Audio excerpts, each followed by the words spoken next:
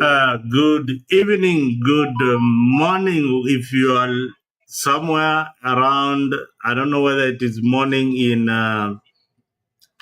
Kenya, but karibu sana. We here in diaspora, it is 4 p.m. in the evening. Today we are going to have a very, very interesting show. We have got a panel that is very, very well equipped, and people who love their country so much. I will let them introduce themselves. Some of them you've met them in various platforms, but these are guys that you would love to listen to. And without any delay, I have got Mise down there. Mise, please introduce yourself. Then we go to Wangira, then Kip, then Kevin. Karibu sana Afrika. Thank you very much, Mzalendo. It is a pleasure to be here to volunteer in discussing matters governance and poor governance in our country, and how we can, contribute from where we are, even though we are not in the government and we are not in politicians. What can we give to our country for it to be better? Thank you very much, Mise. Kevin. Kevin, can you hear me? Thank you very much, Mzalendo. I think it's high time that we are talking about the political environment and the unfoldings in our country. It's a time that Kevin would say that he's neither in the government nor is he in the opposition. It's a very tricky time, because I look at the government, I see nothing is happening. I look at the opposition, I see no one in the opposition. Therefore, I'm not in any of those teams. I would prefer to be in another country than being in Kenya. Thank you. Thank you very, very much. We have Kip. Yes, keep real, original only. I'm a pro-NAC activist. We're here to fight for Kenya, and we're here to expose the government for its misgivings. And I actually think we've never had a government since the Kibaki era. All elections have been fraud. And even if last year I supported 2022, I supported Raila Amolo Odinga and Martha Karua, I think that we needed to be allowed to elect our fool. Let us be allowed to have our fool as Raila Amolo Odinga. Let him to be president as our fool. Would have dealt with him right now.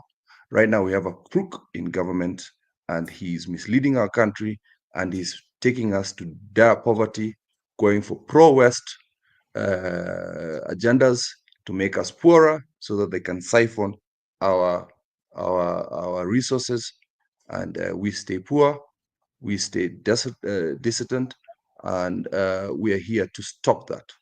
We have enough resources in Kenya to self-sustain ourselves. We can produce our own goods, we can produce our own food, we can produce our own industry, we can also export our excess. And most of us who are in the diaspora want to come back home. And it's being blocked by one man called Samoei Arap Ruto. Samoei is not his name, and it's going to be a long introduction. And we as the diasporas, we as the people of diaspora, we are seeing a lot of injustices in Kenya. We are seeing somebody who's taken over our judiciary, he's taken over our legislative, he's taken over the executive, he's taken over the armed forces, he's taken over everything. We cannot have a country that's being ruled by a monarch, because the monarch that we have right now is the Ruto family. What he used to tell my friend here, Mzalendo, my friend here, Mise, was done with the dynasty. What he did not mean was his dynasty needs to go down too. Thank you. Thank you very much. Kip will get into the details of everything about the dynasty. Kijana ya town, before I introduce Jared. Vipi bana. Hey, it's been a minute, bro. It's been a minute. Been a minute. Things have happened bwana. Kumekuwa na ile inaitangwa mukimo, mchanganyiko ya maneno. Wale walikuwa serikali wametoka, wale walikuwa Wale opposition. wametimuliwa. Anyway, I'm happy to be here, and they say if you stop talking, then you start fighting. Kenya is known as one of the countries in the world that is always on the map, and mostly on good things. We were on the map when the Wangari Maathai was given a Nobel Prize. We are on the map when Obama became the president, and his roots were traced to Kenya. And we are going to be on the map. And the reason why we're going to be on the map is 2025. This government has to be dislodged. It doesn't matter the way, but I believe that things are conspiring well. And therefore, I'm happy to be here so that we speak about it and inform Kenyans that they have a right and they have a position to do, or they have something they can do to make the changes that we all aspire to have. Asante bana. Let me introduce our elder, Jared Wangira. I made sure that you introduce yourself last, Jared, for the respect that we have for you. Karibu. Oh, thank you, Muzalendo. What a lovely name. Muzalendo in English means a patriot. And, what a pleasure to have a patriot this evening, to lead this particular session. Here back in Kenya, we are saying it is time that we must stand up for our country. It is time to stand up to be counted because, where we are, things are not very, very good in the Republic of Kenya. And this is the time that we must stand up and that we must say it as it is. Wow, thank you very much, Wangira. And everybody is standing up. If you're watching us on TikTok, so many people are watching us on TikTok. You can join the conversation on YouTube just by going to Afrique24 YouTube page and click the link. You can join the chat session and you'll be part of these discussions. We have got so much that is lined up, but the most important thing that is happening in our country right now is the abduction. Ending the abductions and the killings, a new dawn for Kenya. We want a new country. As the festive seasons begins, joy, celebrations, and all that is happening. But there's some Kenyans who are held up somewhere in a hole in the CBD or somewhere in the outskirts. They don't know whether they are going to be alive the next minute, and they're being held by this government of William Samoei Ruto. And I don't say it is the government of William Samoei Ruto. They said that they have now, I don't know what they call it, the bread-based government or the broad-based government, including Raila himself inside. They are holding these young people because they are fighting for their country. Remember the days of the Nyayo Chambers. Let us not forget the days of the Nyayo Chambers. Those who are familiar with what the notorious Moi regime, detaining and torturing, disappearing politicians, people being killed, or whose remains found somewhere in Gotalila. We are going back to those days, and we must stand up and rise and say no to President William Samoei Ruto. So here on Afrique, we say we must end abduction. And with me in the panel, I've got guys who have been in politics for a very long time in this discussion, discussing our country, trying to find a way where we can learn as the people of Kenya. We need good leadership. We have seen the establishment coming together. And you out there, you have got an opinion. If you have it, don't keep quiet. Say something about it. If you see somebody is being abducted, shout, bana huyo ni Mkenya. Shout, join. Stop the abductions. Stop the abduction. Hey, guys, my first question is that what do you think about William Ruto's statement in Homa Bay when he started saying that, first, it was the AIG saying that they don't know who is abducting these Kenyans. until Gachagua came out and said, this guy is called, the guy who is in charge. He's called Kibet, the guy who is in charge of the abductions. And this is a unit that was created purposely for Gen Zs to be abducted and killed. So what did you make of William Ruto's statement in Noma Bay? For me, I think it was unfortunate. Keep. First of all, yeah. So first of all, the statement was of admission. When you say statement was of admission, is saying we will stop the adoption of the Gen Zs. That already states that he had done. So we look at the current deputy president of Kenya saying, I don't know. We hear Ruto saying, I don't know.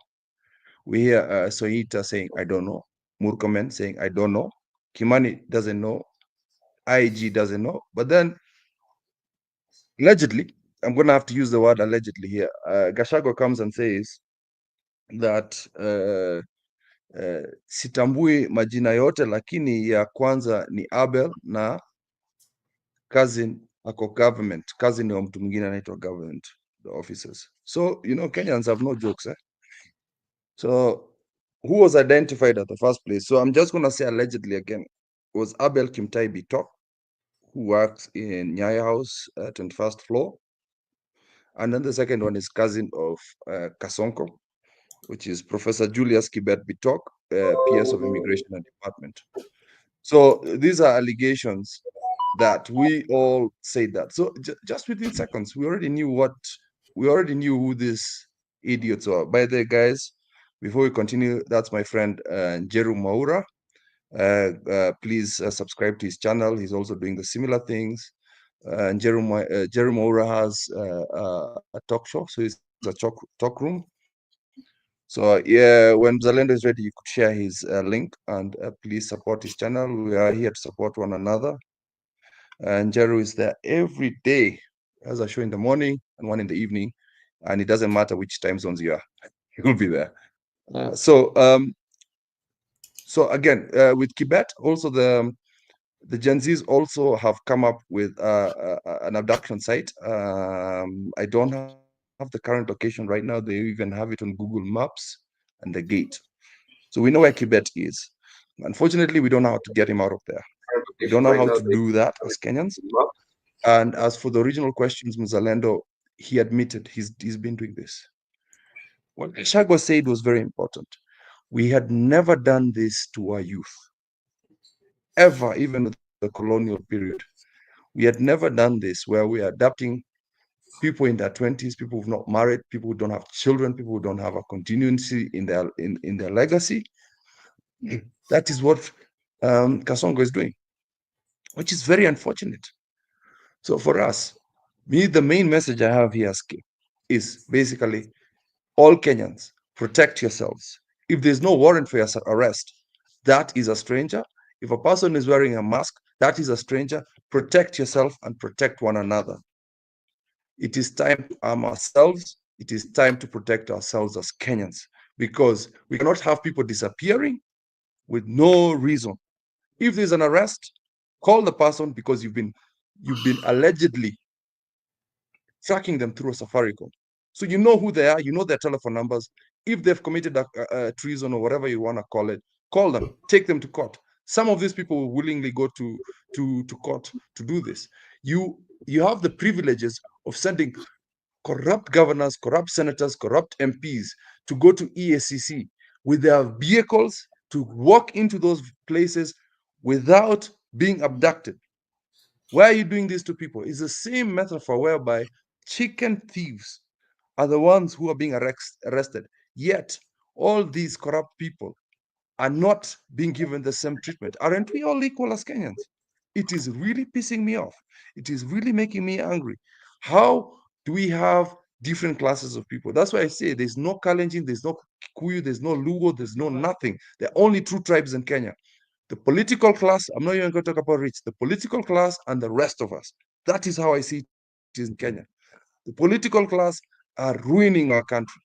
Thank you. Thank you very much, Kip. My question is, will the political class, the government of William Ruto, tackle this issue of abduction and killings? We have not learned from the Nyayo Chambers days. We have not learned a thing. Just the other day, the government compensated those who are tortured in Nyayo Chambers. I think 1 million. What is 1 million? What is 1 million shillings? Has the government learned anything? And is William Samoei Ruto really willing to tackle the issue of abduction? And how is he going to do it? And it is his government performing it. This is the biggest. He's the one who is instructing all police officers to abduct these young people. And then now he's coming up with a solution that he is going to solve the problem. Do you guys think that there's something really wrong with that kind of communication? Jero? Yeah. Bwana Mzalendo, can you hear me? I can hear you loud and clear. Okay, thank you very much. I'm just from another show. I still do equal work for the betterment of our society, and I'm very appreciative to Kip, who has made me actually to jump here slowly, because that is what I do. Any place whereby people are talking about betterment of Kenya, I'm there. So, and we are not having this show or these shows because we hate our government. That is one thing which I want us people to be clear about. We all want a good government. Let me begin with my sister here, who is saying that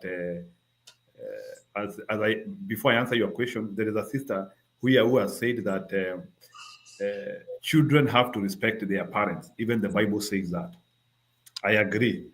But at what level do we take disrespect to failure in governance? Because those are two things which are not related. This is a problem which I have.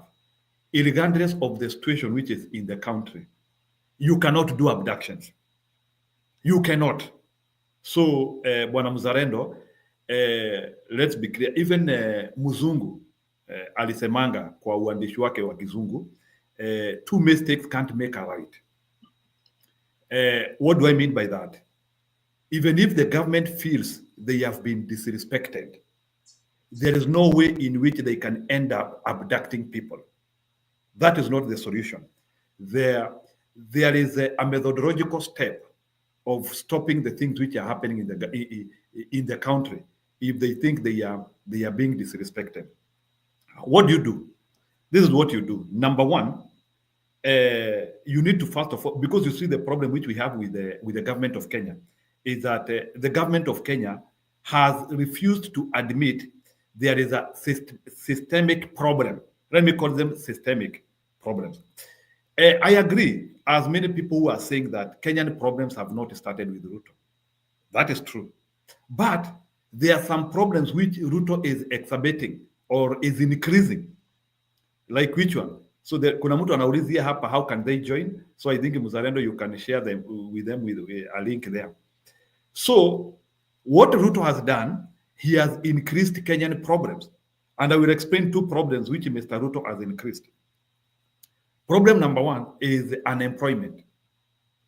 It is now common knowledge that even though during Kenyatta time and Kibaki time, there was unemployment, during Ruto time, that thing has increased in the country. Why? Because there are some programs which have stopped in Kenya. And then there is no development in Kenya, as Mzalendo, as you know. Right now in Kenya, there is nothing is working. So the fact that nothing is working, there is no development. So people are idle. These cartoonist people, and you also need to know that the idle mind is devil's workshop, ideologically. So what it means is that people are idle. They feel that the government is not involving them enough. I know the government cannot completely engage you. I understand on that. But Bwana Mzalendo, the problem which we are having is the same time, the government has to do considerably well to make sure that people are engaged. But the truth of the matter is that Kenyan youths are not engaged. The only so Kenyan youths, that is why the only thing they can do ni kushinda kwa mitaa, na sio kupenda kwao. It is because there's nothing substantial they can do. So hata huyu mtoto ambaye anachora kasongo, the reason why anachora kasongo, it is because that is the only thing he can see, he can express the anger which he has. But let me assume Kenya is industrialized. Kenya kuna kitu kinatendeka. So bwana Rabani Misiani, I can see you are writing to me about housing project. Housing project in Kenya is not a critical project which can suck all the population.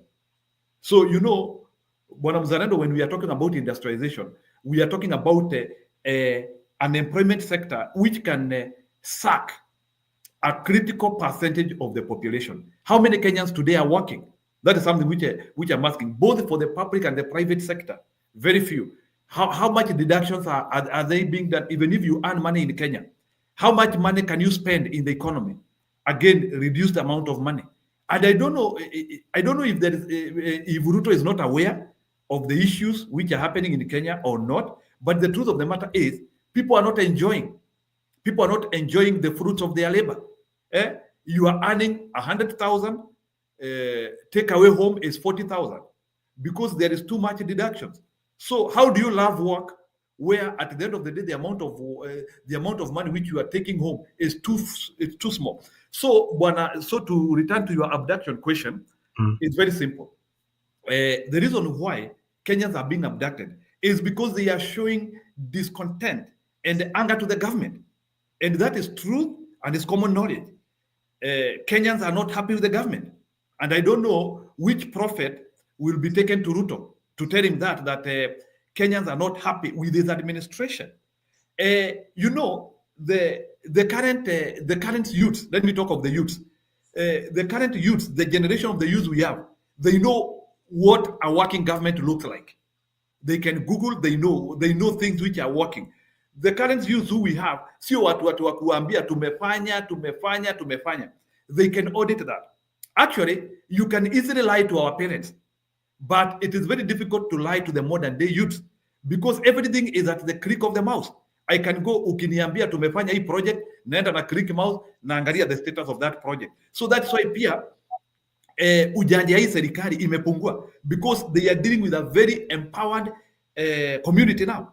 I'm not talking about our parents. Our parents unaweza wadanganya. So as I finish, just finish.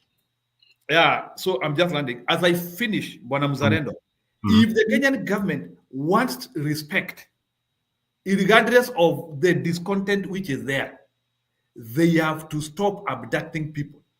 And then they have to stop taking Kenyans as fools.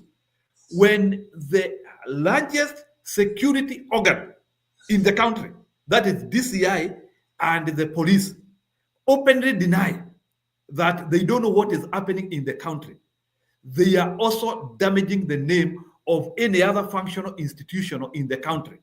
What they were supposed to do is simple.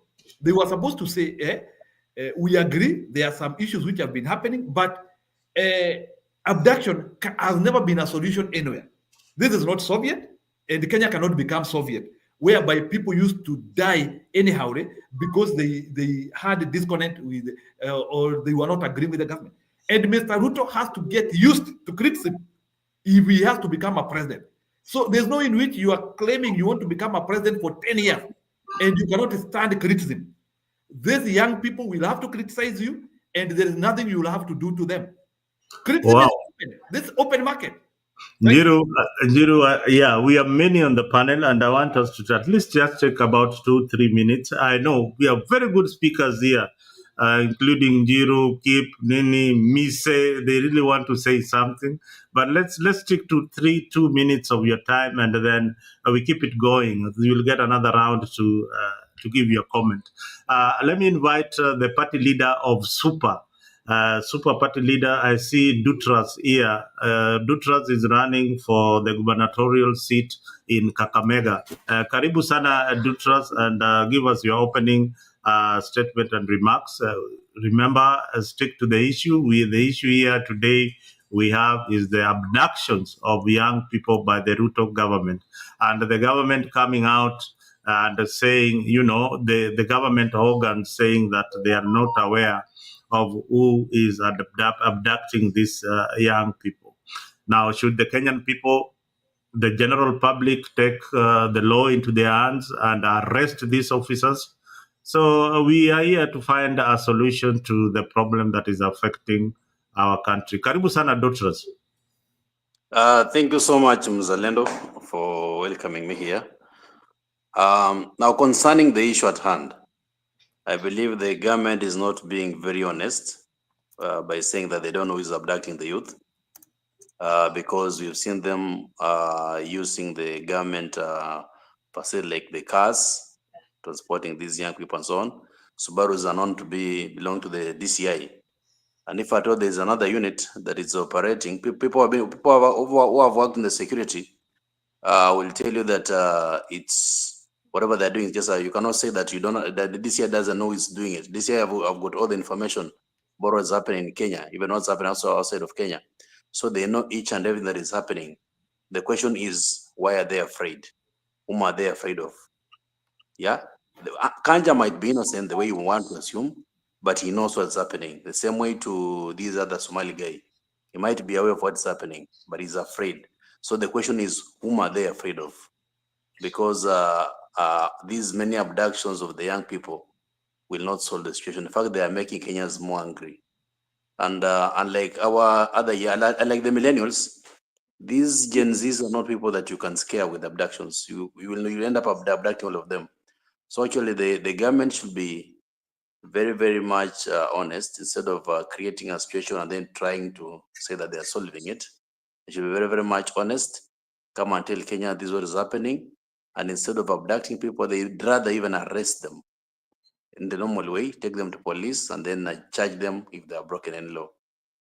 Another suggestion that has been on the media for the past 2 days that due to the anger in the public wishes that they should just start arresting these guys, that they do what you call as mob justice when anybody trying to abduct the youth. Yeah, whereas this one looks like a very, very good solution. But again, I think it will lead so many casualties, because if you are trying to come and fight armed people, people are armed with guns and they come with stones. Yes, you might manage to kill them, but the fact is that before you kill them, they also have killed so many innocent people because they're armed. So the thing that we should just ask the government is to come out clearly, stop the abductions, address it with the naked words, not through parables the way they're trying to do it. And then all this shall be done. So thank you so much. Those are my opening remarks. I know other people on the line, but as we continue to engage, I know we are going to benefit more. Thank you so much. All right, let me have Wangira. Wangira, karibu sana. Thank you very much. I'll try to utilize my 3 minutes in the best way I can, because I want to allow other people to also contribute. First, let me pick from where Njiru was left. For a person to purport that, the young people need to respect the elderly is neither here or there, is what I call rubbish, what perhaps somebody else calls takataka. Kenya is a country governed by the rule of law. We promulgated the 2010 Constitution, and everything must function within the 2010 Constitution. There's nothing like respecting or not respecting. So long as I'm within the law, you cannot force respect to you. So this issue of saying that the young people must respect the elderly is neither here nor there. So long as they're operating within the law, there's nothing wrong that they have done. I feel for the Inspector General of Police, the old man called Kanja. It takes me back to the 1980s when Daniel Arap Moi transformed what was then Special Branch to be called the DSI. The DSI was what was called the Directorate of Security Intelligence. And the Directorate of Security Intelligence was operating parallel to the Kenya Police that particular time. In fact, the officers of the DSI then, that we normally call Special Branch, were termed as officers in the office of the president. So, we seem to be in the same scenario where there are officers who are operating, outside the command of the Inspector General of Police. And the Inspector General of Police seems to be, sincere. Because if you have people who are carrying out things that are outside your things that are outside your operation, then you are likely not to know what they are doing. And William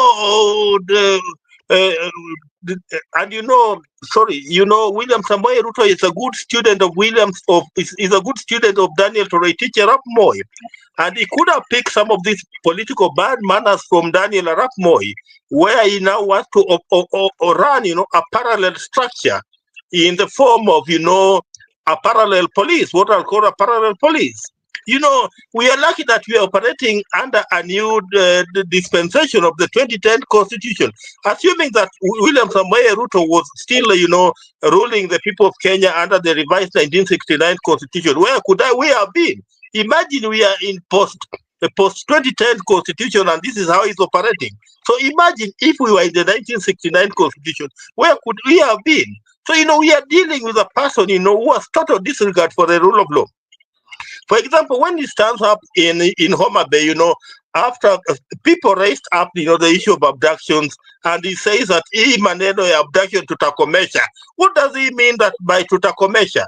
It brings a lot of question marks, because he's the president of the Republic of Kenya, and he's telling the people of Kenya that hii maneno ya abduction tutakomesha. Does it mean that he knew something about the abductions? Those are the questions that we need to keep on asking. They're the questions that we need to keep on pushing. Today is 168 days since the young men were abducted, 7 days to be precise. And nobody seems to know their whereabouts. Where are they? 24 hours, more than 24 hours after William Samoei Ruto pronounced himself and said that, they were going to commission Imaneno. We have not seen where these young kids are. Where are they? We are heading towards anarchy, we are heading towards, lawlessness, because we seem to have people who want to operate outside the law. The Constitution is very, very clear. There is Article 10 that's, clearly stipulates how we are supposed to be governed. There is, Chapter 6 that stipulates, how public and state officers are supposed to conduct themselves. We have Article 244 to 245 that stipulates how the police are supposed to conduct themselves. So if people are operating outside the law, what do they expect the people of Kenya to do? And that's why the majority of the people of Kenya are irritated, and they are saying that if we find you operating outside the law, we are going to deal with you in the manner that we deal with any other criminal outside there. Let me just stop there, because it was a 3-minute session, and I'll allow somebody else to come in. Thank you. All right, let me have Kevin. Then I'll have Patrick Mwaluma introduce himself. Kevin. Thank you very much, Mzalendo. I think it's high time that Kenyans are learning that the manifesto of William Samoei Ruto was stolen by somebody we don't know. And William Ruto is implementing a manifesto that is not the UDA manifesto of the Kenya Kwanza. This guy is completely confused of what he's doing. He doesn't know exactly what he wants, in as much as he's promising so many things to the Kenyans. Actually, this guy is becoming more stronger in terms of whatever he's eating out of the so-called broad-based government, which I don't consider to be broad-based, but it's maybe super low for broadways, which they are eating together with the Raila and the Joho and the rest. It's a very bad show for Kenyans. But then it's high time again that they are learning that everybody knows their deals. They are dealing with the most intelligent of all the times. These are not the 90s or the 80s or the 70s when people are not quite intellectual and all that. They know, the Gen Zs knows what is happening in this kind of government, and if need be, if they need any kind of information, they can always get them appropriately and at the right time. So there is a planned riot on Monday. This is just about the abductions. Of course, this is kind of bringing in so many issues. Abductions have come in, of course, based on the explanations that we have been giving out, high unemployment rates. Nothing is working out in Kenya. We've been promised so many things. The other time you saw the universities, we were promised so many things in terms of with a new model of university funding, which was found out to be very, very bad, and is going to affect so many students and parents as well. SHA and SHIF is not working. Of course, the Adani has gone underwater, but we may not tell what may be cooking thereafter. So Ruto is completely confused with his government, and people want him out as soon as possible. In the same way he came in with Rigathi Gachagua, Ruto should also be out. If we need to go for a fresh elections, Ruto should not vie for any kind of seat in the Kenyan governance system. So that is all for now. But all the same, key point is that Ruto should never be the president of the Republic of Kenya. Together with his cronies, we need fresh blood. We need fresh people in this kind of the government, the Kenyan government. Thank you, Mzalendo. All right, thank you very much, Kevin Wasonga. And I would like a comment that, Ruto maybe is using a new template in terms of governance. He has forgotten about his manifesto that so many people voted for in support of his government. So he has sent into something else. Patrick Mwaluma, karibu sana Afrika. If you are here for the first time, make sure that you subscribe to our channel on YouTube. Karibu sana Mwaluma. Asante. Can you hear me? Yes, we can hear you loud and clear. Yeah, my name is Patrick Moluma. I'm not new to the broadcast. The podcast I've been around, especially last year, not last year, during close to the election and after the election. Oh, karibu. I've also been following the conversation. Now, I think there is something I need to clear about what the last speaker said, and I don't entirely blame everybody in the so-called broad-based government, because leadership is leadership. You know, the challenge is we were at a crisis. Whatever happened.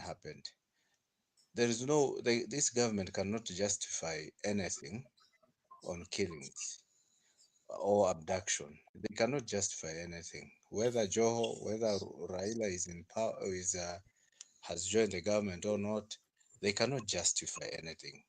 Ruto has to do the right thing, because it cannot be that when somebody criticizes you, then that person disappears. Doesn't make sense. And we have courts. If they really feel that these guys have committed crime, the right thing is to take them to court. But you don't just pick people and then they disappear. Patrick, wasikilizaji wanasema sauti yako iko chini kidogo. Karibu sana, karibu kwa mic. Okay, nasema. Yeah, sawa. There is no justification for any abduction or killings. If the government feels, if Ruto feels that somebody has wronged him, the right thing to do is to take that person to court, not somebody to disappear, then maybe tomorrow that person is found dead. It is uncalled for. It is not right. In fact, he's one of the guys who was complaining in the last regime that Uhuru was harassing him, and he was assuring people that under his watch these things won't happen. Now what we are seeing, in fact, I'm old enough to have lived during Moi era, and I had forgotten that we had a Moi. Now I'm seeing the duplicate of whatever we used to have, because I remember in 90s when we were in high school, we could not even criticize the government. We could speak in low tones, and in fact we were talking about the same some few years ago. We were telling these young guys that there were times that we could not even criticize the government and they could not even believe. Now, it's not even about the young people to take over. It's about the right people to take over. Because even we've seen even the young people being compromised. On one hand, they sing about change, and then after some time, they are compromised. They keep quiet, and nothing moves. So I think we should also renew our minds, so much so we don't just look at age, we should look at who are ready to pay this price, because also we have young people who are not willing to pay the price, and this price includes the torture and the disappearance that people are going through. Once this has happened, people shrink. Now, it takes a lot of effort and a lot of strategy for people to deal with this government, because these guys are ruthless. They even don't think about human beings. You can imagine them, people. I look at the TV, I see women crying about their kids. I see fathers crying about their kids, and they don't care. They don't give a damn. So my point is, let's join our hands together, young and old, and let's find a way to handle from court to Rift Valley to Luo Nyanza. We fight this bad regime, because where we are not safe. Thank you. Well said, Patrick. Mise, you, karibu sana Mise. It's your turn to say something. Asante sana. First of all, I just want to say thank you for, it's a coincidence that we are here today discussing, all of us in the same panel, discussing this issue of abduction. It's a common problem. It affects everyone. Haujui ni nani. It could be your brother tomorrow. It could be you. You don't know. So for that reason, it's good for us to come here and talk about it. First, I want to say that George Saitoti some time back said there comes a time when the nation is greater than an individual. And now is that time. This nation is greater than William Samoei Ruto and other politicians aligning themselves with him. You have seen the statements that he has made, and I want to agree with Kip for the first time that his statement in itself is an admission of commission of the abductions. So he did not object. He did not say no. He went straight and said, tutakomesa. That means he's just agreeing that the existence, acknowledging the existence, and saying that he's going to work on it. And also, if you listen to what William Ruto said, amesema na vile vile wale vijana wawe na nidhamu na wawe wangwana. So basically, he's asking those who are asking or who are championing for the truth and fairness to stop doing that. Yani wao kuwa wangwana ni kuacha kuwa wanaharakati wa kuweka serikali iwajibike. So that is what he's saying, and that is quite unfortunate that he is depriving the Kenyans the right of expression and the right and freedom of expression. So that is what he's asking. And what is interesting is the statement of Raila Amolo Odinga as well. And Raila Amolo Odinga said that I have asked my friend William Ruto, awache vijana kuwekwa pingu na kushikwa ofyo ofyo. Why has it taken him this long to ask these questions? He's an icon of whom we have known that he champions for things such as this. Himself, he was a victim, and therefore he knows what it takes when you are abducted. Silence is not really doing us any justice. And listening to Gachagwa's statement, Gachagua says that we all know who is the commander. And when you start hearing people saying that, is Gachagua doing this because he cares for the Kenyans?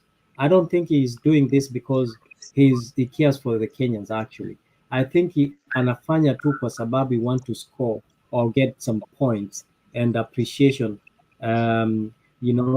kutoka kwa Wakenya. So for me, what I can say is that if you look at William Ruto's statement, also said that he has asked, Kenyatta also to join the government na ako pamoja na wote sasa wako pamoja.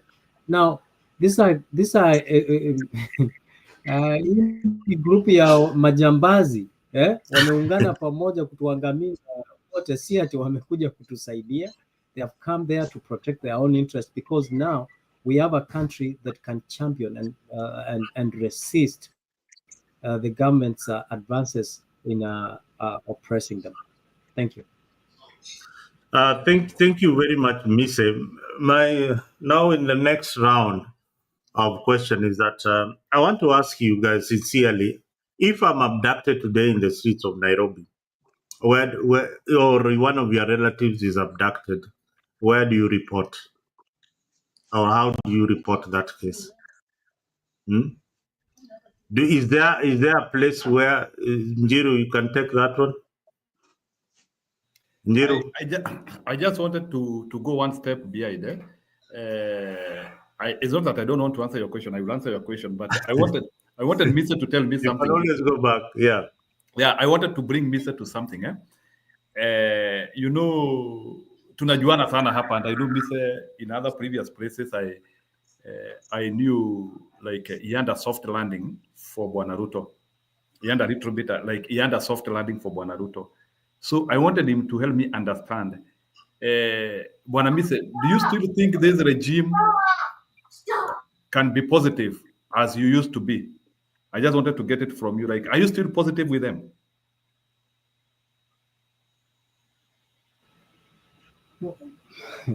It's the same way I'm asking you, why is Raila with the illegitimate government? You understand? So if we don't go back there, we all we all thought, we are always hopeful. There is one thing in life that if you lose it, then you have lost. If you lose hope that the country will not do better, then we would have lost everything. We were all hopeful.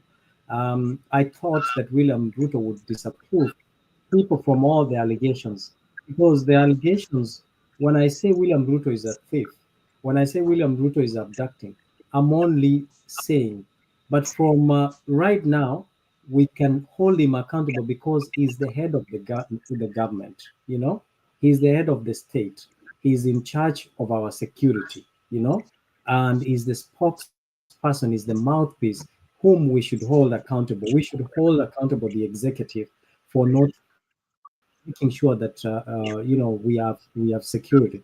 Now we can authoritatively hold him accountable. Before, maybe we gave him that benefit of doubt, but he has proven beyond reasonable doubt that he is not to be trusted.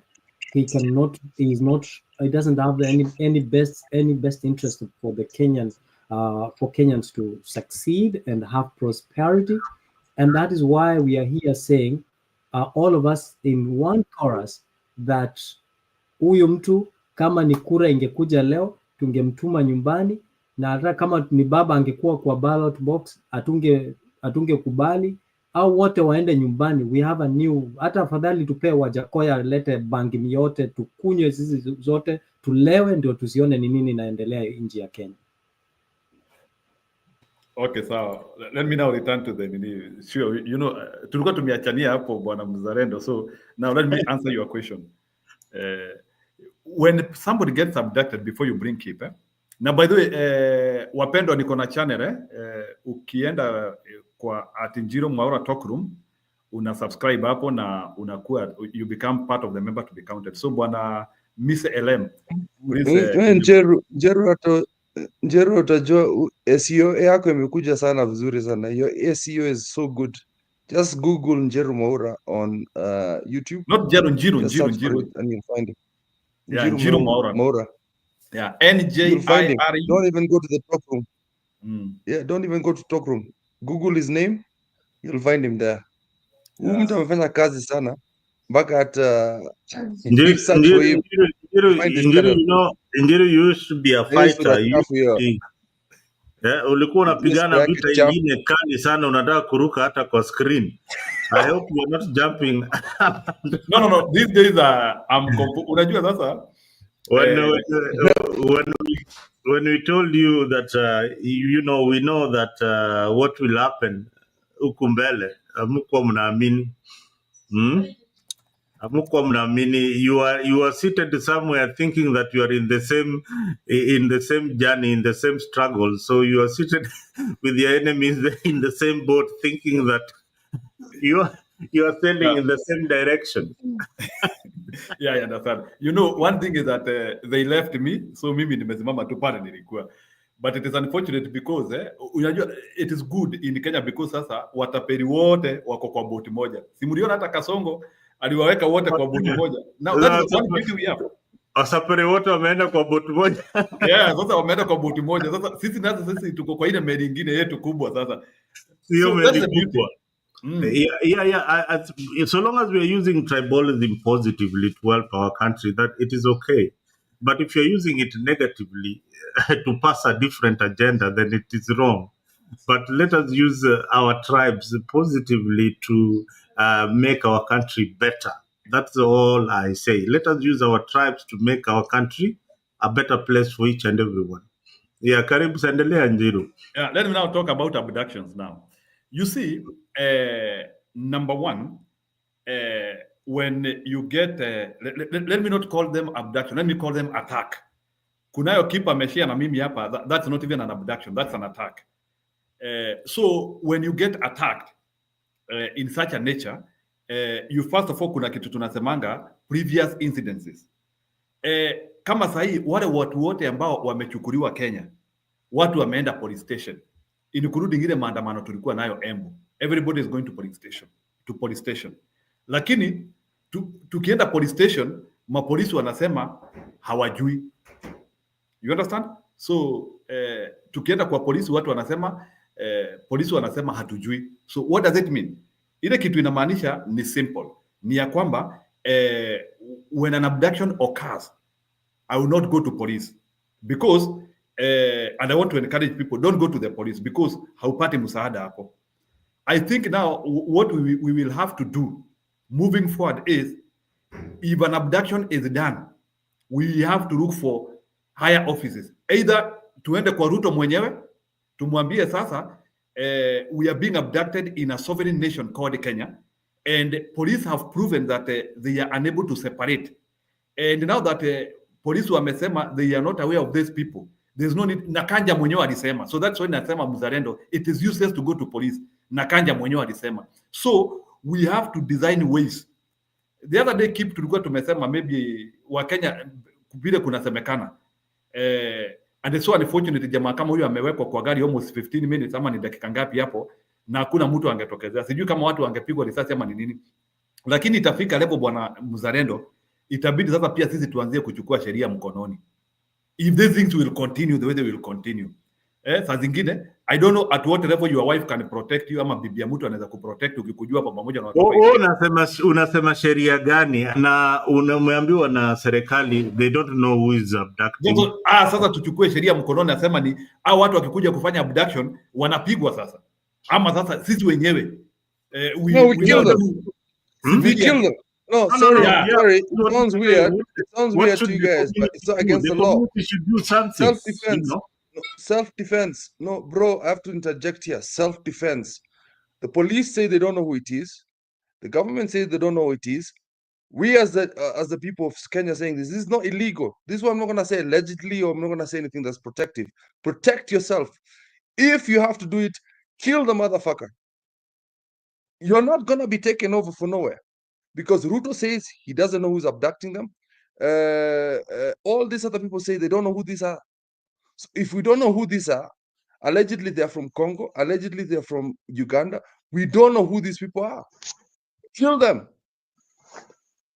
Who are these people who are taking our fellow Kenyans?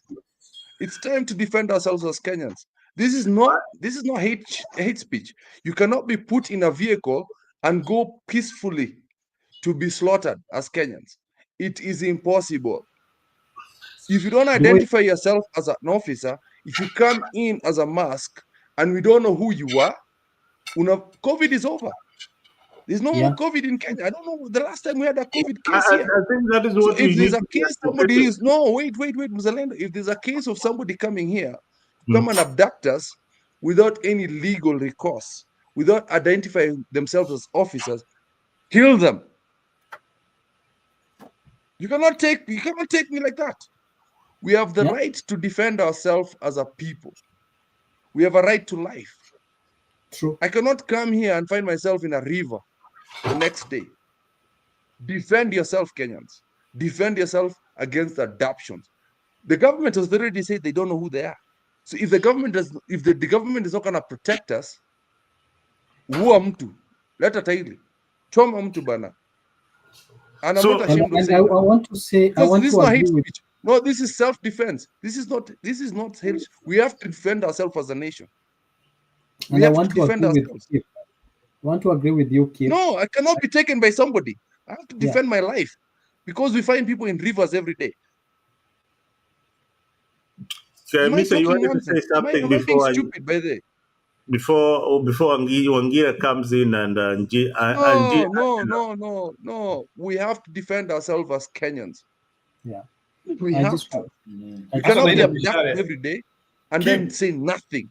If you find somebody who's being abducted by a Sabaru, wua.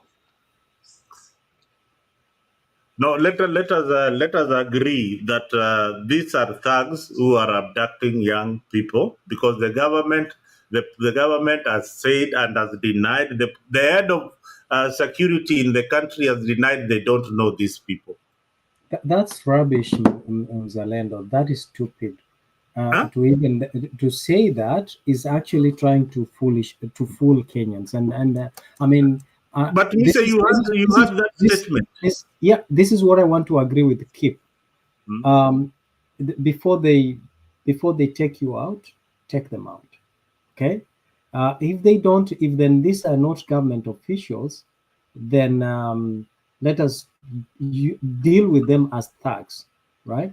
Because what and also if you see something, say something. Let me tell you something. There is something called panopticon, where the system of surveillance works. In Kenya, the system of surveillance works like crazy. And I can tell you I didn't know that because during the COVID time, during the curfew time, nilishikwa pale Nyayo Stadium, right? And I missed an exit and then nikajirudisha mimi mwenyewe mpaka Nyayo Stadium, pale Nyayo, and there was a roadblock na tukashikwa tukawekwa pale ndani. And and then because nilikuwa na Canadian driver's license and I had some dollars kwa mfuko, nikachukuliwa zote, my wallet was taken, and then they put me in the communication room and hawakuniweka kwa cell, wakaniweka kwa communication room. And I can tell you that from the communication they could tell you how from one surveillance, from one exit, from those surveillance cameras zenye ziko Nairobi, every section, they work like very accurate. So I could hear the communication and they could hear them saying, ndio hiyo gari inakuja, imepita nini, because they are looking at the surveillance cameras. So how come then this surveillance security system is used selectively? How come it's not able to track the criminals? We have seen in the past them using this very same system in tracking people and telling us how they were able to use the system. And now that it's favoring them, how come that they are not talking about these abductions and how they can track these vehicles and these criminals from one place to the other? So they are fooling us, and before they fool us, tunafaa kuwa na pepper spray. Tunatembea na pepper spray kwa mfuko. When these people approach, you spray. Panga. No, it's time for revolution. Panga. Kama una kisu, Kenya ni rahisi bwana. If you don't have security in this country, if you don't have security in this country, we have to protect ourselves. You have to protect ourselves. We cannot be abducted every day. Carry a knife, carry whatever you can as Kenyans. this government is not protecting us. They're telling us that they are so incompetent that none of the security forces in Kenya, up to the head of state, that's what he calls himself, cannot protect us as a people. Beba vitu bana. It's a call for protection. It's not a call for war. I'm just saying, as Kenyans, we need to protect ourselves. We are losing too many daughters. We're losing too many sons. We saw people being dropped down there in Githurai. We saw so many people in Kitengela die, and they're telling us it's a serial killer. I don't know which serial killers these are. No, we have to protect ourselves. If the cops cannot protect us, what are you talking about? It's time for us to protect ourselves as Kenyans, because these guys are incompetent. Mtu akuja kubeba nani, me, I don't care. Shika mtu, choma, ni nini? What are we afraid of? Sawa, shika mtu choma. We go back to reset as Africans. Okay, we go back to the original. just 30 seconds. This is pissing me off. Unaenda unapiga simu polisi anakwambia unilete ni sijui petrol. No. Mafuta. One minute, the reason why nataka kusema pia, I think the government is taking us for a ride. Can you imagine huyu Kibeti Buru hiyo siku alikuwa abducted, walikuwa na gari ilikuwa na satellite. So hebu niwaulize, who has capacity to have vehicles with the satellites za kutrack watu? Sababu nasikia hiyo gari ilipakiwa hapo karibu na ofisi ya Okiya Mtata. Ndio nauliza, if it is not the government, like I'm trying to think, who has capacity kukuwa na gari iko na satellite na communication center? Sababu nasikia ile gari ilikuwa hapo karibu na ofisi ya Okiya Mtata. It was a vehicle with a communication center to track that boy. So mnataka kuniambia criminals Kenya wame-advance to the level that wako na magari ziko na satellite? Kitu nikuuliza, nauliza criminals, yani kuna criminals yani who are not police na wako na satellite za kutrack wase. Hiyo tutauliza Angela. Angela, tutafutie mabunduki bwana. Wewe ndio unatoka kwa Eastlands. Hii historia unaionaje? Historia abductions ya Kenya huko. What are people saying after kusikia statement ya Raila na statement ya William Samoei Ruto? Karibu Anje. Asante sana. Habari zenu? Nzuri. Mnanisikia? Vizuri sana. Nick, ukikumbuka mara ya mwisho nikiwa kwa show nilikuambia Ruto has nothing good for Kenyans. Instead, Ruto anataka kujionyesha yeye ndiye anaweza kila kitu, lazima mtii sheria, mkue chini yake. Now that anakana anasema abduction sio yeye anafanya. Mimi nilisema siku ingine, hata niliambia vijana wa area yetu, in case siku ingine hiyo Subaru boys wafuate mtu wakuje area ya kwetu, tulishajipanga. Warushiwe mawe, wagongwe mawe, ni kama wagongwi tena. Then from there tutaona the reaction of the government. Wagongwe mawe vizuri kabisa. Hiyo gari ibondwe ni kama ibondwi tena, ikose kuenda. Then from there we shall know, is it the government? Are they the goons? Because the government is denying, and in a real sense it is the government doing so. You know, Ruto has a Chiloba ako kwa communication center. Then what do you expect Chiloba kufanya? Hiyo ndio kazi yenye Chiloba anafanya. Oh yeah. You guys had forgotten about Chiloba. You guys had forgotten about Chiloba. Can you imagine Angela just reminded us? In all this conversation, we have forgotten that there is one guy alikuwa anaitwa Chiloba. Na ako na experience. Na Chiloba ako na experience. Na experience ile ako nayo. Ya huko Rivayala tena. Nimeona. Hebu endelea ajiri. Oh my God, Angela, yani umefungua another chapter. Another kind of worms. That is the work of Chiloba, is the one doing so. And Chiloba is not connected. He has employed some guys from Safaricom wenye wameachishwa kazi na Safaricom. What? They are they do what? They just look Angie's account on Facebook, on TikTok. They get my email, they get my number, then they start searching at me. Angela ndio huyo Korokocho, ametoka Korokocho, ameenda Kariobangi North, ametoka Kariobangi North, ndio huyu Kikomba, wanatembea tu na wewe na haujui. You know, mi hata ilifanya wakati mwingine nilikuwa na post video TikTok, ilifanya ni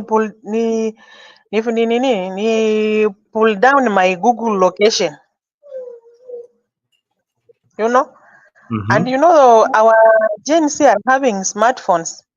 Ukigoogle inakwambia location penye yako. Now how can they don't find you? That's the work that Chiloba is doing. And Ruto is just denying kutupaka vumbi, but he knows he's the one doing so. If he's not the one doing so, why is it that he has not summoned all those vehicles, and now that they have number plates? The one of late yenye ilishika huyu kijana alikuwa wapi huku? Silikuwa na number plate hiyo Probox. Mbona haijatafutwa na police agencies if he's not the one? What? No, imepatwa. The first thing is we have the number plate, ikatafutwa kwa NIC. When they found a number plate, the car is a Subaru, but yet the actual car that was registered to that particular vehicle was a Toyota. So what they're doing is they're taking all number plates and then adding them on the vehicles that they're using to do this thuggery. So hata mkitumia number plates, these guys are so vehicles are gone back as thugs that even if you get the number plate, it's not the person. Angela, Angela, let me tell you what they're doing, because I've worked in the same industry. Zinakombolewa kwa nini? Kwa nini za magari? Wanaenda wanachukua gari, wanakomboa, wanakulipa, wanaenda wanaitumia, wanaua nayo mtu, wanakurudishia gari yako na pesa yako. That's what he's doing. They are not registered to any other person. Ukisifuatilia hizo number plate hazina wenyewe. Zinaenda zinahaiwa, zinakuja zinachukuliwa. Zinafanya zenye zinafanya, then zinafanya kazi zinafanya. Because it's not the same. Haya, Angie. Keep. Yeah, I want to explain something to Wangira amekaa kwa baridi sana. 1 second. 1 second. I want to explain something to what Angela has just said right now. What people don't understand. We've got something called the GDPR, which was also adopted in the US, whereby your privacy is your privacy. What you do with your life is what you do with your life. What you do with your data is what you do with your data. So what happens is, in the telecommunication industry, you have your telephone number. Your telephone number actually can follow where you're going, how you're going, from what point you switched on your phone to what point you switched it off, down to what you call the IMEI number.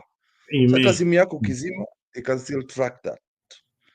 So what would happen is, with the GDPR, even the CIA or the FBI in the US cannot track, and that is the MI6 or the Scotland Yard cannot track in the US. The UK, they actually respect those laws. Now, what happened is, allegedly Ruto's lawyer bought shares of Safaricom, which is up to 40%, meaning that is the major stakeholder of that particular company that we all rely on as Kenyans to make our payments, to do our telephone calls, to do our data deals, to do everything. We rely on this thing for telecommunications and our banking. Let me tell you, Safaricom is our major banking industry. So what they are using is, before we did this thing of boycotting Safaricom, when Raila told us, right now we have no choice to go by it. So what they're doing is they're tracking you. What I say is similar to Google Maps, not like, similar, because I think people confuse that. Google has got nothing to do with this. They'll look at what point you are and they can track it. They have a map and they can see where your movements are. They see you're coming from point A to point B. They don't need your number. They already have the phone you're using. That is why there was a law that had stated that they want your IMEI number, which is your phone number, which is the manufacturing number of your phone. Meaning that unless you remove the battery of your phone, Unajua saa zingine watu wanafikiria unatoa sim card, uvunje sim card, then you put your phone, you add a new one, they will track that phone, that particular phone, and track where you are. And that is what they've been doing right now. So immediately they know your phone number, they know your phone, they will be tracking you. And that's what they've been doing through, allegedly, Safaricom. Yeah. So Safaricom. ukisema uko kwa TikTok, it doesn't matter. That TikTok is connected to your phone. That YouTube is connected to your phone. That WhatsApp is connected to your phone. So immediately they know your number, your phone number, wewe kwisha. So once ukiwa mtata, wait, I'm cooking. Once You're ukiwa cooking. mtata, Pika. ukiwa mtata connected with Kibet Bull, walikuwa washajua nani. They already knew Kibet Bull was. All Gen Zs who have YouTube channels never wanted to interview Kibet Bull. All kutoka iko nani from siju kutoka Mungai Eve, all these people refused to interview him for one reason. They wanted him to remain anonymous because he was doing a good job. Because message is portrayed very well with entertainment. We were laughing with pain as Kenyans. Once Okiya Mtata allowed him, as a senior citizen in Kenya, allowed that communication between him and that junior. Remember, Okiya Mtata has security provided to him by government. That the what do you call it? The intelligence industry of Kenya already knew who he was, where he was, blah blah blah, and they did what Angela is talking about right now. Rented a rogue vehicle, Subaru, put a fake number plate where you cannot track who these people are, allegedly from Uganda and Congo, Nigeria, and all those places. Those are not even Kenyans. So mi nakwambia, mtu akuja kushika bila identify as a government official or police station, telling you the case they have, kanyaga mtu bana. We are tired of abductions in Kenya. Wangira, go ahead. Yes, Wangira. Oh, thank you very much. You know, I have three things to say. Thing number one, the first thing I want to say is that, you know, we have one of the most progressive constitutions in the world, you know, modeled from the American Constitution. And, you know, the strength of the American Constitution is what we call the Bill of Rights. And, you know, we have a very strong Bill of Rights, you know, in our Kenyan 2010 Constitution. And, you know, Article 49 of the Kenyan 2010 Constitution is very, very clear on the rights of an arrested person. First, you know, the person arresting you must introduce himself. He must tell you the reason why he's arresting you. He must accord you an opportunity to talk to either a lawyer or somebody that can be of help to you. He must book you to a gazetted police station, must present you before court in 24 hours. You know, those are the rights that, you know, an arrested person, you know, had been given by this 2010 Constitution. Secondly, you know, in the same Constitution, you know, under Article 244, you know, it's very, very clear. You know, one of the reasons why, you know, the people of Kenya agitated for a new constitution, one of the reasons was because of the archaic manner in which the Kenya police force was behaving. That was the reason why, you know, the people of Kenya, you know, fought to have a new constitution. And when we gave to ourselves a new constitution on the 27th of August, 2010, you know, under Article 244, it's very, very clear that our police service must be disciplined, it must be professional. That's very, very clear. By being disciplined and professional means that, you know, it must be a police service that, you know, is operating within, you know, what we call the rule of law. Anything that is operating outside the rule of law, that no one is not the police service, you know, that we gave to ourselves, you know, on the 27th of August 2010. Third, the Inspector General of Police, you know, IG Kanja, who exercises what we call the independent command of the National Police Service under Article 245, you know, has told the people of Kenya that, you know, the people abducting you on the streets are not my men and women.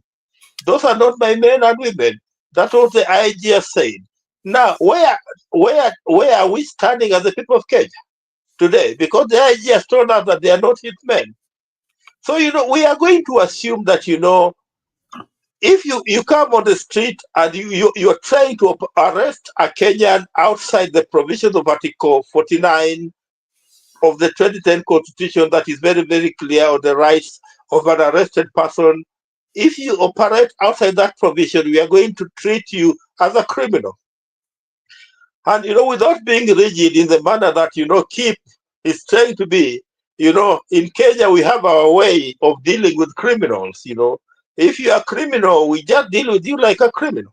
There's even that rule of self-defense, when you are attacked by a criminal, then, the law allows you to defend yourself. So, we shall tell the people of Kenya, whenever they are attacked by people who are purporting to be our men and women in uniform and who are not exercising their mandate within Article 49, we shall tell them to treat them as criminals and, deal with them accordingly in the manner that we normally deal with criminals.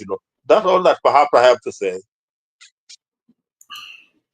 That is well said about what you need to do and what the law says. That's why I love this particular show, that you bring in the reality to the common man to understand what the law says. But again,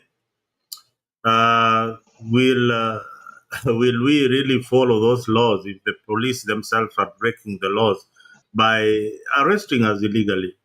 Now, Mzalendo. That's why I've been very, very clear in just 1 minute.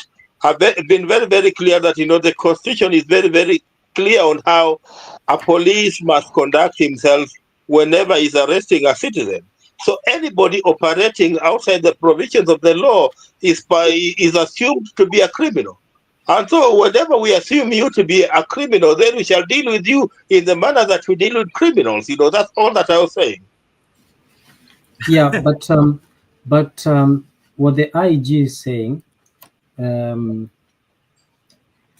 do you know how many plain clothes police that are within Nairobi on a day-to-day?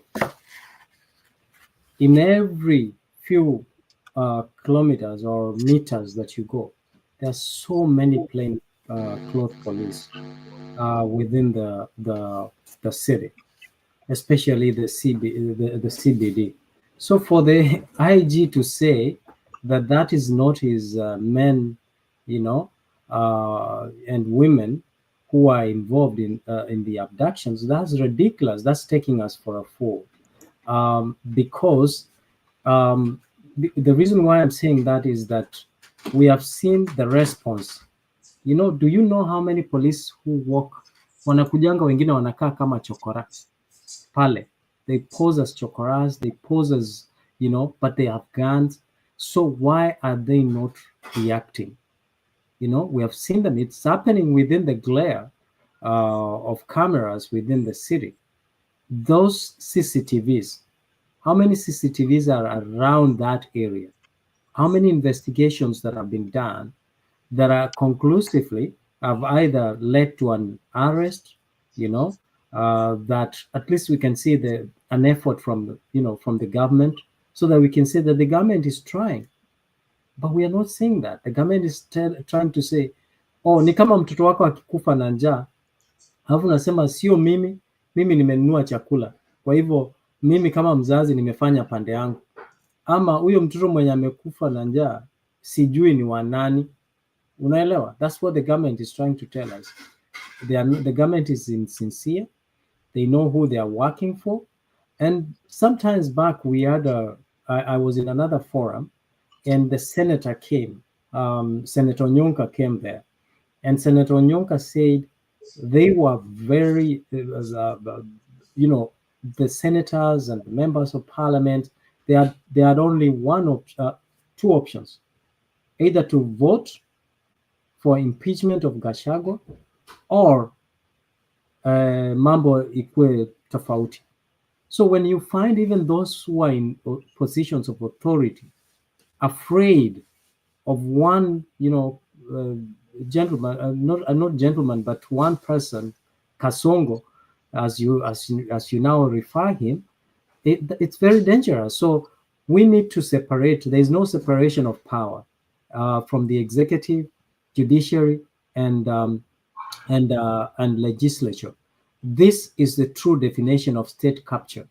During Uhuru Muigai Kenyatta's time, Raila Amolo Odinga alilia sana that there is state capture. There wasn't state capture. Now is the time that you can clearly and authoritatively say there is state capture, because every function, every department of the arm of the government is compromised and has to submit to one authority, which is the executive. I object. Me say, hold up. There has been and is currently being state capture. We can never ever, Messi, we are together right now to Komandugu. What I'm trying to say is there's always been state capture.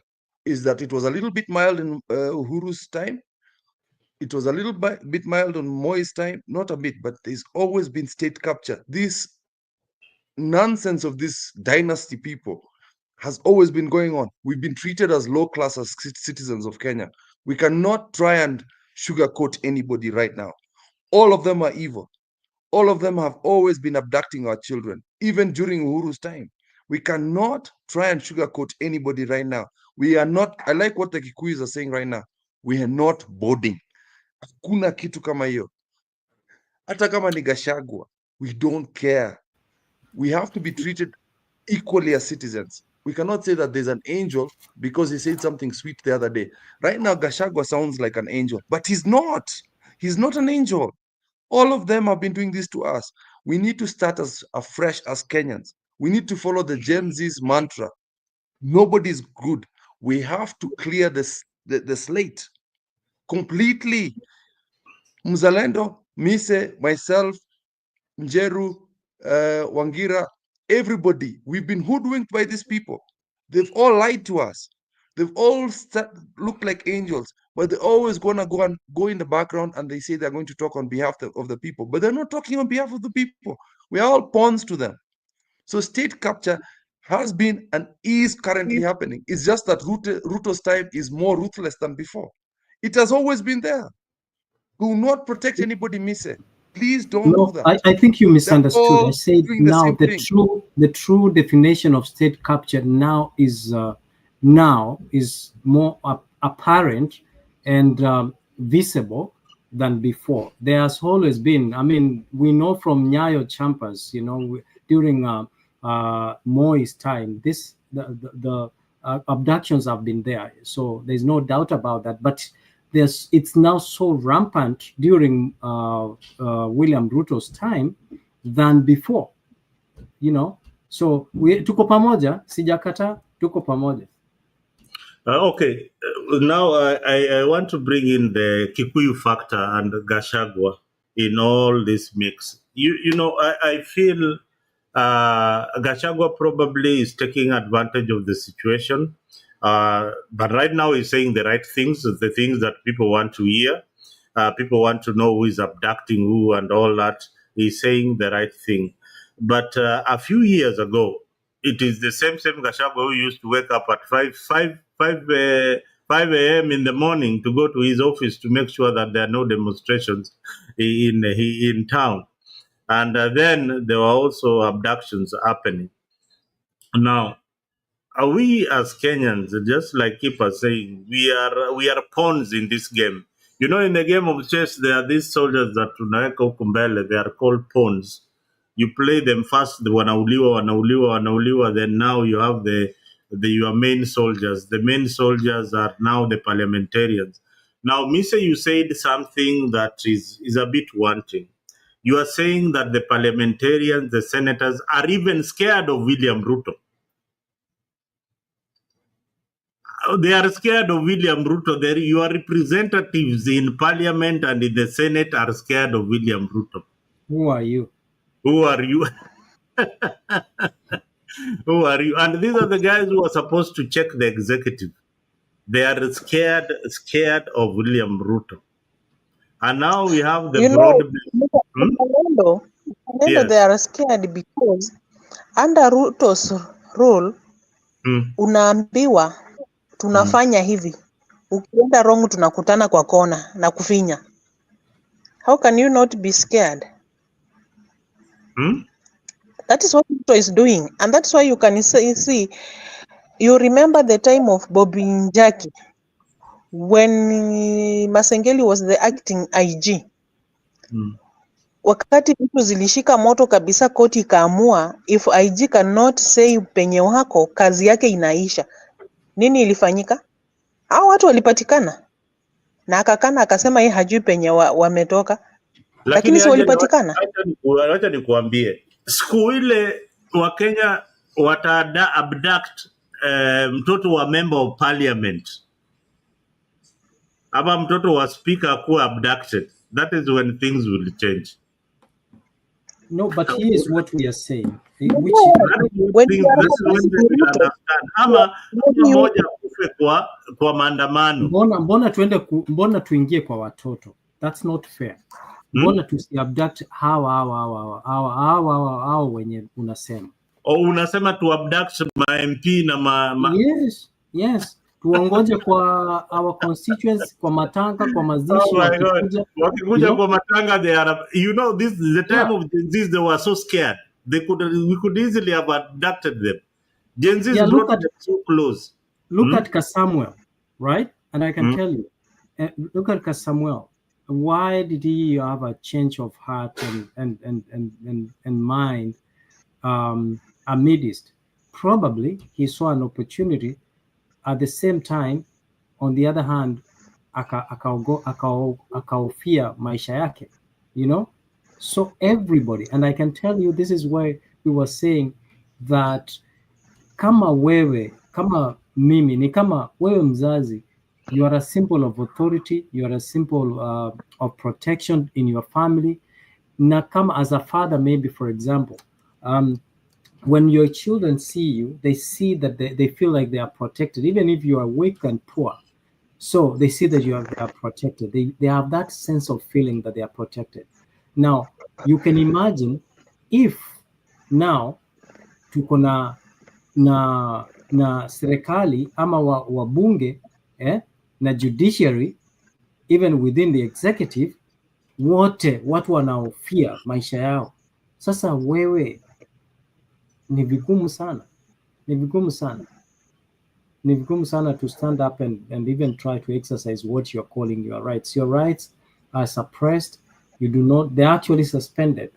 You don't have any rights anyways. Hebu sikia story ya huyu jamaa, the first Gen Zs to be abducted. Kulianzaje? As in, what happened? Where did they pick you up from? Wakakupeleka wapi? Take us back. Ilikuwa on Friday, June 21st, I think. Ilikuwa after ile maandamano kubwa ya Thursday. So the whole day nilikuwa nimeshinda nimelala, naamka na post kuhusu the next maandamano sasa ya Tuesday vile itakuwa pia. Like sasa tulikuwa na ile ile tumeona watu wametokea kama wote, karibu kila mtu amechoka. So unaona ile like hautaki sasa hiyo psyche ishe. So ni kutweet tu kama nimetulia. Then kitu saa 9 hapo nikasikia mtu anagonga mlango. Ni mchana.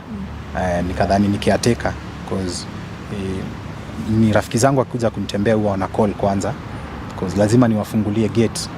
So sikuwa na wasiwasi yoyote. Alafu sikuwa nimejua any cases za abduction ama nini. Ilikuwa sasa the first one. Sasa hiyo kufungua napata watu 5 kwa mlango wamejifunika uso, wako na hizi balaclava.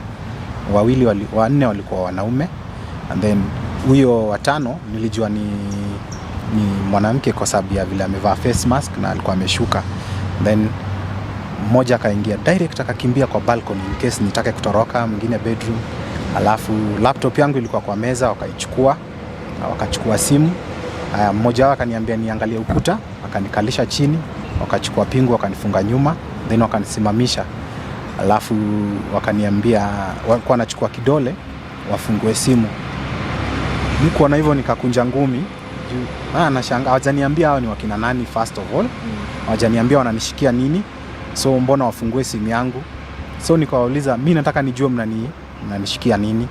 Wakaninyamazisha na makofi tu kwanza.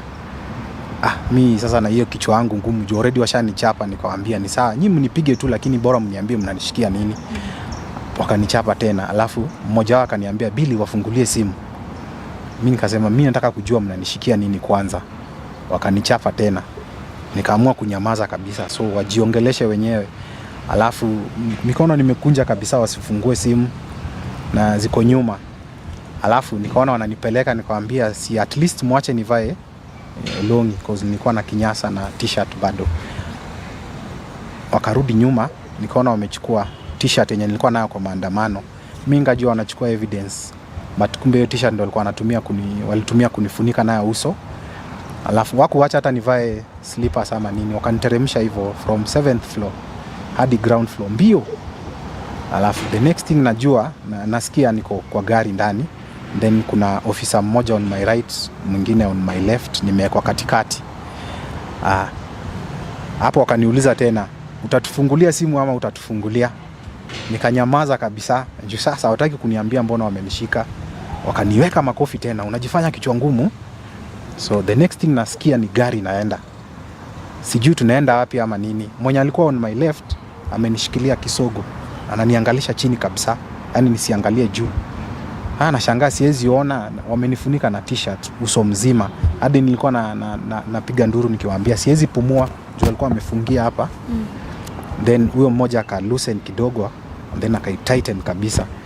Alafu the next thing nasikia ni gari lienda for almost 2 hours. Mimi nikajua hapa ni Diana online. Na sasa venye tulikuwa na common enemy yenye ni finance bill, wote tuliungana. Akasema uko na any idea mwenye anaweza kuwa sponsor? Nikamwambia hakuna. Sisi wote tutapigana to that common thing hiyo yenye inatuumiza, over taxation. So I think walikuwa wamepitia simu, wameenda kwa messages, WhatsApp, ukapata hakuna kitu. Akaniambia sawa, acha tukurudishe huko chini, tutakuita baadaye. Kaniteremsha chini tena. I think hiyo time sasa ndio watu walikuwa wamepiga kelele kwa mtandao, niko news, niko nini. Kulikuwa kubaya. Nikarudishwa juu. Nikasema watu wanadhani tumekumaliza bana. Uko kila mahali. Mimi niko hapo nikasema sasa unajua niko na following kubwa, obviously nikimiss definitely kila mtu atakuwa amepanic. Ananiambia sisi hatuna maneno, sisi tunajaribu ku maintain amani. So wewe usikuwe na wasiwasi, tutakurudisha nyumbani. So hii siku yote mzima ndio at least after hiyo makelele ndio at least nilitreatiwa vizuri. Nikarudishwa huko chini bado. Nikaletewa kuna ka jacket kingine hapo ndo kulikuwa na baridi, wakanipea ka jacket nikavaa kidogo. Alafu after some hour nikaletewa lunch, and then nikakuwa transferred sasa kutoka kwa choo nikapelekwa room fulani. Hiyo ilikuwa at least na mattress na blanketi. Nikakaa hapo, and then tena wakanikujia wakaniambia nisikuwe na wasiwasi, nitapelekwa nyumbani, but hawezi nipeleka mchana cause ya ile kelele watu wamepiga. So mimi sikujua like mmepiga kelele iko kila mahali, iko news nini, so walikuwa na wasiwasi. That's why I'll reach out kwa LSK President Faith. Juu alitupigania sana, so wakaona the only person wanaweza ni release kwake ni yeye. Then waka make arrangement, nikapelekwa Mbagathi Road. I think kukiwa na giza hivi. Wakamuita hapo hivyo ndio akanikujia. Na hapo watu jioni ndio waliniletea longi. Juu nilikuwa na kinyasa bado, waliniletea longi na slippers. Ndio walitoa pia longi. You know, why I played that story is this is the first Gen Z to be abducted. Billy, he was the first Gen Z who abducted. And you know how they released him? They released him to the chair lady of LSK on Mbagathi Road. Wakapatia chair lady wa LSK, shika mtu wako ndio huyu. You know, hii inchi bana, mi hata sasa saa zingine unashangaa what really happens. Yeah? What really happens in this country. Nimeona anaitwaje huyu ameingia hapa. Ashley, I saw somebody like Ashley coming in. But anyway, huyo jamani, hiyo video nimeicheza kwa sababu ya hiyo. And then I have got one more last video that I want to play to you guys so that you can relate with the current situation with the old days of Moi. Kuna one of them was that I was a recruiting officer of packing boys. Those days, packing boys were very common in Nairobi, and transporting them to Libya and Moscow to go and train as mercenaries. After the training, come back and overthrow the democratically elected government of President Moi. Anybody who went there and survived, and you had no family, that was the end of you. After that first torture session, he had only until the lift touched the basement to recover. I thought I would go there and rest a bit, but immediately I got into the cage, I just had some very cold water now from below, rising until it reached the neck. Then they removed it and then they pumped in very warm air. Very warm indeed. So from an extreme to another extreme. Back in the cell, days were as dark as nights, and all was quiet except for the torturers' boots and sounds of keys clinking as they opened or closed the cells. It was lonelier than a grave. Now he cherishes his freedom and the sound of his pets chuckling. Mr. Pia is just a free person like any other Kenyans. And this process actually is for we Kenyans. We want it. So I left Mr. C and just went to Pio's place. But I did not make it. And just like our attempt, he was told Opio was not home. Matter at hand, TJRC has been taking statements from survivors of Nyayo House, and even on one occasion, it was expected that Opio would make an appearance, but that, yet again, was never to be seen. Narrating their ordeals under Opio and his men moved even the commissioners to tears, and many hoped that when TJRC officials finished with the survivors, they would make their way to Opio's Rongo home. He had, after all, been adversely mentioned. News at 8 learned that on reaching his home, they were as well told he was not home and left the statement with his wife. However, the officials were allegedly called afterwards by NSIS officers inquiring into their business at the home. They were instructed to return the next day, where they are said to have found intelligence officers at the home, but no sight of Opio. It points clearly towards a cover policy by the state and the Kibaki-Raila administration. Now you hear that story of cover up between Raila Odinga and Mwai Kibaki's regime. And then now you get to know that this story of state and how they operate. These guys have been knowing it all along, and it is sad that we are in the middle of it. Yet again, young people are being kidnapped and are being tortured and killed. And in Kibaki Raila's regime, they came very close to even arresting those officers who are torturing people, but they didn't do anything. They let them go scot-free. Hata media wameenda kuwatafuta those guys who are like that Owino guy. People know where he lives, and he has never been arrested or even questioned on what he was doing. He has never even come out to apologize to the TGRC that, we were under instruction and this is what we used to do. And I apologize to the families that I might have hurt during my time on duty.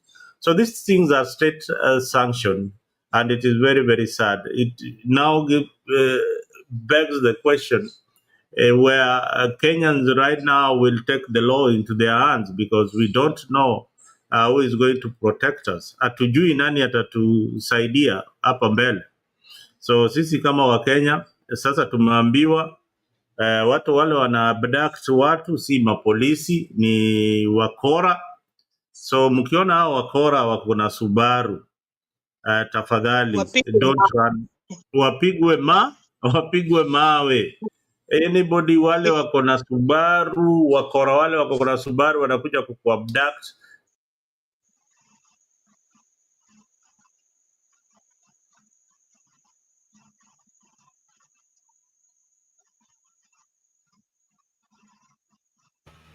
I don't know. Mise, my other question would be, what do you think of this Raila saying that serikali ilikuwa inataka kupenduliwa and they had to come and rescue William Ruto's government. Is this statement really correct? Not rescue. They are assisting William Ruto to loot. William Ruto looting That on is what you are saying. That is what you are saying. But initially, this is what he said. That from the left. That if Ruto's government fell, then the country would have been destroyed completely. Mr. Did you hear that kind of statement? Let's simply say, someone said that Raila Amolo Odinga has been the longest serving president than any other person. You know, I kind of agree with that, because during the time of what do we call, during the time of Moi, Raila Amolo Odinga was in the government. During the time of Kibaki, Raila Amolo Odinga was in the government. During the time of Uhuru Muigai Kenyatta, Raila Amolo was in the government, and now he's in the government. So he's speaking from both sides of his mouth, right? And he kind of creates a problem and comes out as a savior, right? And that is the role that he's playing. If you listen to his speech from Homa Bay, he said, hatutaki kuvuka na dhambi kwa mwaka mpya. Unaelewa? So he knows kumekuwa na dhambi kwa huu mwaka. He was quiet about it. Now he's coming as though he's advocating and he wants to resonate with us. The other thing that he said that I found very contradictory, or he said that nimemwambia, William Ruto came and said we will stop abduction. Okay? Na akasema, I came in as a savior, akisema nimemwambia huyu rafiki yangu William Ruto akomeshe mambo ya abduction. You understand? He always comes in as someone who's trying to rescue us from a situation, and we always warm up to him, because he has been a symbol of liberation. He has been a symbol of hope for us. But to a large extent, he knows what is going on. And of course, if he really wanted to rescue the nation, then after that, we would have had talks of reconciliation as a nation, healing, and as a nation. And perhaps the people or the families that lost their loved ones during the GNC demonstrations should have had at least recognition and some sort of compensation. Not only compensation, but at least justice administered. That is the only way tungesema sahi he was working hard to make sure that the country goes to the right direction. We cannot go to the right direction when we are losing young people who are the future leaders. So what are we talking about? What he's saying. So for me, I want to see him. He has the following, he has the power and authority to start leading the nation towards forgiveness and reconciliation, which he has not actually. Ni maneno tu ya kusema nimefanya hivi, nimefanya hivi. Yaani sasa amekuwa kama William Ruto mwenye alikuwa anatuambia tumetenga na vitu kama hizo. So, Mr. What you're saying is that Raila Odinga will now be the savior of the people of Kenya. He will come up with a solution. Na seme sasa nime stop abductions. I talked to William Ruto na sasa abductions za Kenya zimesimama kabisa. Hadi sijui kama una maoni yako ni yapi? Maoni yako ni yapi? Mzalendo, that is Raila Odinga's formality. Because he knows if he seriously tell William Ruto that stop abduction, support of AU will stop. So that is just a language of formality to Kenyans. Kwa kutufunika akili na hiyo si tuliona kitambo. Because if he was seriously about abduction, telling William Ruto abduction, he could have told him, before you support me to go to AU, let not cry about high taxes, abduction, and what you are doing so far. But you see, tumeona vitu ngapi zenye Raila alipinga, na at the end of the day, when he's in the government, he goes on supporting. And now that you want to tell me that Raila Odinga's people like Kina Wandai, they came in President Ruto's government to support President William Ruto government for it to work. No, they came in so that they can loot on the side of Raila Odinga, and William Ruto can loot on the other side. On the other side, we have seen things like Adani. Opiyo Andai in the Senate, that Adani is the way to go. In the same day is the day William Ruto is cancelling Adani deals. Now, what that shows that the same William Ruto is now has appointed Akina Mutahi Kagwe, the COVID billionaires, to come in the government to work. How do you expect mtu alikuwa mwizi umemweka tena kwa store? Kuna kazi anafanya ama ni kuiba? Amewekwa kwa store, kazi yake ni kuiba mahindi. Ataiba ama atatengeneza? Kuna kitu Mutahi Kagwe atafanya apart from COVID billionaires? Mwenyewe hata nani anakuambia hapa, Joyce anasema Raila and Ruto no difference. Raila called demonstration, Ruto kill youths, and Nyanza is full of youth graveyards due to both wicked leaders, birds of the same feathers fly together. I always say that hata hizo compensation in Nyanza, vijana wengi wamekufa huko Nyanza, amekuwa kwa serikali bwana Raila, na hakuna pesa ama fidia yoyote hizi familia zimepata. If Raila was generous, he's supporting Kenyans. Wale watu wenye walibomolewa Mathare kwa Mtoni, wale wa mama na watoto, and Mathare was Raila's home. Hao ndio watu wenye Raila angetetea, angebeba mabrangeti awapelekee na awambie Ruto awape compensation na watafutiwe nyumba. But up to that, hakuna kitu kilifanyiwa. It's only few.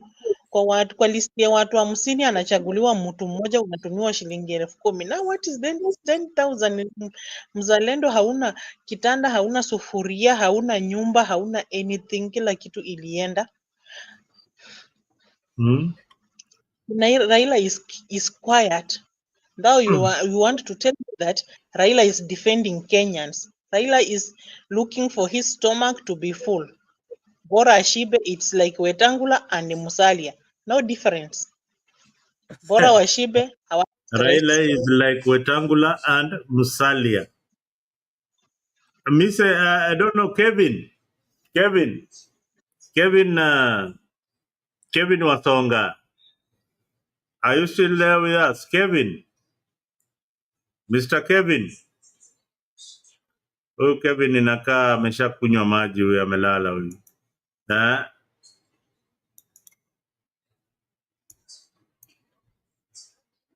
Kevin amelala. You know, you are right. You are right about these two leaders. And umesema kitu ingine hapo Anji, that watu wa Mathare walibomolewa, wakabomolewa manyumba zao, na wewe pia unaishi huko Eastlands, umeona bila hao mama wanateseka, na wamesimama na chama, au wanakuaga wamesimama na chama, si ndio? Wamesimama na chama kabisa, na bado hawakupata fidia yote kutoka kwa serikali ama kutoka kwa hii chama inaitwa ODM. I mean, nimeona nani pia amenyamaza sana. Angela, ni nini inaelekea? Sifuna simsikii tena katika hizi siasa, amenyamaza tena. What could be happening? Nilikuwa nimesikia tu fununu. Ni fununu kwa nimesikia, I'm not sure of it, that is Sifuna and Babu Owino are planning to exit ODM. Oh, they're planning to leave ODM. Yes. That could be a very good thing if Sifuna and Babu can leave ODM. Then they will live with a whole lot of youthful supporters wherever they are going. Because Sifuna and Babu, I think they are really wasting their time on this other side. They need to be on the side of history where the people of Kenya will judge them correctly. Sahi ile siasa iko Kenya ni Kenya wanataka mabadiliko kama West Africa na hicho hizi nchi zingine, na hatutaki tukurudi pale tulikuwa.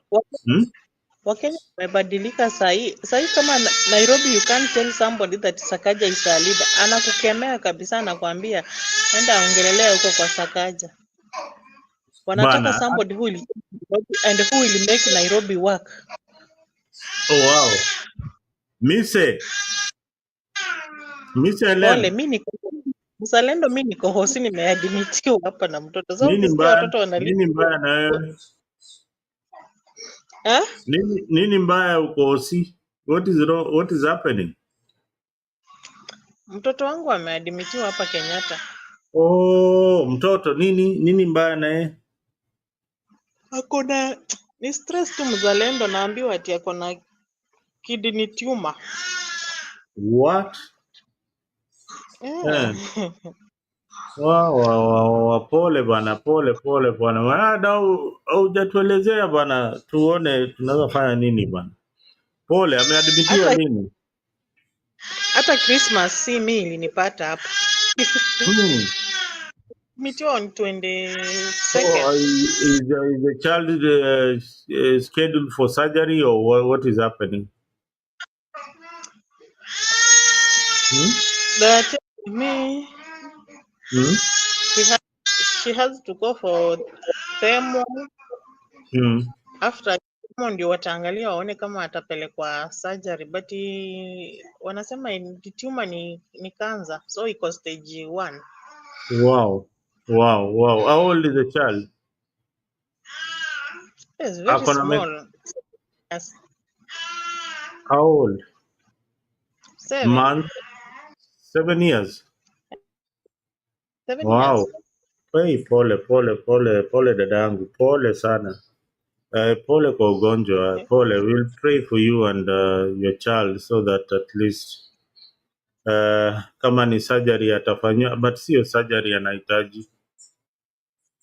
I don't know. Mimi ukiniambia, unaona hiyo ward ya Kenyatta, hiyo ward ya there is a cancer ward ya watoto hapo Kenyatta. I've been nimekuwa nikiwa support for a long time hapo. I think it's on the second floor or the third floor ya Kenyatta Hospital. So, third floor. Yeah, kuna cancer ward hapo kwa watoto wengi. Ni vizuri yako na mama yake, lakini utapata kwa hiyo ward kuna watoto wale wako abandoned na mafamili zao na mama na wazazi wao, and the reason why they have abandoned is because of the bills and they can't pay, na mtoto yuko stage 4 in cancer, na utapata mtoto hapo aliwacha shule, they're just there waiting sometimes to die. Kitambo ilikuwa hivyo hapo kwa hiyo ward ya hapo Kenyatta Hospital. So these are some of the things that zinafanyika katika Kenya that needs to be talked about. Hiyo ward, hiyo cancer, kids are suffering from cancer and parents are so helpless, and treating cancer is very expensive. Very expensive. I've been a victim, I know. Yani niko tu na stress, niko tu na pressure, najiuliza nitaanzia wapi, nitamalizia Na wapi. hii story ya SHA inafanya Yeah, it is working. hiyo story ya SHA inafanya huko Huku inafanya. Yeah, at least hapo tu peke yake ndio naweza sema Ruto alisaidia on chronic illnesses kama cancer. When you have a chronic disease you can get matibabu bila kulipa pesa upfront. But Niki inafanya tu hapa Kenyatta, but na imeanza tu kufanya juzi. Hii kukua inafanya ndio inafanya, but hizi hospitali zingine zenye nimekuwa nikienda hawakubali, wanaikataa. Wanasema Kenyatta ni system ya zao zina serikali. training tu kila siku, kuna venye una No, accept. we pray you are in the Unajua right hii ni ya hand. serikali. Wow. Huku hata ukilipa pesa, hata ukinunua nini na e-citizen unalipa kwa e-citizen. Mimi ukiniambia Kuna mtoto ana mahali cancer umeniharibia siku. Kuna dawa zingine unaambiwa haziko, inabidi uende ununue nje hivyo. Unajua ile kitu lazima ujue, Kenya sahii unaona kama huyo mtoto na sasa yuko stage 1, tafadhali waharakishe wakuambie kitu inaitwa treatment path ya cancer, because Kenya hawana laboratory ya kuangalia ile madawa mtoto wako atapewa. Hawana hiyo laboratory. Lazima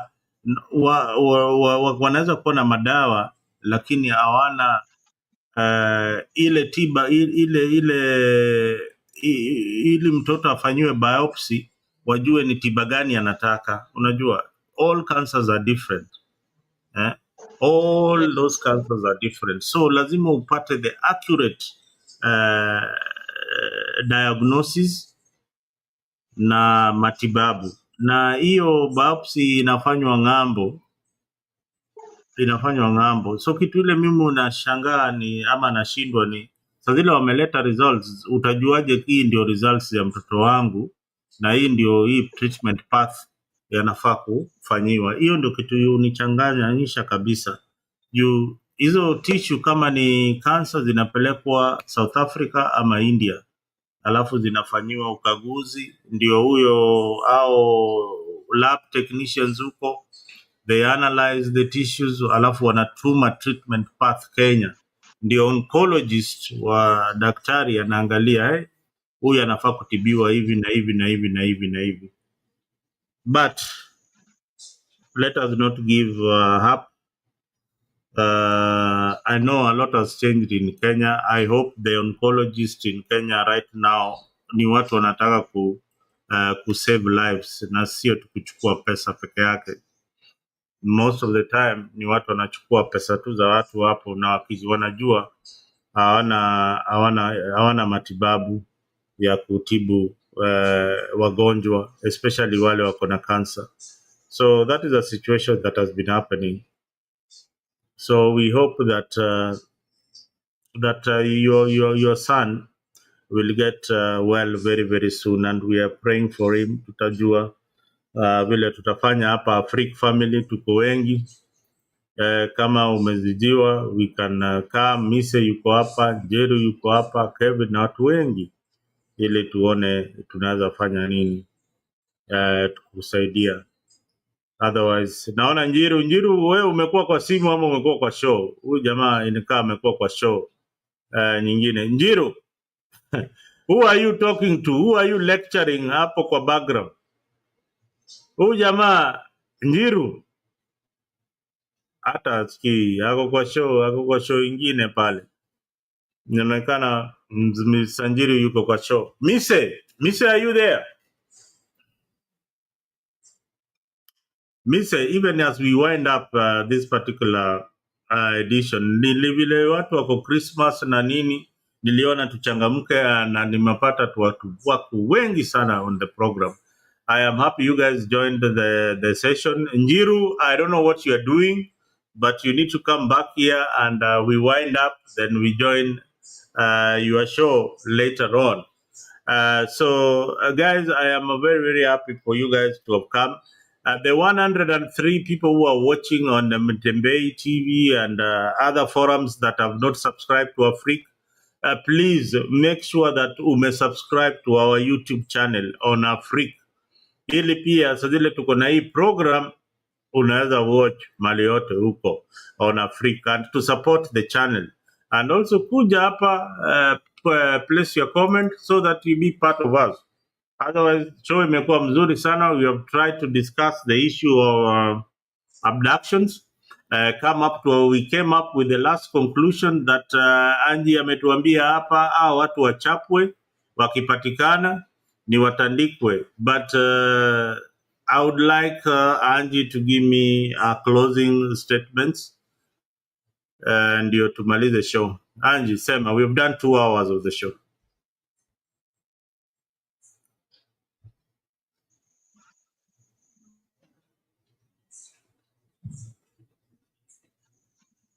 I can say this, Mzalendo, that Kenyans, let's not look into these politicians of ours. Tukiangalia hao ma politicians, tunajipoteza. Tutakosa mwelekeo, tutakosa njia wakitufunika akili. Raila amesema Ruto stop abduction. Hakuna kitu hapo. And I want you to kufikia Februari utakuwa umepata jibu. Kuna mtu tena watu tena watakuwa wameshikwa wamepotea, hawajulikani mahali walipo. Tusiwaangalie, wacha tujiangalie kama Wakenya, and let's come up with the way forward, the way we can deal with this regime of Ruto now that sahi wameungana mpaka Uhuru ako ndani. And that's why I told somebody somewhere that Uhuru is just pretending to say that Ruto is not good for leadership, but he is supporting him underground. Now sahi imejulikana wazi ya kwamba alikuwa anamsupport. If Uhuru alimaanisha ya kwamba Ruto si mtu mzuri, mbona alikubali handshake yake ampe watu wamfanyie kazi? So hao wanasiasa wanatupumbaza, wanatudanganya, mwishowe wanaenda wanakula meza moja, wanatuacha kama tumehangaikia pale, hatuna mwelekeo. Tujichune masikio, tuache kufuata wanasiasa wa Kenya, tuitane, tuungane. Abductors wakionekana, mawe zitoke ni kama zitoki tena. Then tujue wametoka wapi. Mawe zikitoka watajulikana hao abductors wametoka wapi. Ni hayo tu. Kweli kabisa. Mise huko ama huko? Ya niko na nakubaliana. Unajua Mzalendo, if you remember sometimes back tulisema the way Uhuru handed over power to Ruto, you know, tulisema hapa tukasema hawa watu wako pamoja, and there is no way Uhuru could have handed power kwa mtu ambaye ni mpinzani wake. So I agree with Angie that these people wako pamoja, and you know, it's just unfortunate. Mise, mi nauliza, do you know, anyway, I've been trying to kind of figure out that it seems that the Kikuyu community, or the exit of Gachagua, has really destabilized William Ruto's government. And this guy is panicking. Anaenda Nyanza, anaenda kila mahali. Hao Wakikuyu mbona wasichukue siku moja waandamane? You know, I've always argued that the proximity of Kiambu na hizi makina Nyeri, kina Thika, kina nani, compared to other communities ni mbali. But these guys have never used the advantage of their numbers. Hebu imagine Wakikuyu wakiamua wakiambu tu peke yake kuingia Nairobi, na wale wa Thika wa kuingia Nairobi, na wale wa Nyeri kuingia the farthest point ya Kikuyu ni 3 hours, the farthest to the CBD. Inaweza kuwa ni demonstration kali sana, but let us wait for the demonstration. But why would they do that? Hapo mimi ninawaunga kwamba they are smart, you know. They are smart, and because they know that they stand to lose. Most business owners like Kikuyus and Kisis in Nairobi, right? So the majority of business owners are those. So if they join and if they entertain that, they stand to lose. Look at the proximity that the same investment and development brings to the Kikuyu community. They are the first beneficiaries. When we extend the CBD, we think of going to Kiambu. Look at where Two River is, you know, Two Rivers, Mali. Angalia the infrastructure that has been put. Angalia Thika, the super highway. You know, angalia kuja Kabete. So look at the infrastructure in terms of roads and so forth. So they stand to lose if they go that direction, because most of the properties that will be destroyed ni yao. Anyway, thank you all our panelists for their invaluable insights and engaging discussion of these crucial topics. Your perspectives have shed light on the complex issues facing our nation. Abduction was a very, very, very complex issue. To our viewers, we appreciate your continued support and engagement. If you have not subscribed to our Freak and you've been watching us, please fanya tu kitu moja, enda tu hapo kwa YouTube and subscribe on our Freak 24. Follow us on our Facebook page, follow us on X. We will bring for you news as it is. We are not affiliated to any of these political movements. We might have supported one William Ruto, but aliteleza na tuweze muinua tena, bado anazidi kuteleza tu. Ameanguka, si kuteleza mzalendo, ameanguka bana huyu jamaa. But unajua huyu William, we had got a lot of hopes in him to change the country, but anazidi tu kuteleza. I don't know ni kitu gani amekuwa anakunywa muziki sana, perhaps aanze kukunywa tu whisky kidogo. So stay tuned to our Freak for more in-depth coverage and discussion. Remember to subscribe to our channel and stay updated with the latest news stories that matter to you. I am Mzalendo, your panelist and your host. And again, thank you, Mr. Njiru. Thank you, Kevin. Thank you, Mise, for being part of this. Mise, you have not said one thing that is so important, and that is your business. You have not marketed your business here on Afrique. There are so many people, so many families are in Nyamira, and if you want a nice place to have your nice coffee, or you want to have some nice nyama choma, or you have to have a gathering, or family gathering, a meeting, there are conference rooms. You need to tell people about the Cambrian resort. The Cambrian resort in Nyamira, it's the place to be this holiday. If you want a place to relax with your girlfriend, if you want a place to relax with your family, umetoka diaspora na uko na familia wamekumiss sana na uko pale Mogirango, kuja kule Nyamira, tutakuandalia nyama choma, tutakuangalia machapati pale, makuku pale, zote ni kienyeji bwana. So tafadhali uje pale the Cambrian resort is a very nice place to be. The ambience of the Cambrian, especially the music, and sometimes we have ongengo in over the weekends playing at the Cambrian.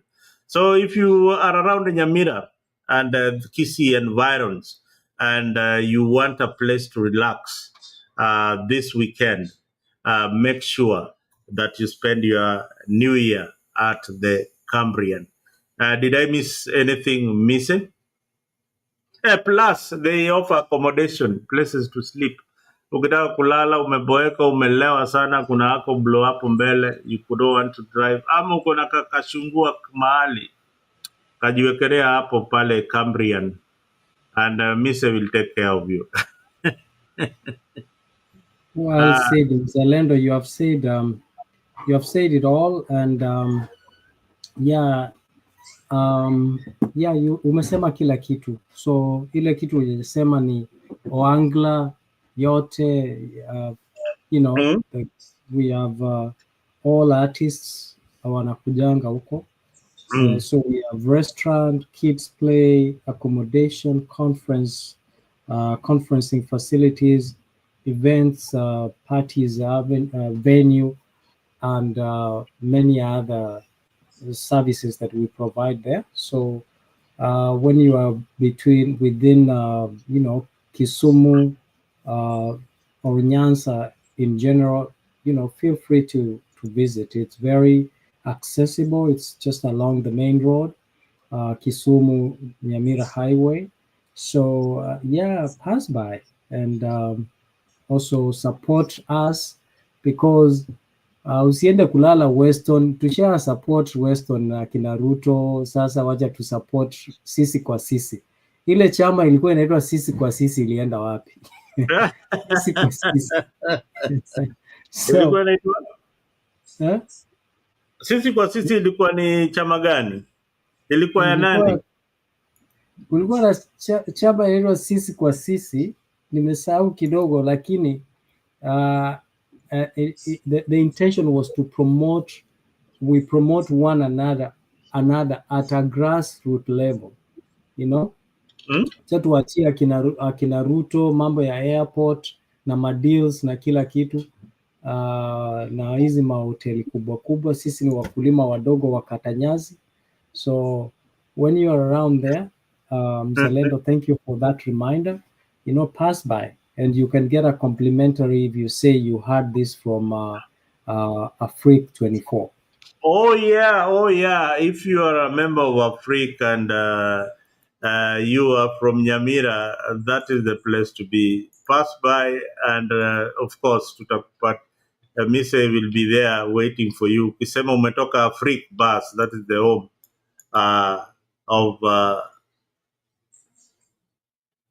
of real talent. Ninatafuta Cambrian. Where is Cambrian? Oh, Miss, I needed to have that banner for Cambrian. I needed it. Oh my God! I thought the format that you have saved your Cambrian. Which one are you looking for? I'm looking at the one for the one that you have on WhatsApp. The image.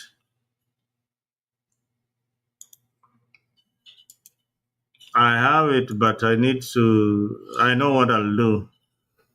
A quick one.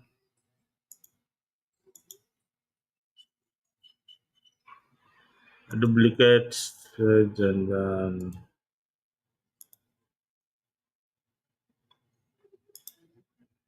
I have it. So, Mise, are you still there? Yes. Who have you hosted lately, Apo Cambrian? Any prominent artists that you hosted lately at the Cambrian? Yeah, we are actually working with Tony Nyadundo.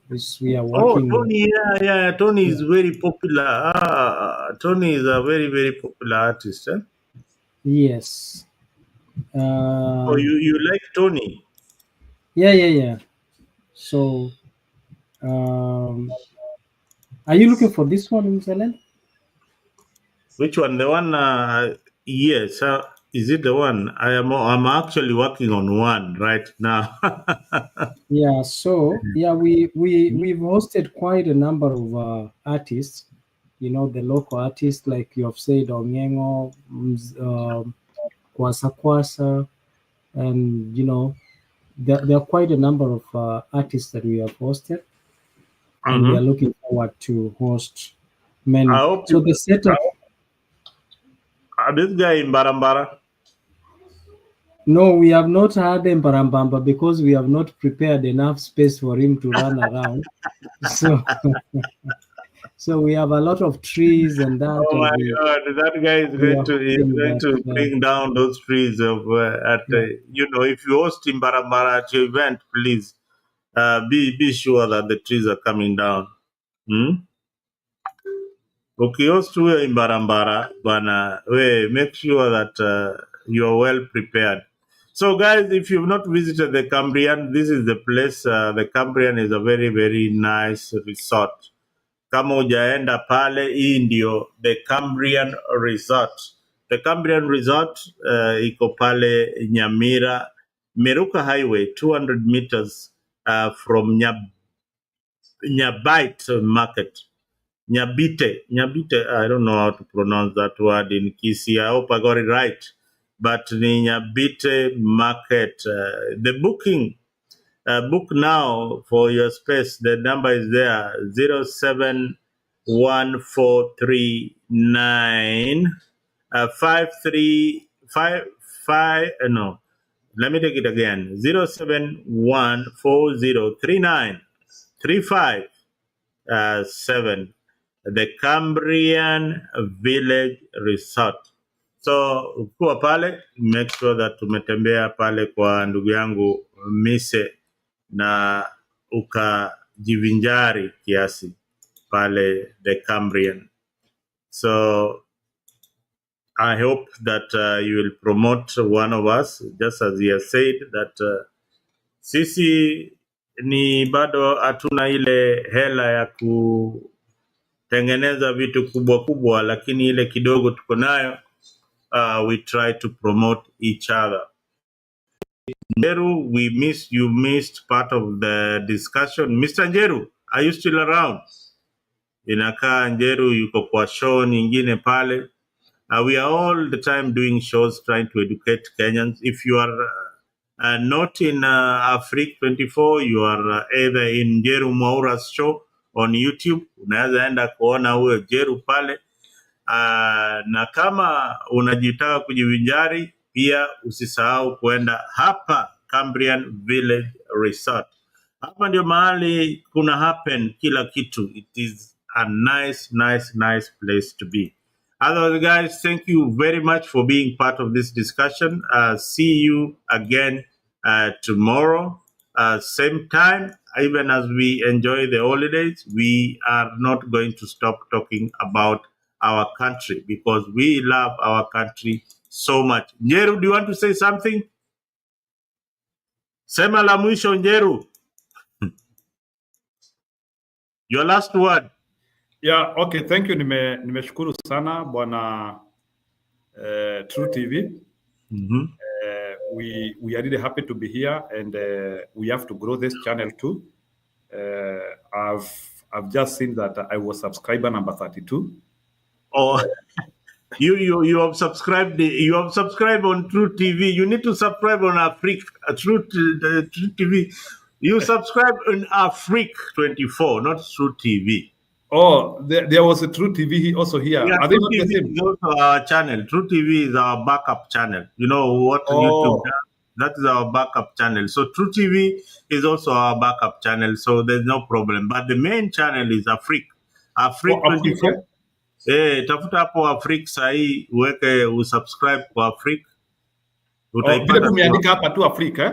Yeah, unaona vile imeandikwa hapo, hebu angalia tu sahi kwa YouTube. Utaniambia kama umeipata. Wacha tu naiweka tu saa hii. Afrique. Okay. Yeah, niko Afrique saa hii. Afrique 24? Yep. Afrique 24, eh? Yeah, you've seen it. Yeah, I've already subscribed. Yeah, Afrique nisha subscribe huko saa hii. Afrique Naona hata kumeandikwa Sankara. Hii picha ya Sankara hapo. Yes. Sasa wacha hata mimi sasa nianzie kuuliza hapa. Pia kama kuna mtu wako kwa hii show yako na hujasubscribe channel yangu, my channel, ukitype tu jina yangu hapo tu Njiro Mwaura utanipata huko. Ama at Njiro Mwaura Talk Room. So sijui kama Bwana Mise, have you subscribed my channel? Bwana Mise, have you subscribed my channel? Yeah, we'll do right now. Leo ndio umesema Njiru, unajua kwanza Njiru, unajua haujakubali pia wewe kwamba Raila alitucheza pia, ametucheza. No, that one I have already accepted. I need to hear that admission from you so that we agree we are on the same channel now. We are all victims going forward. Just like me and Mzalenda have admitted that William Ruto, we had very high expectation, akatuweka chini. Now tumekubali ameanguka na tunaenda mbele. Wewe je, umekubali kwamba Raila ameanguka na tuende mbele? Okay, allow me say that. In fact, in terms of enmity list, Bwana Mzalendo, in terms of enmity list, in fact, that Ruto is a little bit further. If there is somebody I feel has extremely betrayed the nation, is Raila Odinga. Because Raila Odinga had an opportunity to make the difference in Kenya. But he said that he was preventing anarchy from happening in Kenya, and I disagree with it. And he decided to betray the young people of Kenya. He decided to betray, if I may say that, to betray there's so many freedom fighters who have died in Kenya, and I decided to quit his political ideology. I no longer support Raila Odinga. I am now looking for other people, but Raila Odinga is not in my square anywhere. Even if he is not successful. Njiru, now we are the three of us. We started this politics so many years back. Tuko hapa watu watatu. I want us to be honest. Of all the candidates that have positioned themselves for leadership in Kenya right now, who do you think can bear the responsibility of leading the country in 2027? Because for Ruto, I think Ruto is a one-term president. He's going. Yeah, I agree. Who do you think will bear the responsibility of leading this country to the next level? For me, let me say for me, I have zeroed in two people. I have number one, I'm putting Matiang'i. Number two, Mother Karua. Number three, Okiya Mtata. I've positioned them that way. So out of the three, if they get a coalition, well and good. If there's no coalition, I am a bit skeptical of Okiya Mtata because of the way he mishandled the issue of Kibet Kibur. I'm now unable to trust him now. So I have now delegated him a little bit further. But for now, I feel of Matiang'i. If not Matiang'i, Mother Karua. Matiang'i or Morara Kibaso? Morara Kibaso is still not mature. He is not a presidential material. He is below 35. Morara Kibaso is not a presidential material. Yeah, so far he is not presidential because he is not 35 years old. He has been saying he is 29. So if he is 29, Morara Kibaso is he can only be vie for presidency in 2032, not now. 2027, Morara Kibaso is not there. He will have to be in a coalition with somebody. Now that's what watu wanataka kuleta. Okay. You are saying Morara Kibaso. How old is Morara Kibaso? He is 29. He's 29, or he's been saying. He cannot vie. Let's be practical. Morara can become a governor, he can become a senator, he can become an MP, but he cannot become a president at the moment because of age. Why has he been saying that he's going to vie for? Unless apindue, no, maybe anataka kupindua serikali. Ukipindua, you can become a president at any age. But maybe Mr. can tell us, can you become a president if you are below 30, below 35? Below 35, no, you can't. Yeah, no, so that's the issue. Murara is below 35. So we cannot be talking of Murara as a president. So we have now close to 5 years. We have close to 5 years now to monitor him. We have now another 5 years to monitor him. You brought something that is strange. You know, that's why not so many people know this fact. No, he cannot be a president at the moment. 20-32 years, but for now he can't. For now he can't. I know there are so many people who maybe like I can see Mason Sanders here saying like. Oh my God! Do you want to tell me that this guy has been duping people that this No, Murara cannot be a president in 27. You know he's 28 years old. Ata Murara atapeleka basi yake pahali. He is paying people somewhere. I hope he is not taking people to Ruto. I hope. I hope group yake apeleke kwa Ruto because he will have to be in a coalition with somebody. Alafu sasa Nise busema hii maneno huyu ni jamaa huko kwenye. I am not a supporter of Matiang'i. Okay.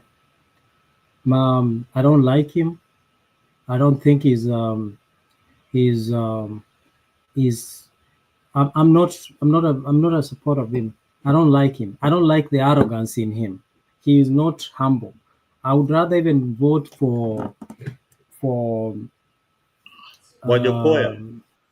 Wajakoya than Matiang'i. Now, can I appoint Matiang'i to perform at the ministry level? Yes, he has that ability. If I'm the president or whoever is the president, give him all the blessings.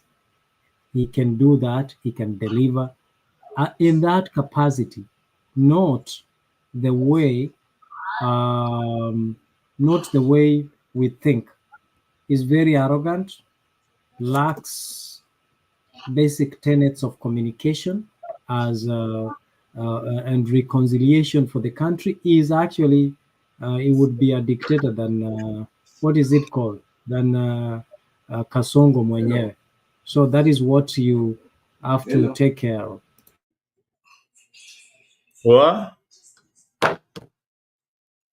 So we are left with and Njiru was saying that Martha Karua can be a good candidate. I see Martha Karua does not have a national appeal as a leader. That is one of our greatest undoing. He has not broadened our base or our support base. She has looked like somebody who needs to be a deputy of someone politically to rise up. Remember, Njiru, when you say Martha Karua can be a presidential candidate, remember she ran for the gubernatorial race in her county and she lost. I don't know whether you've forgotten that she lost. And then when they were running alongside Raila Odinga, she could barely, give Raila the votes. And I think that was one of the main undoing of Azimio to trust Karua as a running mate to Raila Odinga.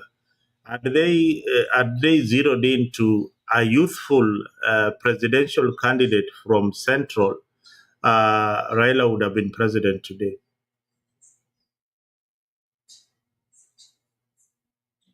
Let us not get twisted. Mother Karua served the country, I'm one of the people who didn't like her because she probably, she stole from Raila Amolo Odinga, She is among the people who swore Kibaki at night, and she was very arrogant. And perhaps that's why I didn't like her for the longest. And one of the reasons why I wouldn't even support her when they were with Raila Amolo Odinga is that in the past, she told us that she does not believe in the ideologies of one Raila Amolo Odinga, neither does she admire the politics of Raila Amolo Odinga. You understand? So at the time when compiling those two things, a time that is she participated in swearing in Kibaki at night, contrary to the constitution that he has sworn, he has taken oath to protect and defend.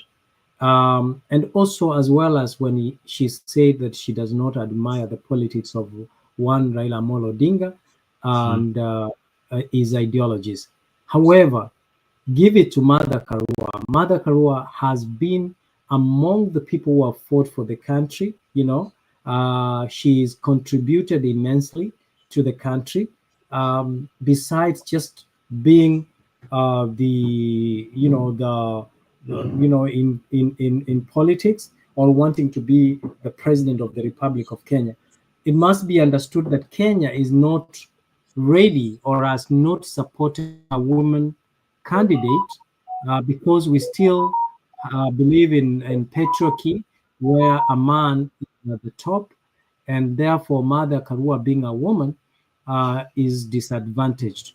I mean, we can see even William when Charity Ngilu ran for presidency, there was support, but there was people were skeptical because she's a woman. So we must look at it from that perspective, and also look at the justice system, how much she has contributed in legislation, you know, in drafting some of the most important policies and so forth for the nation. And so we must appreciate and give her that credit that she doesn't get. Now, we also have to look the three of us who are here. When, for example, Njiru says something, or yourself, one of us could be appealing and connect easily with the audience, unlike the other. So Mother Karua comes out as an arrogant person, when maybe even she doesn't mean to be arrogant. Perhaps that's the demeanor. Her demeanor gives disadvantages her because people think that she's arrogant. But the truth is, Mother Karua, she's a lawyer. She's very educated. She's informed, and she knows what needs to be done. And she has the authority when she speaks. And sometimes this is misconstrued as being arrogant. So that is the way I look at Mother Karua. If anything, I have always admired Mother Karua up until when she's the time when she swore Kibaki at night. Yeah, Mars and Sanders agrees with my statement that, you know, she can only work under somebody. She's not gone out to look as this political figure that can unite the country under something. So for Karua, she's more of an activist, more of a lawmaker who needs to be serving in parliament. I think we need Karua in the Senate. If you ask me, that is where she needs to be. She needs to be a senator, or we need her in parliament, or we need her as a majority leader. Okay, let me ask you. So does that one also apply to Okiya Mtata? Oh, Okiya Mtata has not tried being a president in Kenya. This would be the first time he's trying. He's giving a shot on the presidency. Martha Karua has a political party that she has been trying to lead the country, but she has failed many times. But I don't rule out that her failing maybe is because she doesn't have that political base. Now, for Okiya Mtata, this is the difference between Okiya and Karua. Okiya is an activist and has already been embraced by the Gen Z movement. So he is coming with a base that believes in him. So the Gen Zs are saying, they would rather have Okiom Tata as their leader. And a group of them were initially supporting Matiang'i. So Gen Zs are comfortable with Okiom Tata. And when you saw this guy who was arrested, who's been abducted, Kibet. Yeah, Kibet did not go looking for Karua. He went looking for Mtata. Do you think Kibet predicament could affect Omtata, and maybe people start thinking that Okiya Omtata has no capacity to protect? No. I don't think so. It is only that the government felt that that was the opportune time to strike, so that it can be linked just the way you are thinking, so that you can start thinking that maybe Okiya Omtata set the boy up or something like that. But Okiya Omtata has got nothing to do with it. He was acting very, very innocently.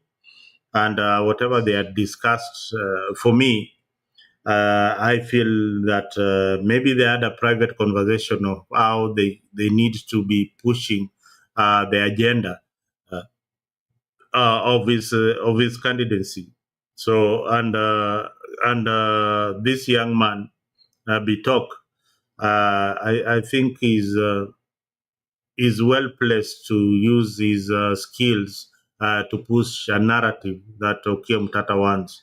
So there's nothing that people should not speculate that Okiya Omtata, this is just to tarnish his name. But Okiya Omtata, look at all these politicians who are up there. Is one person that I'm trying to dig to see any scandal that he's been involved in. Then you find that he is a very humble kind of person. When he launched his bid as president of the Republic of Kenya, what he did is he set up a team to look at his possibility of being a president. It just didn't come up like, hey, I'm now the candidate. People are talking about me. Gen Zs are supporting me. No. Even with the support base of Gen Z, he's still saying that, this team will look at my viability as a presidential candidate. Okay, so let me add you something. I want you to advance your little bit. So if Gen Zs have identified Okiya Omtata as their candidate, hoping that it is provable, maybe I would also want somebody maybe to tell me what proportion of Gen Zs want Omtata to be the president. Maybe New Kokoex, where we usually go to listen, or how can we confirm that actually Gen Zs want Okiya Omtata? That is one. And number two, initially, they had also said that they wanted Matiang'i. So they look like there is a split for the Gen Z share, which in 2027 will actually be the biggest voting bloc in Kenya. The Gen Zs will be the biggest voting bloc. So can you tell me, let's assume that both Matiang'i and Okiya Omtata go all the way to the ballot. By proportion, how many people do you think will go to Okiya Omtata and the ones who will go to Matiang'i? Do you think the split will be 50-50, or Okiya will take like the bigger bunch? Let me say that Gen Zs are brighter than that kind of thought, that they are going to be split by the political class to split their vote.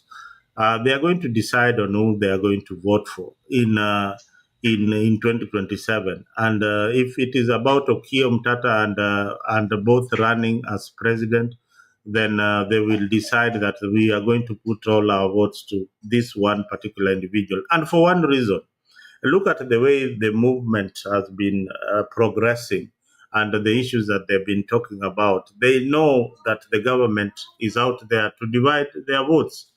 And they know that with the divided Gen Zs, they will not get the numbers that they want. So Gen Zs, all they need is a leader who can restructure them to start thinking that, there are 47 counties in Kenya. And in the 47 counties, you have to get at least 23 of them.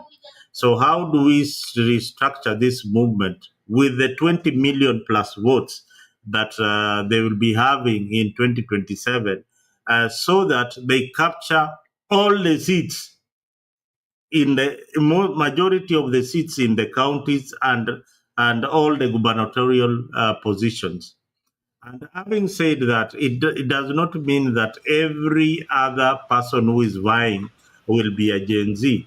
There are other age groups like myself who subscribe to their ideology, who feel that they are bringing in something different, something fresh from our usual politics.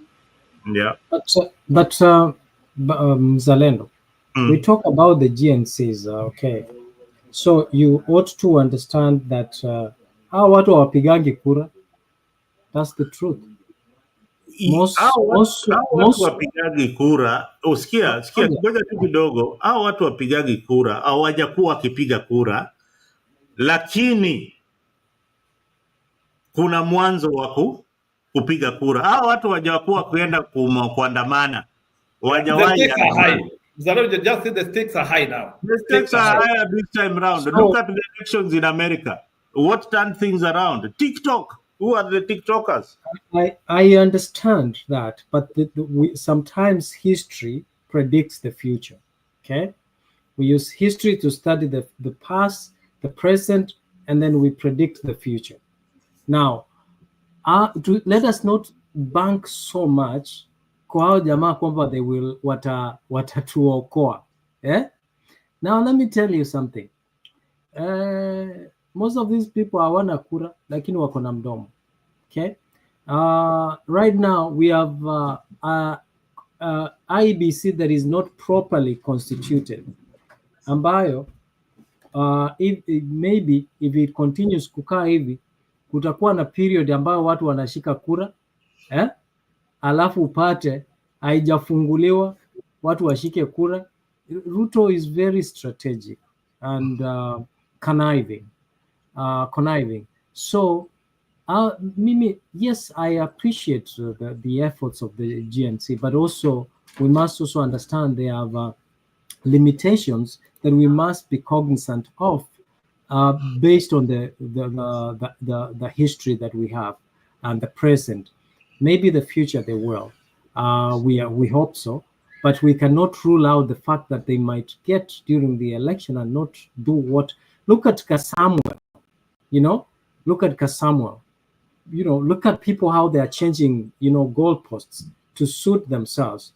And therefore, you also have to understand that the most number of people who are not empowered are the GNCs. They are not empowered in terms of finances.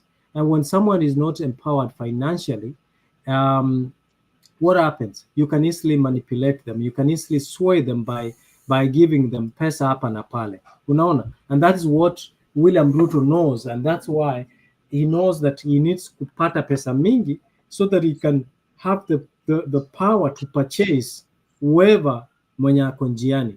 So let us not forget about that. The other thing is that I think someone amesema Jimmy Wanjigi. I think Jimmy, I think he has the capacity and understanding as compared to Morara, and he's a more likable and approachable person. I think I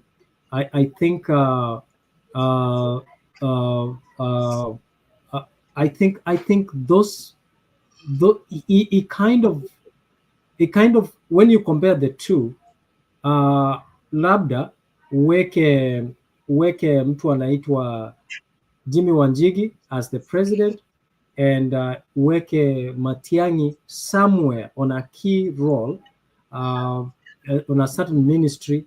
We put them there maybe 1 year, and a later transformation, we move it to another, and a set pace, just like Michuki set pace in the transport industry. And there's it's good you have highlighted that comment.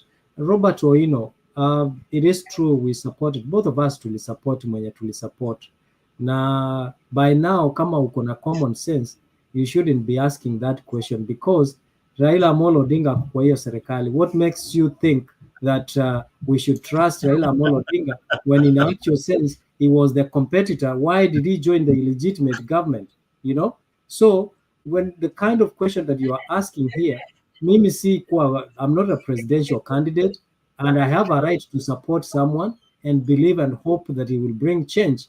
But again, if you can hear the conversation today, that tells you that we don't believe anymore in William Ruto. To let down, it's only a fool who cannot change their mind. Aone kwamba where the country is headed is not headed to the right direction. And we can see Uhuru Muigai Kenyatta has joined the bandwagon. Raila has joined the bandwagon. Those who are speaking up are being sidelined. These are some of the injustices that we are speaking about. So for you to ask such a question, I think you lack what is called emotional intelligence to ask such a question when we are having a discussion here where we are criticizing William Ruto. If then we supported him, William Ruto is a human being, and if he makes a mistake, we have the ability to criticize him, and you should actually applaud us by saying, now you supported someone and you have realized that that person is not taking us to the right direction, and you are not starting. The fact that you are criticizing him shows maturity in you and understanding of politics. So there is no permanent enemies in politics. If Raila is talking to Ruto, who am I not to talk to you, Robert? You know. So let us not have this scarcity mentality of not being able to be open-minded. You know, understanding that we can support one leader. If he lets us down, if the ideologies and policies are not working, we have the right to criticize them. Thank you. Well said, Miss. Well said. I know, Njiru, you have got something to say about that. Let me say something. Bwana Mise, nimekuandikia message hapo kwa private channel. If you have still not subscribed my channel, nitakuomba kwa heshima subscribe us. We do the same thing. We are in a replica. Yeah. So we support each other. If you can support Ruto, you can support me. Hold on, Mzalendo. This gentleman, let me show him something. I have opened this channel. I need to go through. I think you can see, right? Yeah. Are you seeing? Yes. At the talk room. Good. So I have opened the channel. I'm going to read. I also have to read and follow and understand what I'm subscribing to. Not just subscribing too blindly. Naweza kuwa na subscribe nipate unafanya trafficking na amageni karensa hapo wanarukaruka kama kule kwingine bwana. Yes. So nakuja nasikiza nione, do I agree with your ideologies? You know, do I agree with what you're saying? Do I resonate with what you're teaching the public? I can't just subscribe because you know I'm subscribing. Ni kama wewe uende kwa ile restaurant yangu uanze, yani just because ni mimi ni yangu uende tu huko unakula. What if ninapikia watu sumu? So you have to. Right? In fact, I'm going to subscribe. Yeah, today I had an opportunity to interview somebody from 1 minute. Today I had an opportunity to interview somebody from Ghana who shared a similar predicament of what is happening in Kenya. If you listen to that video, like the one which I was interviewing, that guy Alale from Ghana, you'll be shocked that Ghanaians have just rescued themselves from the same problem which we are having in Kenya. They were having abductions, which have been happening since COVID. They have been having an economic crisis, just like the one which we have. And Ado had promised them heaven, just like Ruto had promised us heaven. So what do I mean here? I mean that maybe to tell Robert Oino, this is a meeting of disgruntled people. Akina Mise walienda kule, wakavunjwa shingo. Na sisi tulienda kule, tukakunywishwa maji. So we are all frustrated by whichever the camps we were. So there's no any camp which has delivered. That is the truth of the matter. There's no any camp which has delivered, because it doesn't mean and that is why, like sometimes when you don't have serious political parties whereby individuals are very strong, like in America, the Republican Party cannot carry itself to the Democratic Party. It cannot. That cannot happen. It cannot carry itself like the way ODM. ODM, and you know the argument is, the argument is, Njiru, ODM is saying that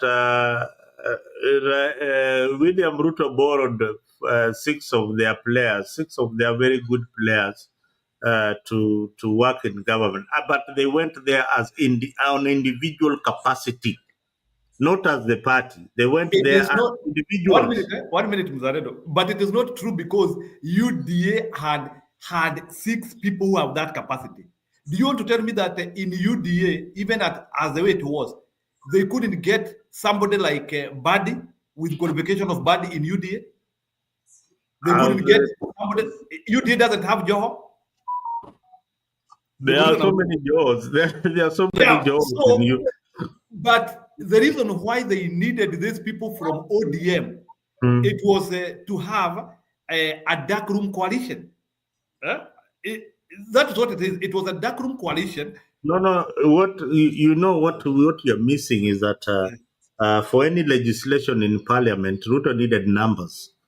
So with Gachagua out, then he only needed a coalition that is strong as is, and that is the ODM coalition.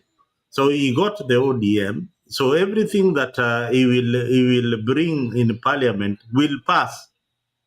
That is the whole idea. That everything that they bring in parliament will pass.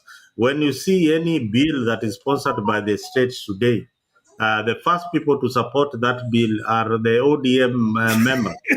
And now, and the question comes: are they the experts? So when we are talking about that, so 1 minute, Muzaredo, I want to ask you a question. So how comes ODM as a party is supporting government bills, yet we were talking of donation of 6 experts? So can you unite the two? I'm telling you, when I see a minority leader saying that they support anything that the government brings, then it begs the question, then why are you even an alternative government? No, ODM and they say each and every policy, UDA, is what ODM had. Even abductions, now it is what they have. We need to be passing the message correctly. Yes. Yeah? And I still sending the right message to the people. Every time, there is this feeling, Mise, that anytime Ruto is mentioned, Raila is forgotten about. You need each and every time you're mentioning William Samoei Ruto, you have to tag the two along. That is the only way you'll get the message home. Otherwise, these people are so confused, are saying that they are also saying they don't want William Ruto, but yet their leader is saying William Ruto is okay. So you need to pass the right, even on your channel, you need to pass the right information. The right information has to go the same way. If you see that the way that guy was doing is, if he's drawing William Ruto, is drawing Raila Odinga. And then he's now added, is called Uhuru Kenyatta in the same boat. You cannot miss those guys in that same boat. Of course. You'll be missing the point. It's a concussion now. It's a political concussion. Yes, yes. And Robert Oino still among him. All of us, the political parties have their own ideologies. Okay, that is why, and we have always thought about it. And why did we all like Raila Amolo Odinga? We do not.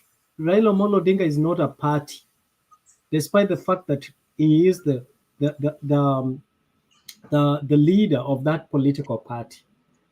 Every political party has their own ideologies, and that is what we are. The intention is that. So there is no difference in Ghana and Kenya. The thing is, well, maybe in your argument, and I hope that is what you're saying, is that we have been swayed to have tribal political parties owned by individuals, like you said, Robert.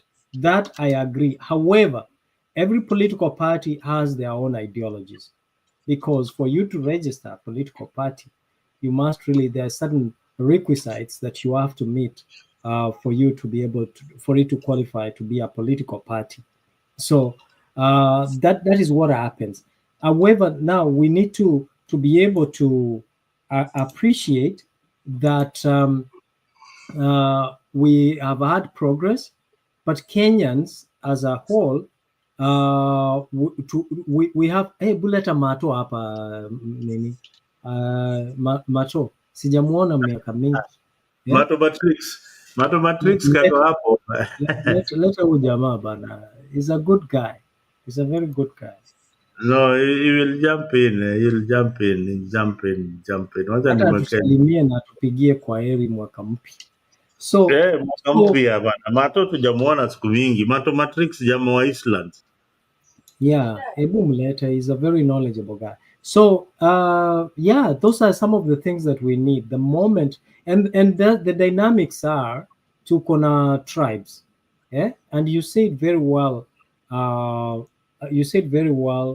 Mzalendo hapa, that the problem is not our tribes. The problem is how we use our tribes towards the development or the downfall of each other in terms of tribe. I mean, when I look at the Luos, they come with a package. When I look at the Kisis, the Kikuyus, the Luyas, and that is what brings diversity and versatility in our country.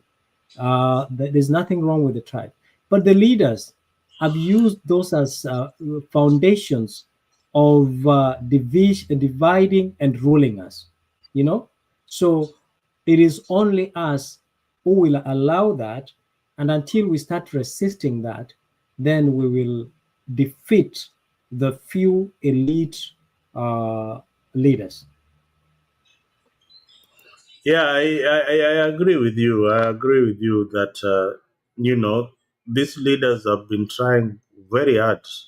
Not even trying, they've been dividing us year in, year out. But we have reached a point whereby we cannot be divided anymore. There are things that we share in common, that we have known that it is their wealth that they want to protect. It is their businesses. It is their family that they want to protect, and not me and you. So until we reach that point where we are saying enough is enough, and Kenya has reached that junction where they're telling the political class is enough is enough. People are telling the president off, hey, we don't want you, Mr. President. Yeah. And because of one or two things that you are doing which are wrong, and that is democracy. I say many times that William Ruto, and I'll keep on saying that William Ruto had got the best opportunity to be one of the most respected presidents in the world. But he lost it. He can't get it back. He lost it completely, and he's continuing to mess it up. So what I'm seeing him turning into is a dictator. If he can't get the support that he needs by 2027, then huyu jamaa ata rule na iron fist. Siwezi kakudanganya, because he wants to stay in power and he wants to prove something that these young people did not matter at all. Na uliona these young people, they managed to bring William Ruto to the table and have a discussion with him on X Space, a place of their choice and not State House. Kuja X, tutakuongelesha. And the president akakuja. And these young people made sure for the first time, no political party has ever achieved this. A financial bill is thrown out. Angalia Guinness Book of Record mahali yoyote. Kenya will remain the only country in Africa, and I think in the world, that a whole finance bill all has been dropped by the head of state. The only country that our finance bill has been dropped, and that is some history there that the young people made.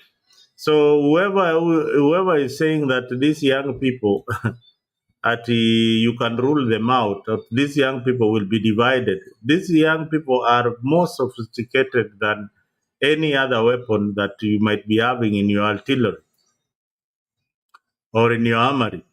These young people are ready to take power. These young people are convinced that they have the numbers. If they did it here in America, sasa hapo Kenya unafikiri watafanya namna gani? Mato Mkora ndio huyo ameingia hapa man. Mato Matrix. Mato, vipi jamaa? Happy Happy New Year. Yoyote kwanza na vyote vile. Angalia. We have missed your laughter.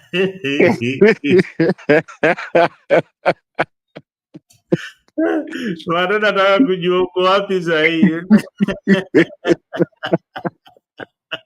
Nataka kujua uko wapi. Anaomba sana nijue tu wewe kwa hii story yote. Uko wapi? Mnakufa na Raila. Numekufa na yeye mpaka dakika ya mwisho.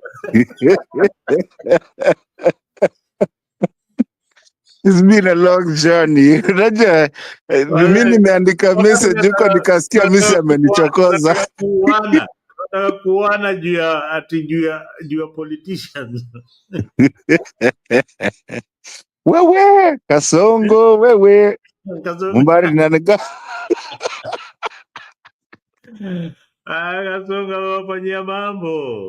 Wewe hii kitu si ya mchezo bwana. Hiyo I mean nimeanza kuweka kwa mapao inaitwaje kwa lungs.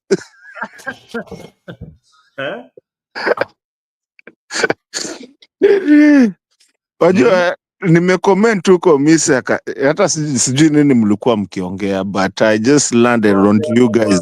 Abductions sasa tumekuja kwa hii new found relationship between Raila Odinga and William Ruto and Uhuru Kenyatta. Hii mapenzi yao mpya inaitwa bread based government. You know, let me cause umeisema, unajua mimi nimesikia tu venye Misa amenichokoza hapo, ameona nimeweka ka comment hapo akasema hebu lete huyu Mato. Wacha tufunge hii mwaka. You see, you guys were right on one thing. Mlikuwa right, na unajua kule natokea nikisema na kupata kwa umbali na msinitangaze.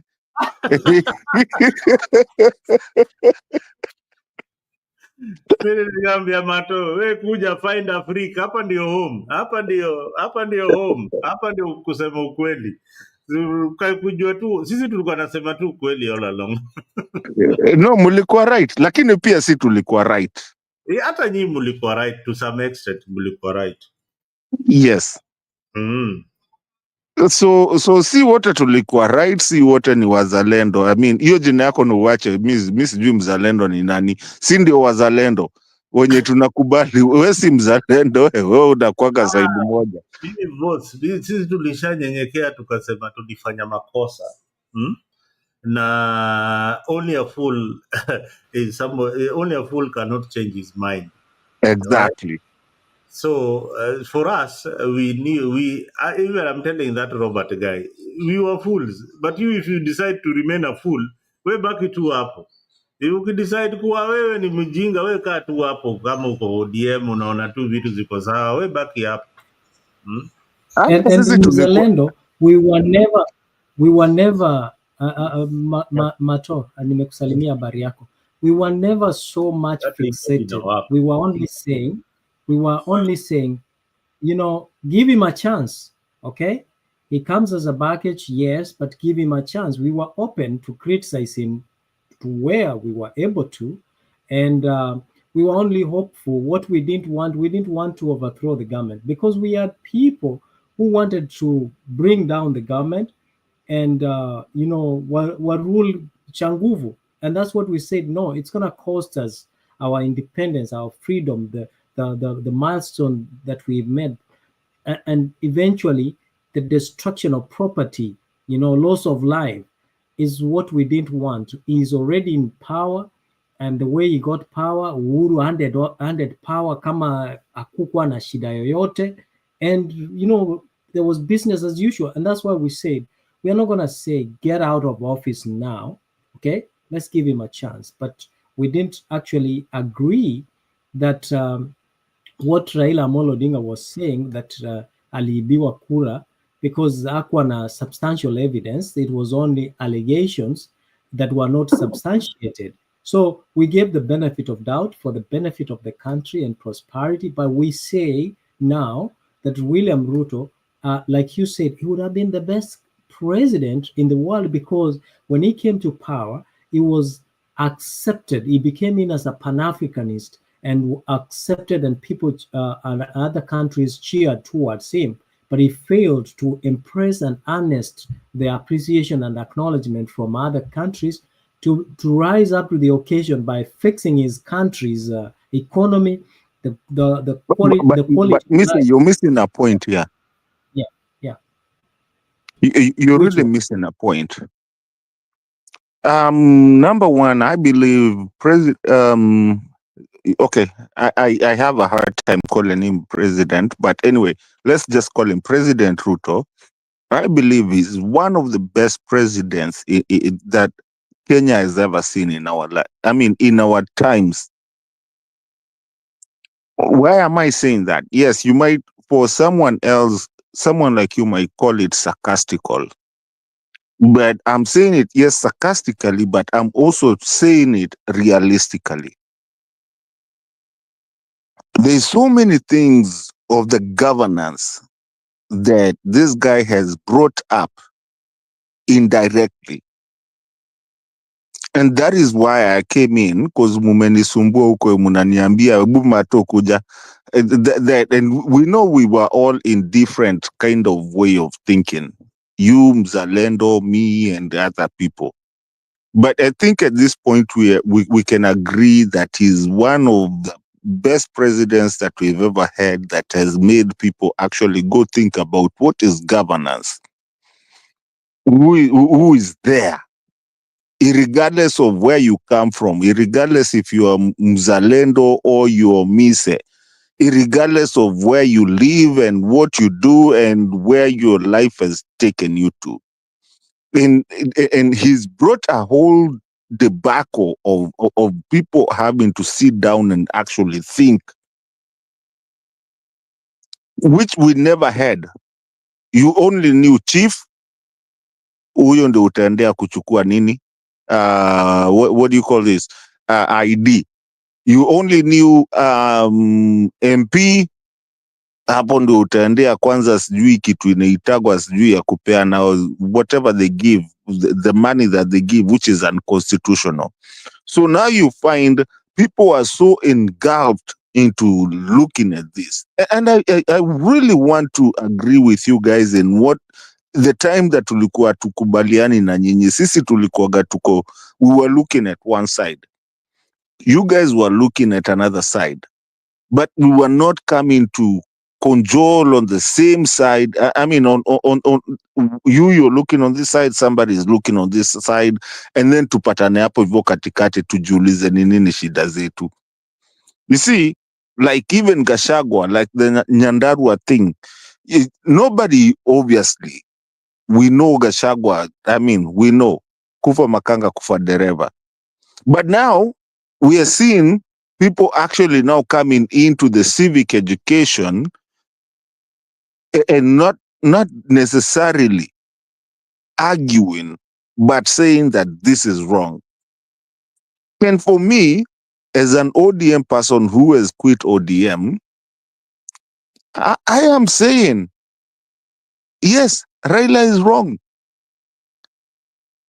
He is wrong. It is what it is. Abductions, nonsense. A whole Mzalendo and Mise, a whole DG telling us that he doesn't even know nani alishika mtu in the same country that tumepewa to have security, and you're saying that is not you. So why don't you investigate then? Who is this that is abducting people then? If it's not the police, why can't you even do that?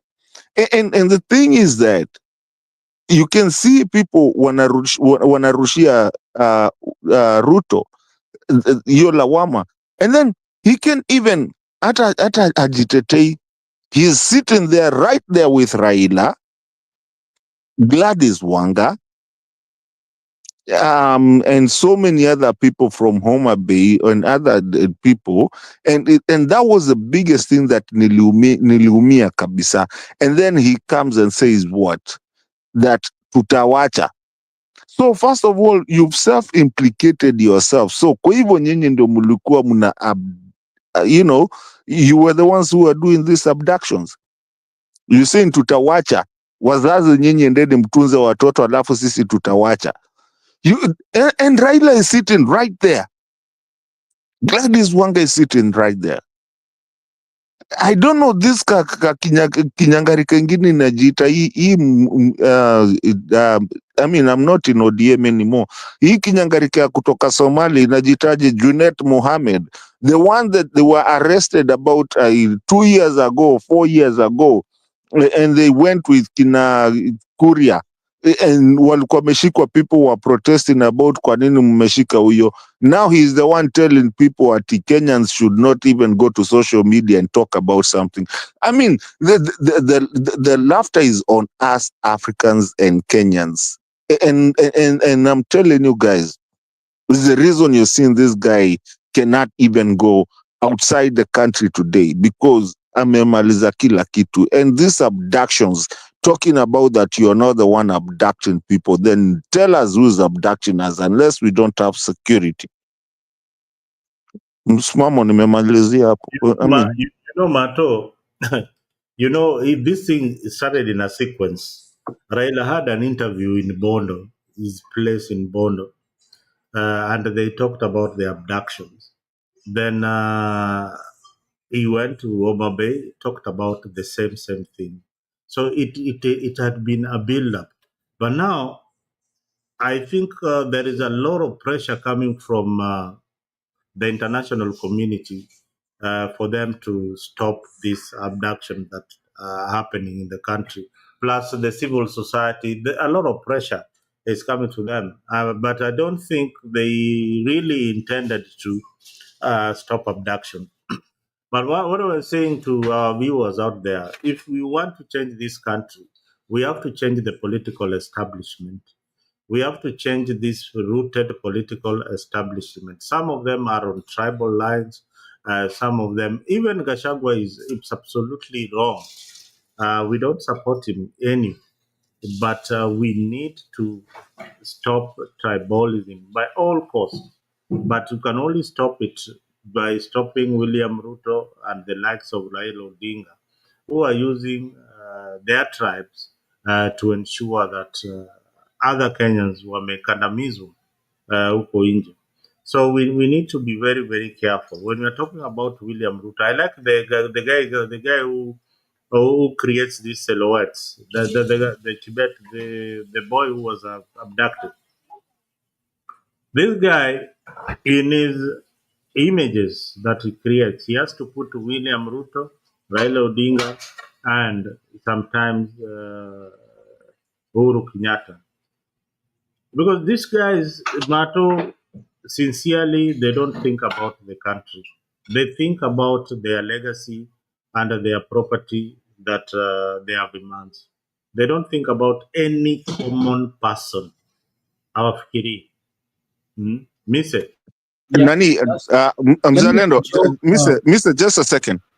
Mzalendo, kwanza that guy, that Kibe guy, do you know after he was taken, now it's become worse. I wish I had your account or even a pseudo account to show you how it's gone even worse now. People now are actually creating those things even worse than what he was doing.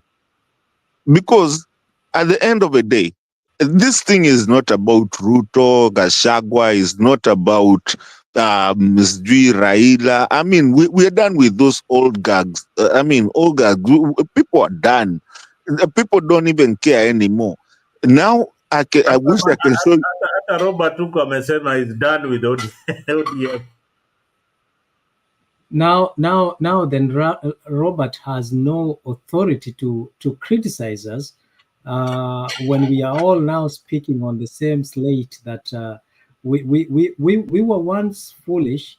Now tumerefuka. And let me jog people's mind here. Mzalendo, if you remember, we told people, look at the pattern William Ruto is using.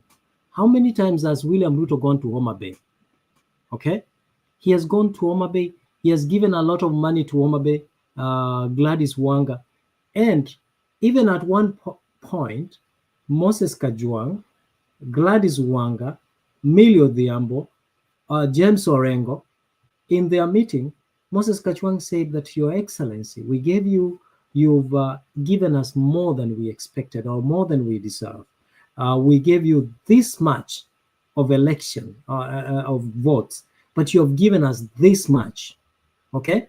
Now, while this was happening, or before this happened, guess what? Jalango, and I think, I don't remember the guy. I don't remember if it's Tom. There was another member of parliament who went to State House to meet with William Ruto. What did they do? They got a backlash from the ODM saying that they are betraying the party. And at one point, even Jalango was being invalidated. Now, on the other hand, Gladys Wanga was validated. Do you think the happenings and the visitations that William Ruto made to Luo Nyanza in luring the ODM party, not only the ODM party, but the Luo community to the government, or to be accepted? If you look at William Ruto now, he's now gradually getting accepted within the Luo Nyanza. Now, if you look at the time when Jalango walipigwa sana on social media, wakapigwa mpaka everywhere. Nobody really wanted to hear about it. Even when Jalango comes from a cosmopolitan area where there are a myriad of tribes. So these blessings of supporting William Ruto has been there from Raila Amolo Odinga through proxies. There is no meeting someone like James Orengo will attend without the blessings of Raila Amolo Odinga. And yet, when we were having these discussions in Jiru, remember, in the past, we all still rubbished William Ruto. But now, William Ruto has formed an alliance sidelining the Kikuyus, or Central rather, because for the longest, and he has succeeded, for the longest, the Central believed that without their equation in the elections, you can't be a president. Now you see the Kalenjin, the votes of the Kalenjin, the votes of the Luo, the votes from Nyanza, and the other few the votes from coasts. That's why you see Joe has come in as well. So now you can see William Ruto really doesn't need Central, and that's why he, on their face, that's why they impeached Gashagwa kimadharau vile walifanya. The Central, on the other hand, have not been upset by the way Gashagwa was treated.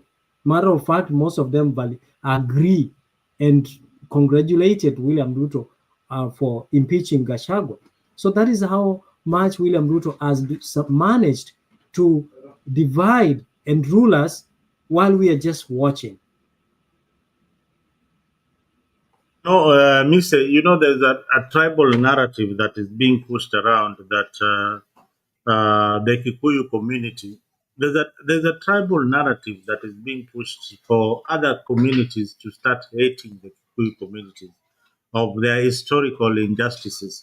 Now, this is something that is there. That is a government propaganda that is being pushed, and it's being pushed very, very, very effectively.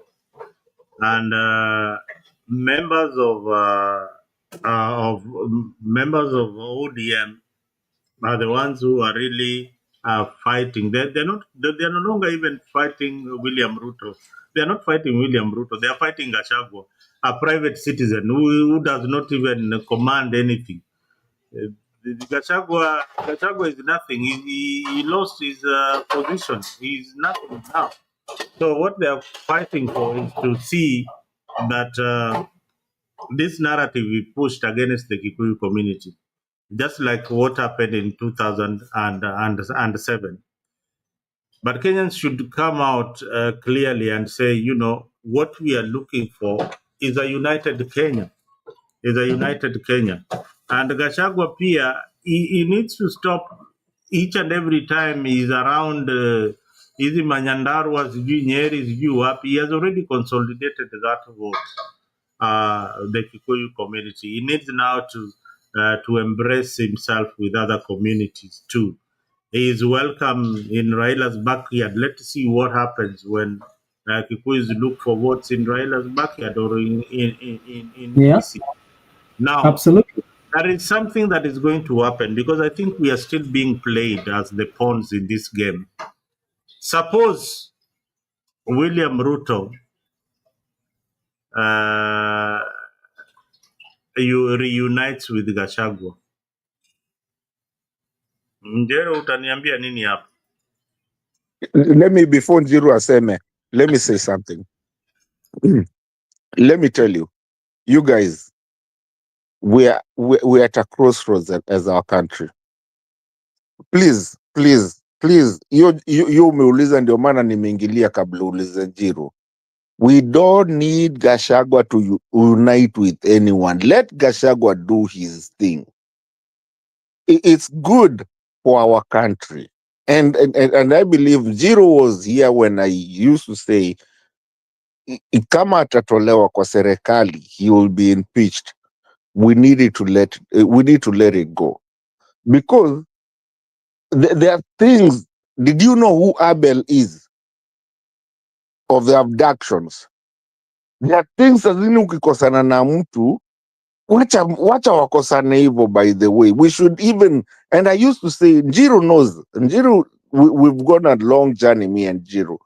He knows. I used to say, please buy Gachagua a microphone and let him keep on talking. Because even the servers that you guys were looking for, Gachagua will bring them out. Is it a talker? Please, wachaneni na Gachagua, please. Wachaneni na Gachagua, please. I'm defending Gachagua with everything I have. Please, leave Gachagua alone. And because he's gonna solidate the Mount Kenya. If you saw what happened in where they were in their meeting, where the Mount Kenya people, they are actually now fighting the police. Na ukumbuke ando watu walikuwa na, and something like that. He's gonna bring the whole country together. Today, no one cares about Gachagua is a Kikuyu, Gachagua is what. Okay, obviously, we know hatarudi kwa hiyo presidency, but at least we need to know what he has, and we need that insight. Please, we need to defend Gachagua as much as we can. Let him go where he is. Wakichokoza, wacha aseme. Because those are the things that we never used to have. And that is what we need to understand. Sava itafunguka through Gachagua. I'm just saying that. Njiru, unajua nilianza kusema hiki kitu kitambo sana. Wachaneni na Gachagua, please. We have to protect Gachagua. That's a national monument. Macho, hii server ya siri zingine, si server ya IBC. But I agree with you, Mato. I totally agree with you that Gachagua is for the benefit of Kenyans. But and I want to tell Robert Oino, do not listen to respond. Listen to understand and conceptualize to see the big picture. I mean, Kindiki didn't have any much influence like Gachagua. Kindiki, even though they say Kindiki financed, William Ruto, the truth is Gachagua did a lot of work, in Mount Kenya. When you look at the population of Merus and Kikuyus, which one is greater than the other? Which one has, in the history of Kenya, has created impact and they feel a sense of entitlement to the presidency? Is the Kikuyu. So the way Gachagua was impeached was a disrepute to the Mount Kenya. If you look at Gachagua, he spoke about usiguze murima. He wasn't necessarily speaking about himself. He was speaking about the interests of Central. He could be one, but there are more that he could know and authoritatively speak about that than we could. So the idea of Kindiki was just a PR and a by the way, but the bigger picture is William Ruto had a backup plan kubwa, because you think about it, Wakikuyu wakikasirika ama Mount Kenya ikikasirika iseme mtoto wetu Gachagua hajakuwa treated vizuri na waseme we are voting otherwise, what would have been a backup plan for William Ruto? So you have to know that William Ruto is a man who is calculative and conniving all the time. He's always ahead of us 10 times.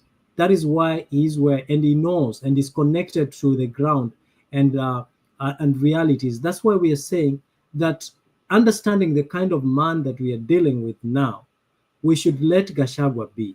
Gachagua has been abused, and he can speak. And the way he was, taken out of office, he is the only one who can speak of that experience because he experienced it. He is the one who can, out of him being disgruntled, he can reveal to us things that we need to know. As a country, we need to know those dark secrets. And through those dark secrets, they will help us understand how the country is run. And for us, we have to support Gachagua. Mato, you are right. Kama Gachagua ako na mchango wa kununuliwa microphone, security, and all that, we can do that. And let me tell you, if they don't fear Gachagua, why are they trying to humiliate him in his own backyard, like what happened kwa ile matanga? They know that Gachagua, given a platform, is a very eloquent speaker. The only thing and is someone who speaks and appeals to the people. The only thing I don't like about Gachagua is a man who is so delusional to speaking his mother tongue everywhere. He's a national leader, and as a national leader, you should minimize speaking your mother tongue as in every public forum, because when you speak your mother tongue in public forums, other tribes feel that there is something that you are hiding and keeping away from them. And this was one of the downfalls of Gachagua. That's why he's labeled as a tribal or a villager, because everywhere he went, he always used Kikuyu, spoke. He couldn't speak without invoking the Kikuyu language. As a national leader, you should work towards speaking two languages, which is the Swahili and English, in communicating to the entire nation, so that the entire nation can see that you're connecting with them. That's why you see William Ruto. Mato, you said something very important, that William Ruto is an all-time a president that we have never, unprecedented character of a president that we've never had before. And if you look at him, he hardly speaks Kalenjin language, unless is within the Kalenjin language. William Ruto tries to connect whenever he goes. He tries to connect with the tribe or whenever he has gone by trying and impressing them and speaking their language.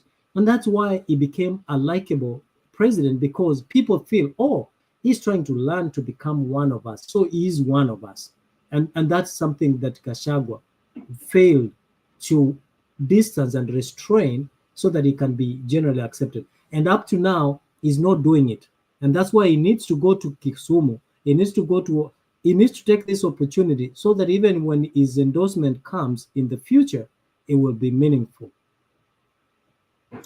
Yes, how do we remove Ruto from power?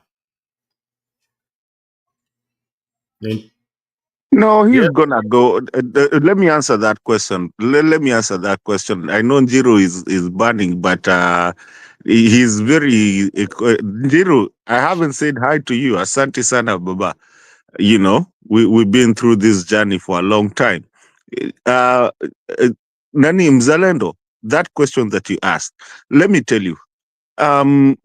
Ruto, there's something you guys don't understand. Na sijui kama ni mimi naishikaga na watu wengine kidogo wenye tunaongeaga nao. There's this thing that people said, kufa makanga, kufa dereva. And it trended. Makanga alienda. Naona Stony PK pia anajaribu kuingia hapo, sijui ingia tu click a freak. Makanga alienda. Na hatukuwa na mchezo tukisema kufa makanga, kufa dereva. Kufa dereva, kufa makanga. Kasongo ni because Kasongo ilikuja after nini, makanga ashaenda. Dereva ataenda. Na anaenda. Whether you like it or not, ataenda. Well, Kenya, you know, there's this thing, you know, the Kenyans are not.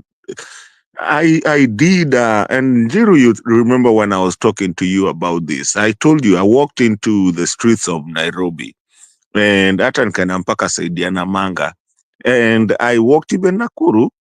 I was just walking, and then every time nikienda kununua kamaji hivi nauliza mtu. This is about a year ago, and I was asking people, na hii serikali na sikupata. You know, I never even got one positive. Not even one. And I went all the way mpaka Karatina, Ukambani, Eldoret, Kisumu. Nilitembea mpaka Njoro. I remember Njoro, karibu ni chapo nikiuliza story ya Ruto. Now, basically what it is that Ruto has stepped on a live wire. And I am not blaming him.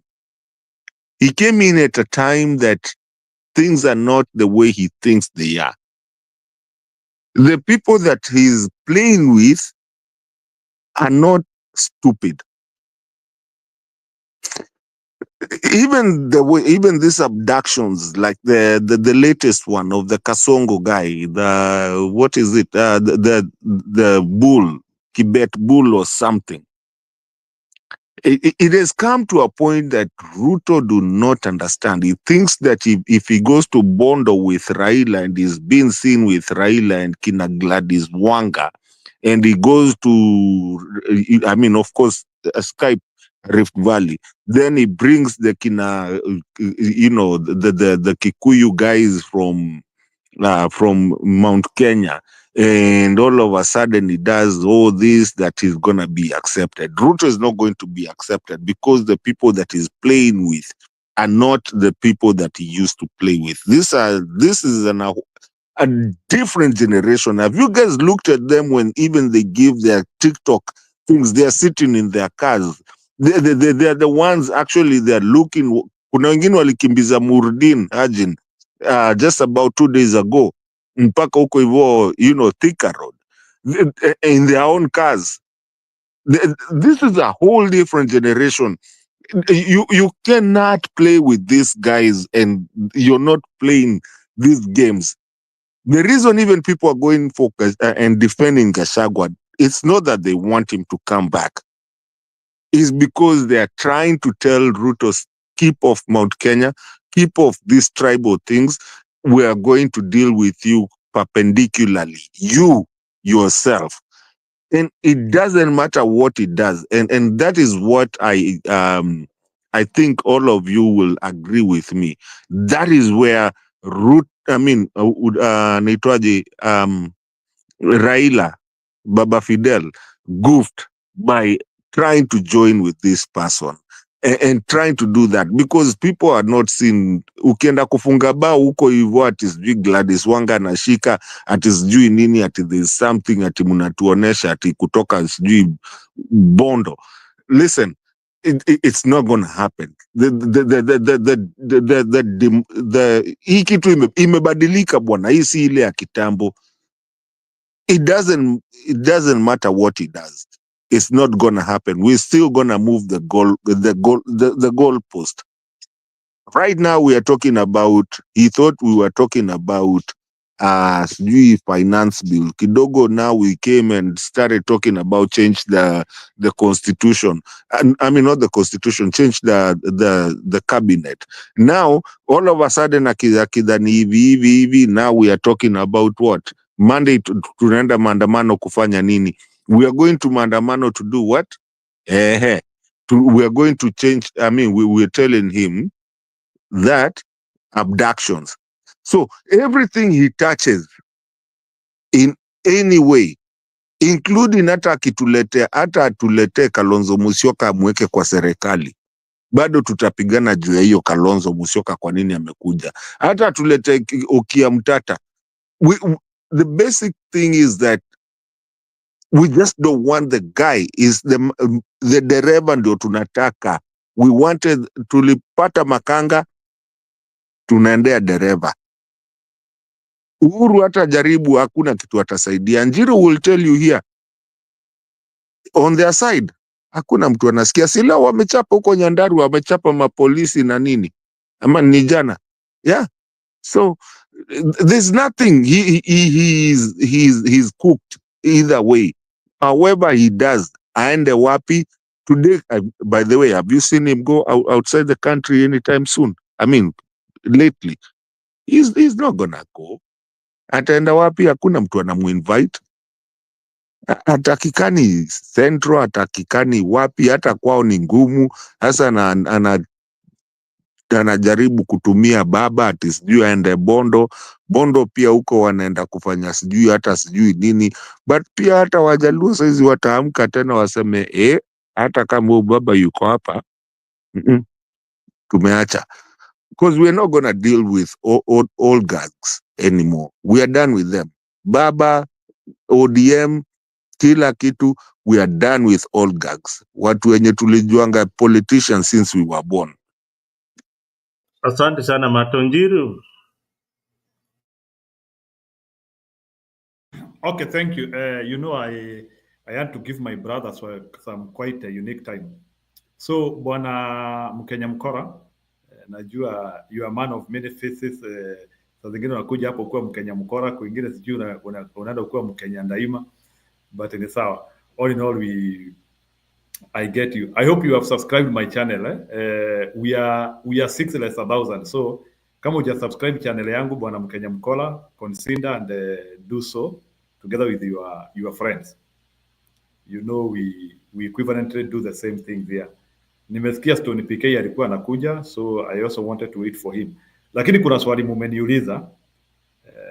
I also wanted to handle it, but before I handle it, kuna kitu nilikuwa nikitaka kuongeza hapa.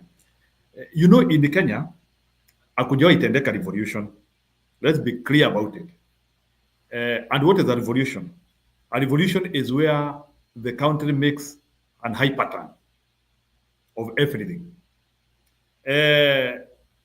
Colonialism, 1963, that one is not a revolution. 1992, Section 1A, that is not a revolution.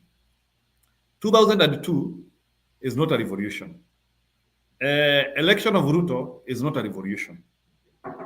So itabidi Kenya tupate hiyo revolution. And what is a revolution? Revolution is where systems and everything changes at once. And there will be a generation which will be responsible for revolution in Kenya. I don't know if it will be our generation or the generation of our children, but a revolution will come. America got a revolution which changed everything which was there. America used to be a country of mafias. Wale watu wanajua. Europeans, they had their own revolutions, including even having First and Second World War. Wakachinjana, wakafanya kila kitu, wakaheshimiana. The problems which we are having in Africa is that I think Northern Africans, they tried revolution. I don't know it aborted along the way. But sisi wa Kenya, a revolution has to happen. So the type of revolution yetu nile sasa sijui is at what scale it will happen. But itafika level in Kenya whereby the ruling class and the population will crash. And the crash will be so much that issues like tribalism and other things will become very minimized. But that time is coming where leaders will get abducted, ama kitu mbaya itawatendekea, their houses could be burnt, something will happen to them. But a revolution will have to happen to Kenya, because without a revolution, all these things we are saying, good governance, a change of issues, will never happen. So a fierce revolution has to come. So your revolution, will it happen during Ruto time? I don't know. Will it happen for the next president? I don't know. But Kenya will have to undergo a revolution. Not a mental revolution, a physical revolution, whereby we are put at a step of a reset. Because in Kenya, we don't, we know what things are happening. Wale watu ambao hawana pesa, ndio wako na pesa. Wale ambao hawajasoma, ndio wako na, they are the ones who are, like, our system is inside out. Yule ambaye ako na masomo, hana kazi. Yule ambaye ako na hii, ndiye hana opportunity. So for us to change that system, a revolution will happen. Sasa nijibu sasa hii swali ya Gachagua. Sasa mmesema kwa nini Gachagua aendi eneo zingine? This is what will happen. Gachagua is beginning to do a scarecrow, ana behave kama scarecrow. Gachagua is trying to scare Ruto that in Mount Kenya you don't have anyone. In Mount Kenya you don't have anyone. And Gachagua will eventually go to other places. But sio sahi. Sahi ile kitu anafanya ni kufrustrate Ruto. Kumuonesha ulinitoa. He is trying to prove himself relevant. I was the most important person in the government, but you despise me, you engineered my oster, na vitu zimetendeka hivi na watu wamekukataa. So for the next close to 1 year, and until hata hii mwaka yote, hata ukisikia Gachagua pahali kama Nyanza, pengine kama aende mazishi huko ama aende kutembelea rafiki, but he will not have an event there. So that is what I wanted you to know, is that for now, Gachagua is just trying to frustrate Ruto, that in my home, you have no one, and these people will never accept you. The issues of Gachagua going to other areas, he will go to those places through a coalition with somebody. He could go in the Karonzo to Ukambani. Maybe along the way, maybe they could even interact with the people like Akinokia, Mtata. You don't know. Because Sai Gachagua anacheza kama namba 6. Gachagua atacheza kila pahali. So Gachagua, I see, he will penetrate other grounds, but he will go through people. But for now, he will be oscillating in Mount Kenya region as a frustration tactic to William Ruto. That's what I wanted to add. Njiru, ebu ita Gachagua Gachieta, vile ulikuwa unamwita. Of course, he is still a Gachieta. But you ulikuwa na Gachieta. Oh my God. You see, vitu zinabadilika, vitu vichenjanga. You see, I'm an orphan, I'm a political orphan. I was left, I used to wait for Raila Odinga to speak. Sasa kama sasa ningekuanga nikisikia Raila akiongea naenda. So I was left with no one. Until now, Gachagua started becoming palatable. It's so unfortunate. and now, Gachagua becomes now the yardstick, of what will he say today? What will he tell Kenyans? But it is important that we are now starting to listen to Gachagua. Na ni maombi ya Gachagua, anakuwa kwa kanisa kila siku, ni maombi yake. But anyway, I agree with most of you what you are saying about what we need to do as a country. We need to come together, look at each other in a different way, not from yesteryears where we were looking each other on hii ODM party, sijui huyu ni wa party gani, huyu ni wa nani. I have seen even members of ODM, people like Babu Awino, people like Sifuna, they're trying to look elsewhere for other political parties, to other political formation. Babu Owino is coming with a political party next year with Ndingi Njoro. That is a political party that we need to look at what they are offering on the table. It is a good thing. It is a good thing when people are thinking differently from the establishment, because we are being played big time. We are being played big time by these politicians. And until the day we all realize that there is a problem. Now, I don't know how the middle class. Mzalendo, there's something that has caught my mind, and I was listening this morning. With your indulgence, I would want to say it.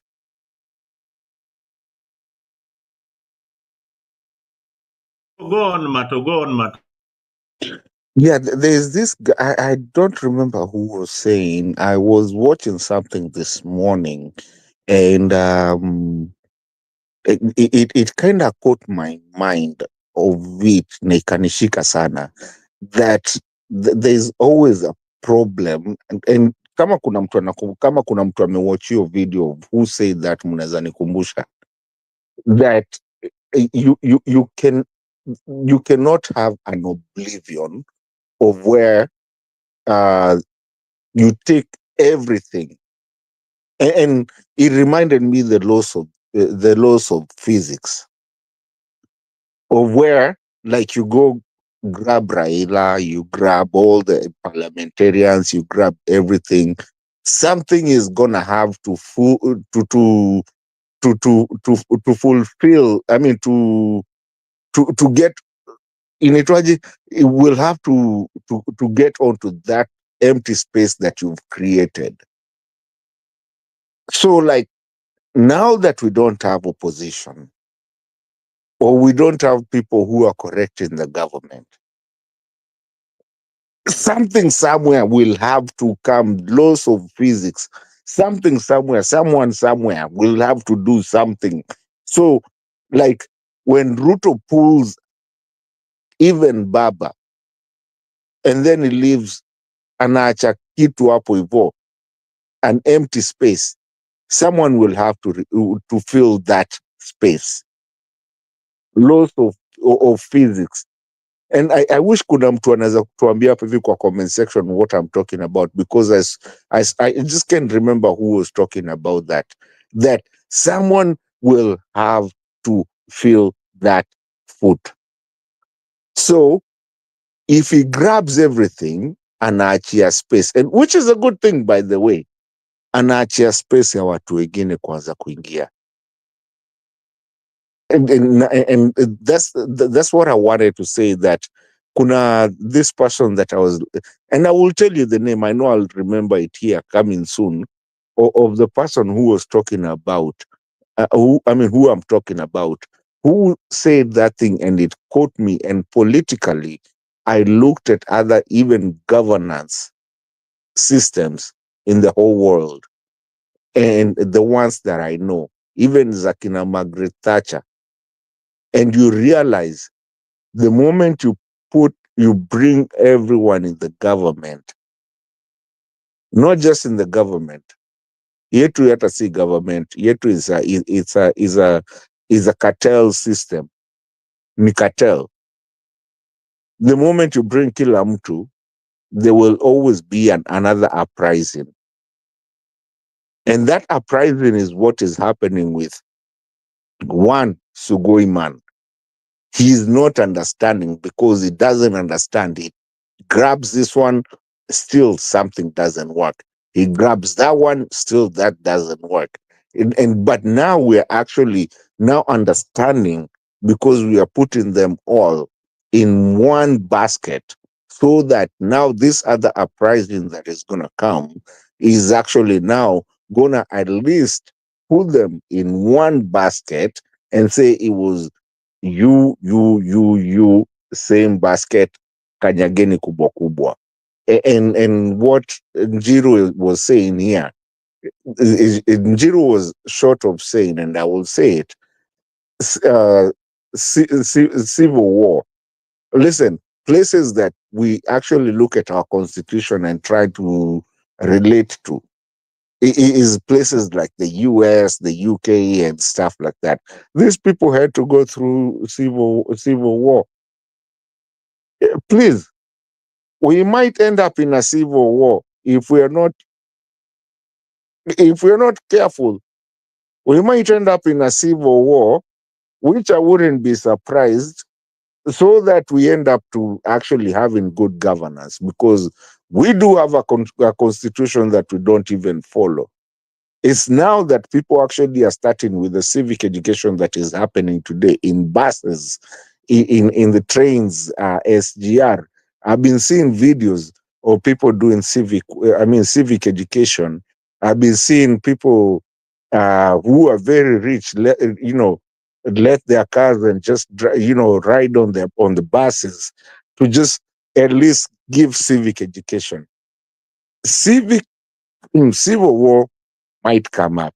Anyway, Mzalendo, back to you. Lakini nilikuwa nasema there's something. If you take everything if you buy everything, someone has to refill where kitu yenye imebaki. Laws of physics. So I'm thinking that's why you even see new people coming up, and we don't even understand, because the government thinks it's the government. And as long as you're in the government, wewe ndio mwenye kusema. Sorry.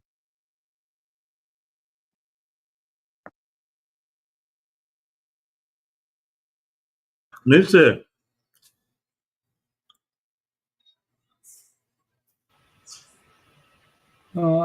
I think we have said enough, and I think tuanze kuheshimu Gachagua and call them the right names. I don't know how we sanitize now these people once they come to our political camps, so it's better we keep we don't disrespect them, but in actual sense, we criticize them objectively, not subjectively.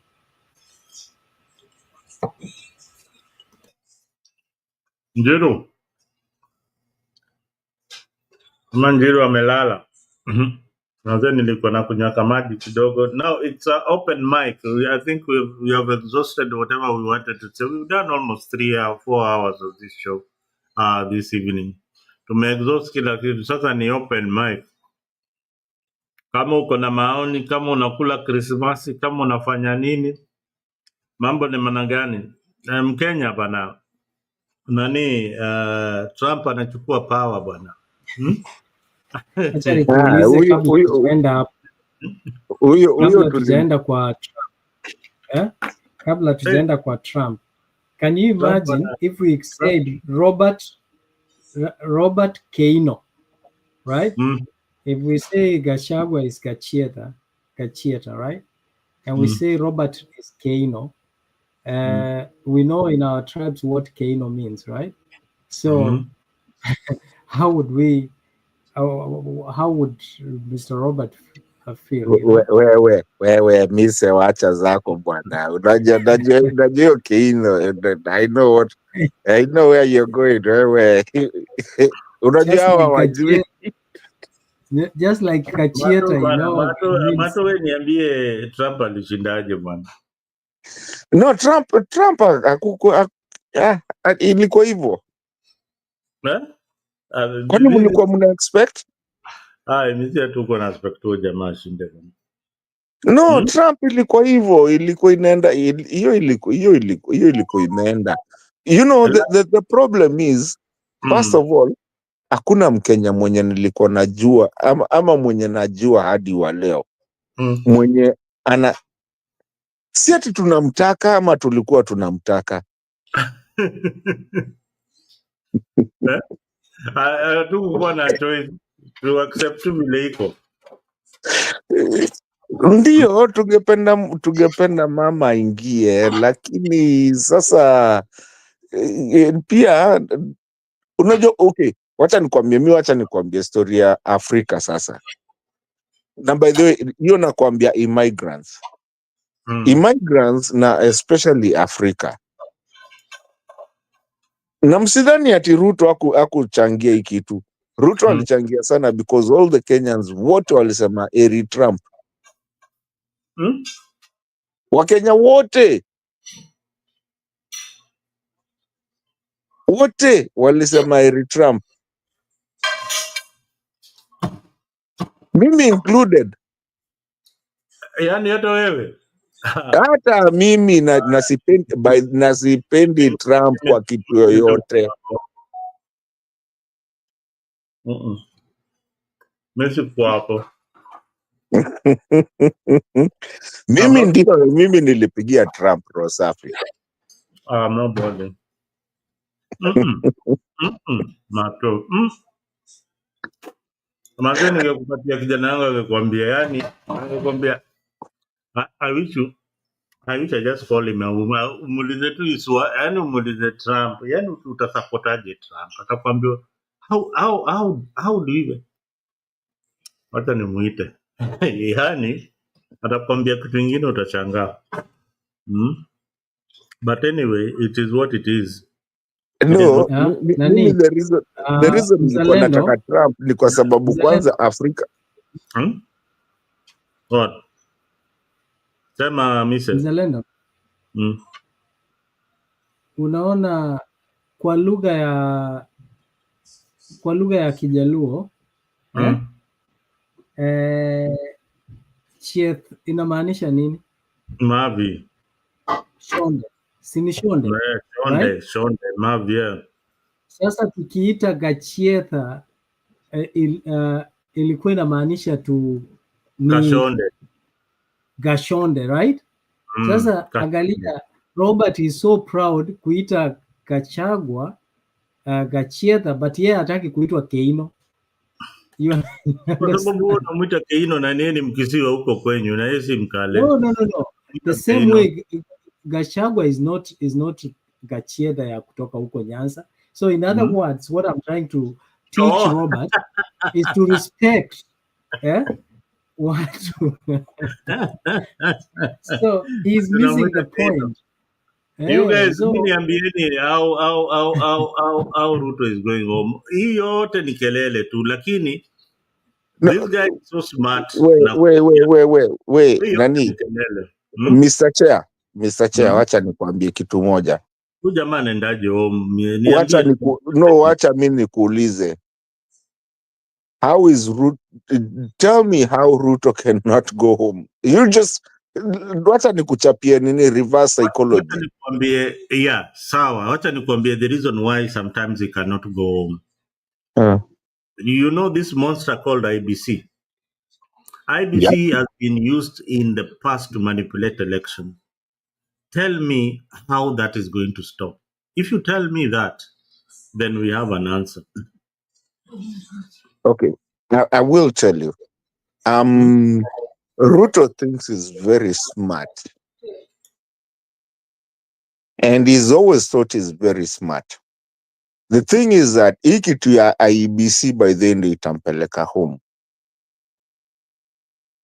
Because first of all, he thinks that hakuna mtu, atatumia legal manners. But then again, He's also the same person who has been changing laws and making them a moving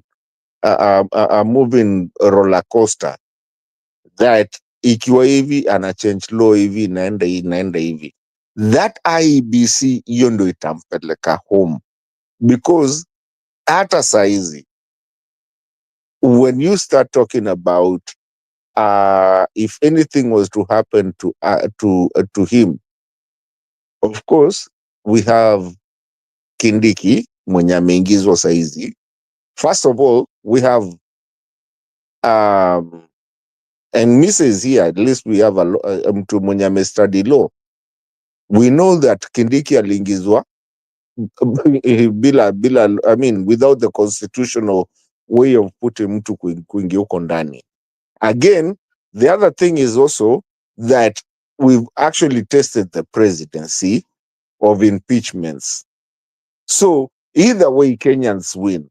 Now, if Kenyans say, with or without the IEBC, we don't want you, and Misa is here, and you know the constitution, the chapter 1 of our constitution inasema nini? Ni sisi wenye kusema. So anaweza kuwa amejiingiza kwa shimo ingine kubwa. Now, answering your question, Ruto, the only way that he can survive 2027, and that is if he gets there, the only way he can survive that is this Gerald Gay thing that is trying to bring of 7 years, so that we don't have election at that time. But if we do have an election, and to just answer your question, vizuri sana, do you remember that, okay, so the constitution says IEBC has to be in place 3 years before election. But the IEBC that actually put Ruto in place, the Chebukati one, remember when they were formed as Misi utanikumbusha, and maybe I know you're looking, and maybe you know, na pia hata wewe mzalendo, these guys were brought in just about less than a year to it. So there's a precedence of that. So for him, anaishikilia sana to use the constitution, but for him, he came in unconstitutionally, because even that IEBC haikuwa supposed kuwa, haikuwa imetumia constitution, because hawakuingia 3 years prior to election. So unaona, so tutatumia tu hiyo yake tu yenye alitumia kuingia, tutampeleka tu na hiyo. I hope I answer. Mi unaona hiyo okay, hiyo ni another way of looking at it, but suppose we just change the laws a bit. Of course hakuna mtu atakubali kuchange hizo sheria, but hii sheria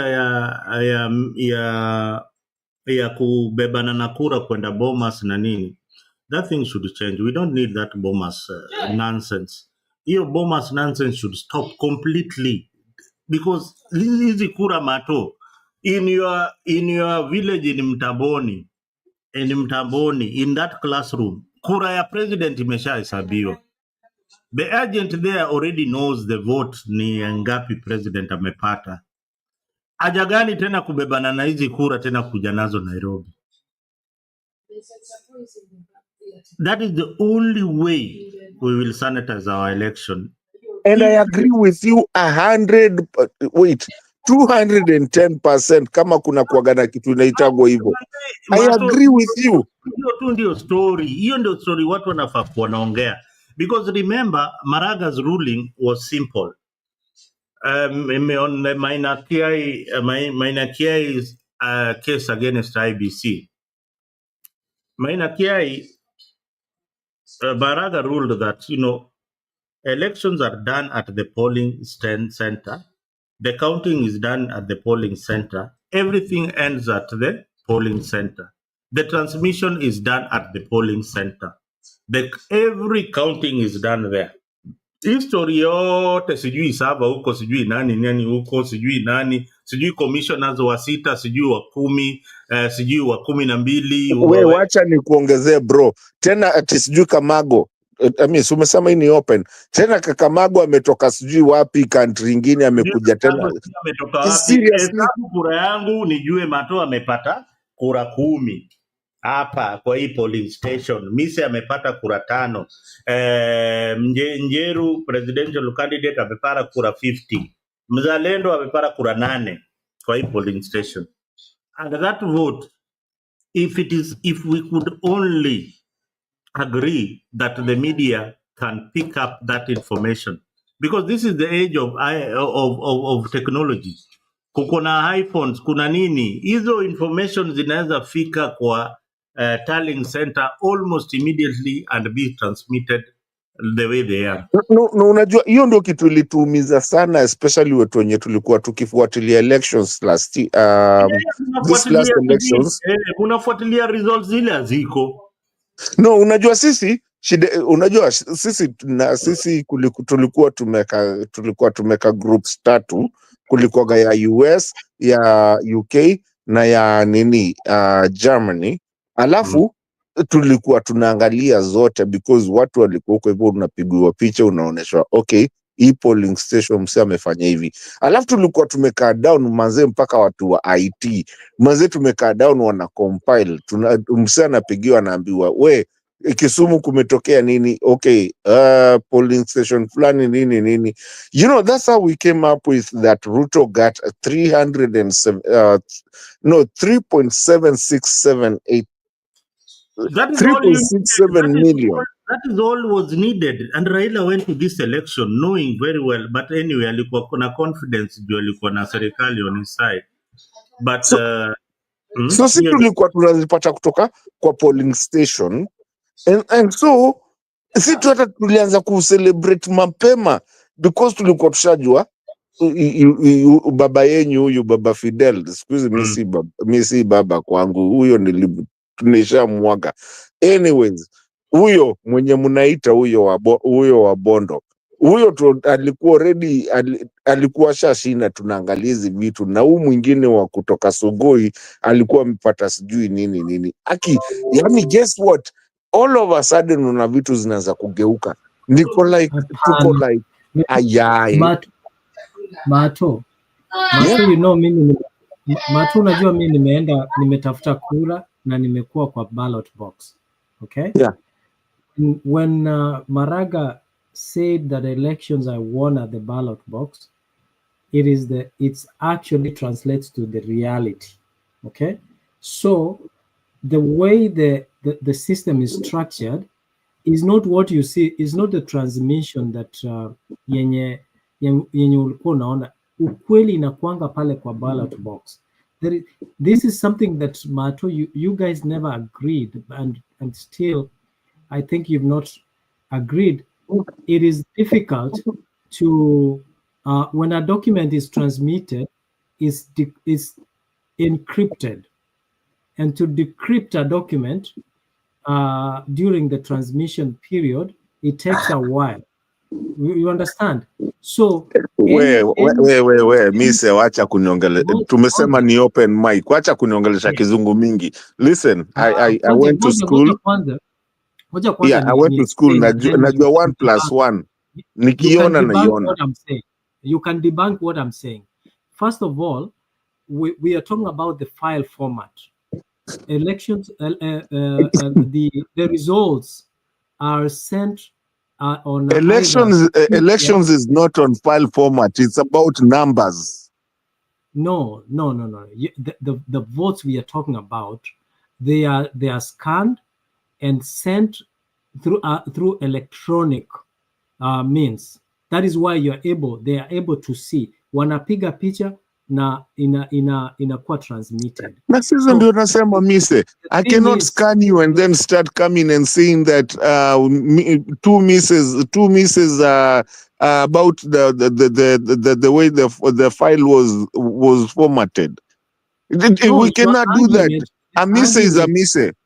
No, the argument that we have never agreed that elections ziliibiwa hapa katikati is twisted and far-fetched. And Mzalendo, that is why the Bomas of Kenya cannot, hatuwezi toa Bomas of Kenya, because the idea behind Bomas of Kenya is that it's like a display center of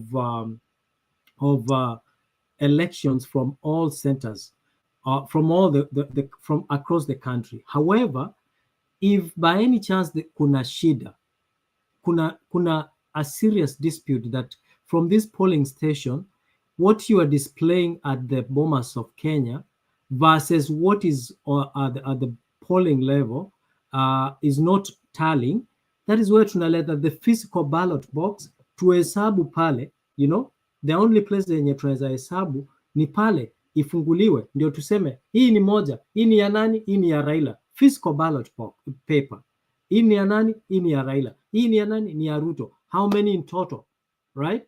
Does it tally with what was transmitted? But to say that there was an interception of during that was manipulated during the transmission of results, that actually is far-fetched. Ni vile tu tunauzia watu kitu yenye si ya ukweli. Thank you venye umesema kuuzia watu kitu yenye si ya ukweli. Let me ask you, Mise. First of all, niko na tu swali mbili zako na maybe Mzalendo utanisaidia kuanswer these questions. Do Kenyans know how to count?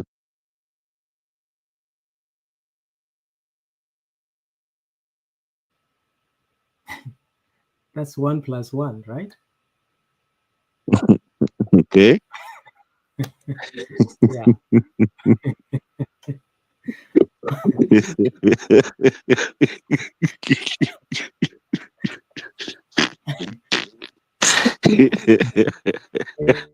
Watu wanakuanga na mchezo sana.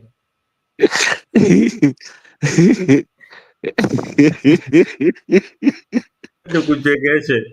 Kuna agent wa kina Mato wa elections alienda kwa ballot, kwanza ameenda huko ako maji, alafu anaambiwa hebu sign hii document ama uandike. Unajua kuna mahali unaandika jina yako kama agent na nini.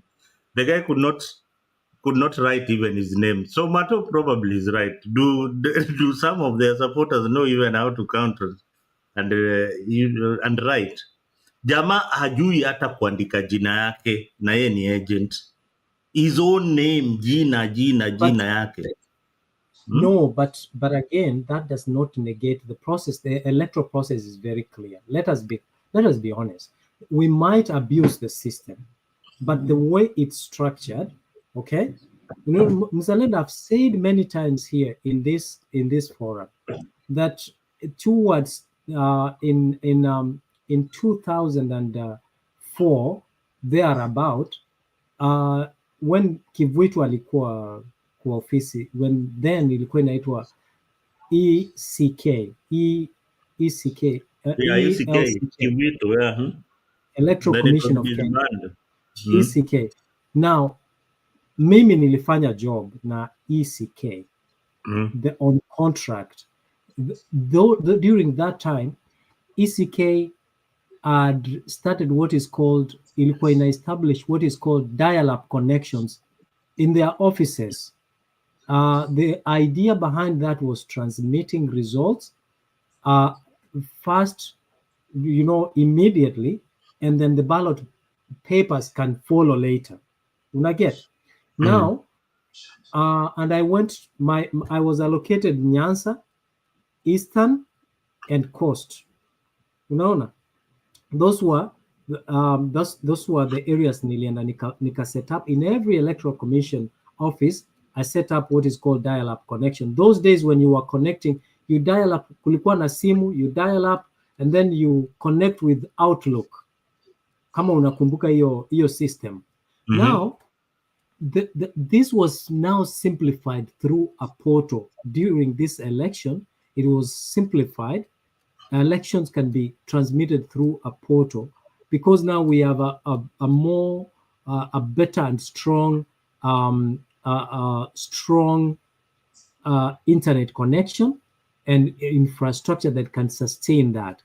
What I'm disagreeing, I have an IT background as well, matter of fact, in security. I wanted to tell Mato that any file that is transmitted there must be a file format, either JPEG, PDF, Word, or TPF, I think. So those are file formats when you're transmitting. DIF. So when you're transmitting this file through the internet, they must be secured. And to secure this document to transmit it, it must be encrypted. Now, when it gets to the receiver, at the intended receiver, at the other end, they can now, when they download it and open it, it's now decrypting it. Now, by the way, hold on, because this is very. Let me explain this concept. The time it takes, because we are on a network, and the entire nation was actually glued and connected using the network in viewing the results, using it in very many areas.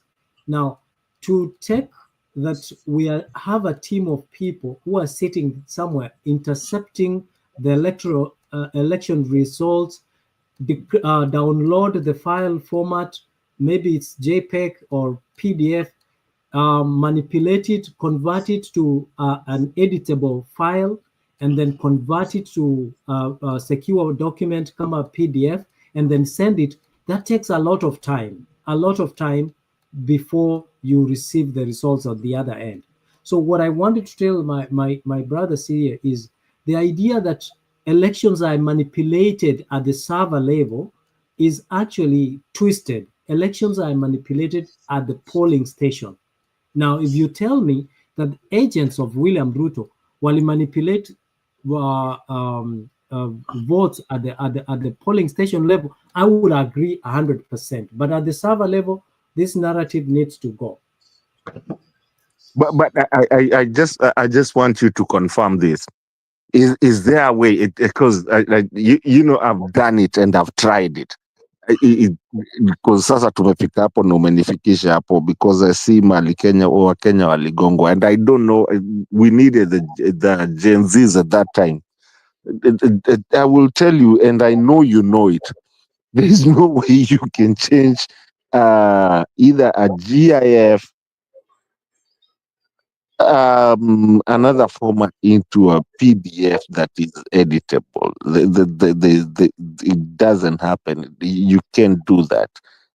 I mean, hiyo kitu mi ilinishinda yani, and how people accepted that thing sikuielewa. Mzalendo, 1 minute. Mzalendo, 1 minute. We have PDF editor, you can edit a PDF document. We have documents that you can edit them depending on what was the. We have tools that can do editing. That there's no problem about that. But one thing I know is that the wakipiga picha, they were sending PDF format, right? Which is more. No, you can send. Huwezi piga picha utume kama PDF. Come on, man. I'm not dumb. Okay. Wacha niwaelezee. Hapa ndio sasa kuna shida. Hapa ndio kuna shida, watu waelewi. When you take a photo, a still photo of anything, whatever gadget that you're using or whatever software that you're using, it comes up with a configuration of how you need to send it. You can either send it as a PDF format, a JPEG format, a PNG format, or GIF format. GIF means there are layers of that image that can be manipulated to play around with it. You can change it. Now, where the confusion is, and this is where most people are so confused. And I tried to explain this, but nobody understood. But now, let me explain to you PDF. PDF format is an editable format of document, but which I can take any photo and decide to send it as a PDF.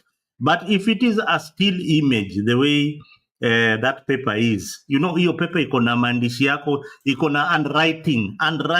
You can't edit an handwriting. Thank you Mzalendo. Thank you. Hiyo handwriting hiyo ya PDF, ikitumwa PDF ama itumwe JPEG, the results is the same. Yani hiyo document ikikuja kama PDF na nijaribu kuiconvert, I have to have a software to convert that and have the similar handwriting ya ule jamaa aliandika huko signature, niandike the same, ni convert nitoe. And you know, I have to be very, very skillful kwa sababu I will have to pick that particular handwriting layer. And listen now the tricky part, Mato. In that layer, there is the signature, that is a PDF file. There is the handwriting, that is a PDF file. There is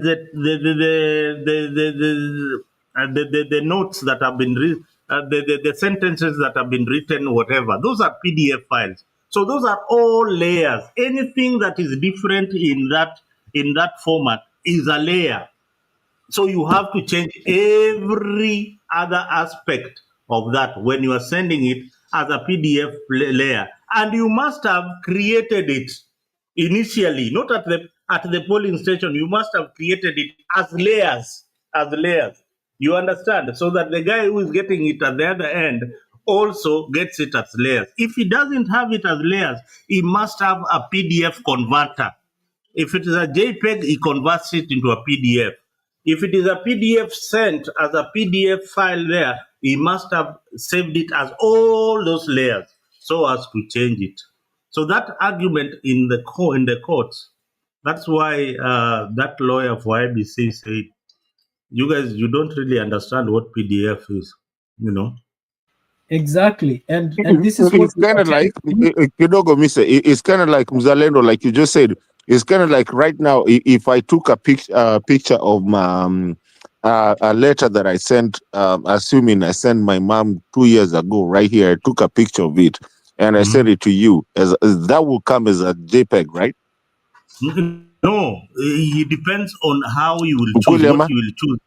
No, vile utachagua kwa hiyo format. Unaona vile utachagua, you later choose, I want to send it as a PDF, I want to send it as a PNG, or I want to send it as a JPEG. Okay. Na ukumbuke hiyo barua yenye nakwambia saizi nilikuwa nimeandika na mkono. Sikuwa nimeandika na computer, by the way. Nilikuwa nimeandika na mkono. Endelea. Nikutumie. And then you want I mean nikutumie send it. If you send it to me, I will convert. You see that letter that you've written, I will convert it into I will convert it into an editable into an editable letter, but I will not achieve that handwriting of your mother. Exactly my point. Unaona, so PDF sasa nikitumia hata kama ni PDF, yes, unaweza, cause you will have to override what nilikuwa nimeandika so that you can write yours, but at least wewe yako itakuwa lazima ikuwe na romance na nini, lakini mimi mkono yangu iji kuandika romance. So in other words, you are agreeing, wacha nani Mzalendo. So for the first time you are agreeing that the argument or the narrative that was propelled, that the ballot papers and the results that were taken by photo or PDF or any other file format that was recommended by IBC could not be manipulated on the way, and even if there was manipulation, it needed a skillful person, and that skillful person needs to take time to do that, which would mean there would be delay in submitting results, and you need very many. You know, we are talking about millions of votes, right? And we are talking about polling stations that are in many in the country. So on the contrary, your argument is right, but you just put it upside down, and then you will get where I am going. I think Mzalendo understands what I'm trying to say, and because me and Mzalendo, we are talking about the same thing. Listen, On the contrary, just your statement is right, but in the opposite side, kama unaweza igeuza kidogo tu understand. Mzalendo nisaidie hapa hivi. Mimi nalemewa. ya PDF means I understand it very well. Na wewe unaielewa. Ni ile part ile watu waielewi, and this is for the viewers even back at home. A PDF document that created by Adobe, there are two ways about it. It is not that when you send as a PDF document, and somebody on the other end will be able to edit it. That person on the other end must be very skillful to edit a PDF document. They must be very, very skillful. They must have some knowledge in design to edit a PDF document. And it is also for any intended purpose. Mostly what wale wanatumaga document kama PDF ni ma printers. So printer atakuwa na image ya Raila Odinga or any other person, then akuwe na text message hapo kando. Then pengine if I manipulated an image, tuseme if I manipulated my image, tuseme kama hii ingekuwa ni image ya Kasongo, nimeimanipulate, nimeweka kisogo yake ikakuwa refu namna hii, the way that guy creates silhouettes, that is a one layer. That is one layer on a PDF file. Hiyo kisogo yake inakuja kama one layer. Layer number 2 ni face yake. That's layer number 2. Layer number 3, lips, mapua, mikono, nani. Then when I send that document to somebody like Mzalendo who knows how to use PDF, I will say that, okay, I want to change the ears that you sent. I just go straight to the ears ile ilitumwa. Naibadilisha. And if I want to change the nose, naenda straight to the layer ya PDF. But that does not also mean that PDF files cannot be sent as JPEG. Na ikuje tu hivyo. Itakuja tu hivyo kama ki JPEG, but it is PDF. The only difference is that a JPEG, you cannot convert it into an editable file format. But a PDF... Yeah. Thank you, sir. I appreciate you for actually making that clear. Mimi nimeshindwa kujaribu kuambia wase that you cannot change a JPEG into a PDF. Hawezi. Because upende usipende. No, Mzalendo, you can. No, you can overwrite, but you cannot change it. What you can do, you can resave it again. Unaona? Silikuja kama JPEG. Unaisave save as, ukienda kwa save as, unaenda unasema save as a PDF. Itaisave kama PDF. Or alternatively, this is what Mato is not understanding. There are many tools. There's Photoshop. You can import documents to another environment and play with that document. But my argument here that Mato, and I totally agree with that. You did have this same argument, but people didn't understand you. But my argument is that this kind of dealing requires a lot of time and thinking. That you need a lot of people. It's like you set up a whole call center of maybe one or 500,000 people who are going to sit down and manipulate how many million? 8 million votes, or how many polling stations that are sending results. 6 million polling stations. It's a lot of work, but sisi Raila alituambia vifaranga vya computer na tukashika tu hivyo blindly without understanding it. And again, when you are doing this, there are controls. There's a server that is set. There is exchange server. There are different servers. There is exchange server. There's servers, different servers. Now, for you to get to those servers, and how are you receiving this? Maybe there is a web servers which actually only deal with host or hold webs or portals. That a portal is a web-based interface, and maybe there's an email server or email exchange server. and so forth. So this is a lot of things that our IT experts were not candid to explain to people like Raila Amolo Odinga to understand, because they want to be politically relevant and don't want to say the truth. Because why do we have government IT experts? Why can't they explain things like this that we are explaining? You know, and this is a challenge. Can I ask you a question? Yeah, sure. And I agree with what you're saying, but I want, because hii kitu tulianza last year na nyinyi tukiongea story ya JPEG versus PDFs na nini. Let me ask you, so when you look at a JPEG is a picture. When you come to, if I was to send you right now, maybe nisimame kwa dirisha hivi nikutumie picha ya huko hivyo nje kwa dirisha kutoka kwa nyumba yangu, hiyo itakuwa nini? Sio ni JPEG? Unaona, ukipiga hiyo ni still photo. Unaona, ukipiga hiyo picha hivyo imeato kabla itume, inategemea ni gadget gani unatuma nayo. Okay, lakini either way naituma kama nini? JPEG, right? Si picha ni a picture is a JPEG. No, not that a picture is a JPEG. It's not a standard rule that a picture is a JPEG. Okay, and if you go to the internet, for example, if you go to the internet right now, anywhere in the internet, and you right click on a photo, it will tell you the format of that photo. Some will be JPEG, some will be GIF, some will be AVIs, many.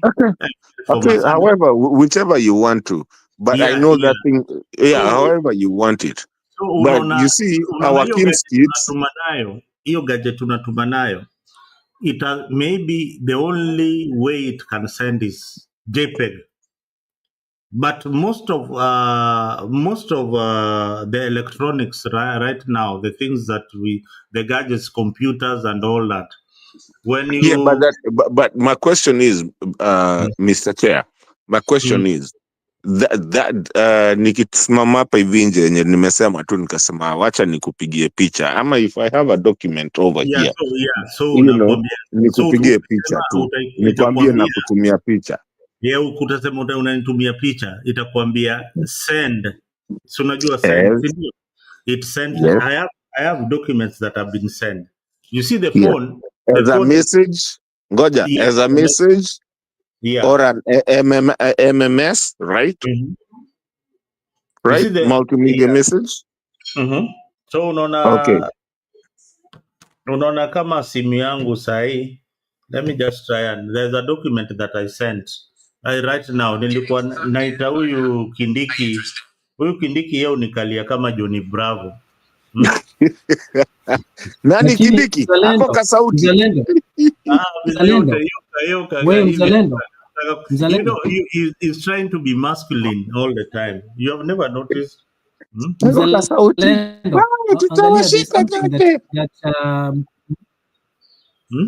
Mzalendo, there is something Kenya Mkora has asked that we need to guide him, and I've done a simple Google search.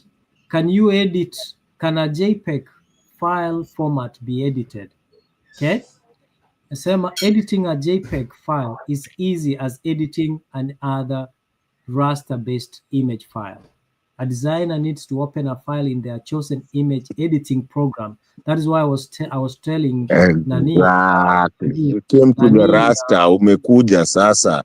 Because listen, I deal with rasters. Listen first so that you can understand. So, and by the way, do you know what a raster is? See, Mimi, I'm reading to you this. Something that you've been struggling to understand, that a JPEG file can be edited, but not in the environment you sent it, but on a different editing environment. For example, PDF is an editing environment. Photoshop is an editing environment, and many other editing environments. Acrobat Reader. So there is a possibility. The only challenge, we cannot dismiss the fact that given time, enough time, people can edit and manipulate results. However, the authenticity of the document sent, but bro, on the other hand, the but bro, integrity, Mhm. the But bro, integrity. kuna swali nataka kuuliza. Do you know what a Sasa unaniulizaje kabla rasta lines sijamaliza? is? Unaniulizaje swali kabla sijamaliza kukuelezea kitu yenye nakwambia? Okay, pole. So the editing is there, can be done. The issue is the time. From the time results are transmitted from polling stations, right, to the tallying center or to the portal, how long does it take to edit one ballot or one result? Jesus. Ngoja mzalendo kidogo, nipatie time kidogo ni kwanza ni explain history ya Rasta. Please, with all due respect. Rasta, even us tunapataga especially in the field that I am in. Saa zingine tunapataga drawings zenye zilichorwa 1960, I don't know, 1958. Call it when Jesus was. Unajua, waja watu walikuwa nachora na kalamu. You understand what I'm saying? People used to design in na kalamu, na nini, na, you know, protractor and things like that. And then you send those drawings and you're told that we're going to change this, we're changing this building to do this, ba, ba, ba, ba, ba. Lakini, these are the architectural drawings that we have.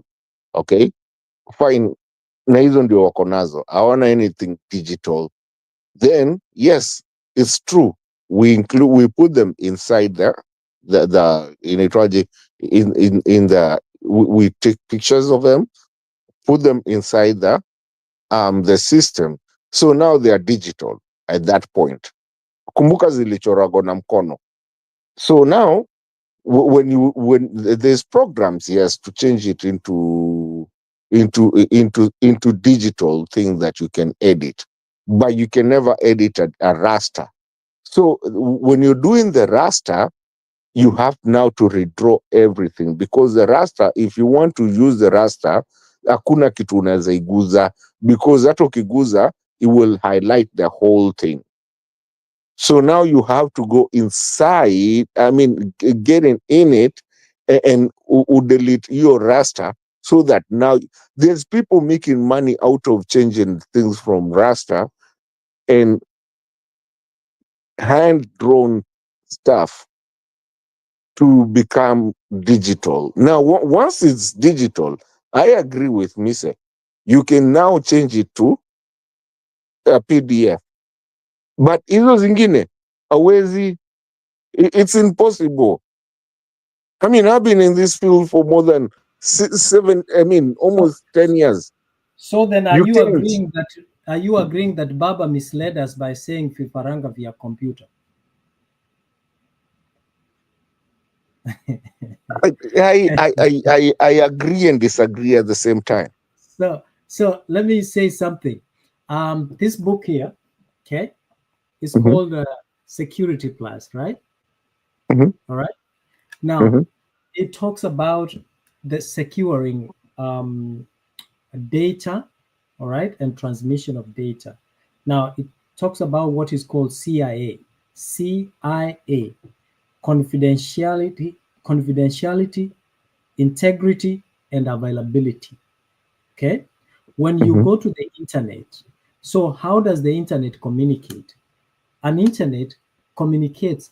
It's a single line that listens. You, like now we are talking, we can't talk at the same time to elewane, right? That's the same way the computers and servers and any other device on the network behaves. They have to listen, and they listen to the information that is being transmitted through the internet, through that line, so that if it belongs to them and is configured to receive that information, then it can receive that information. Now, in this case, there is when you are looking at the basic principles of security and procuring and ensuring that data is transmitted securely, they have to factor in CIA. 3 things: confidentiality, integrity, and availability. Now, confidentiality is the concept preventing the disclosure of information to unauthorized people. Okay, so an organization such as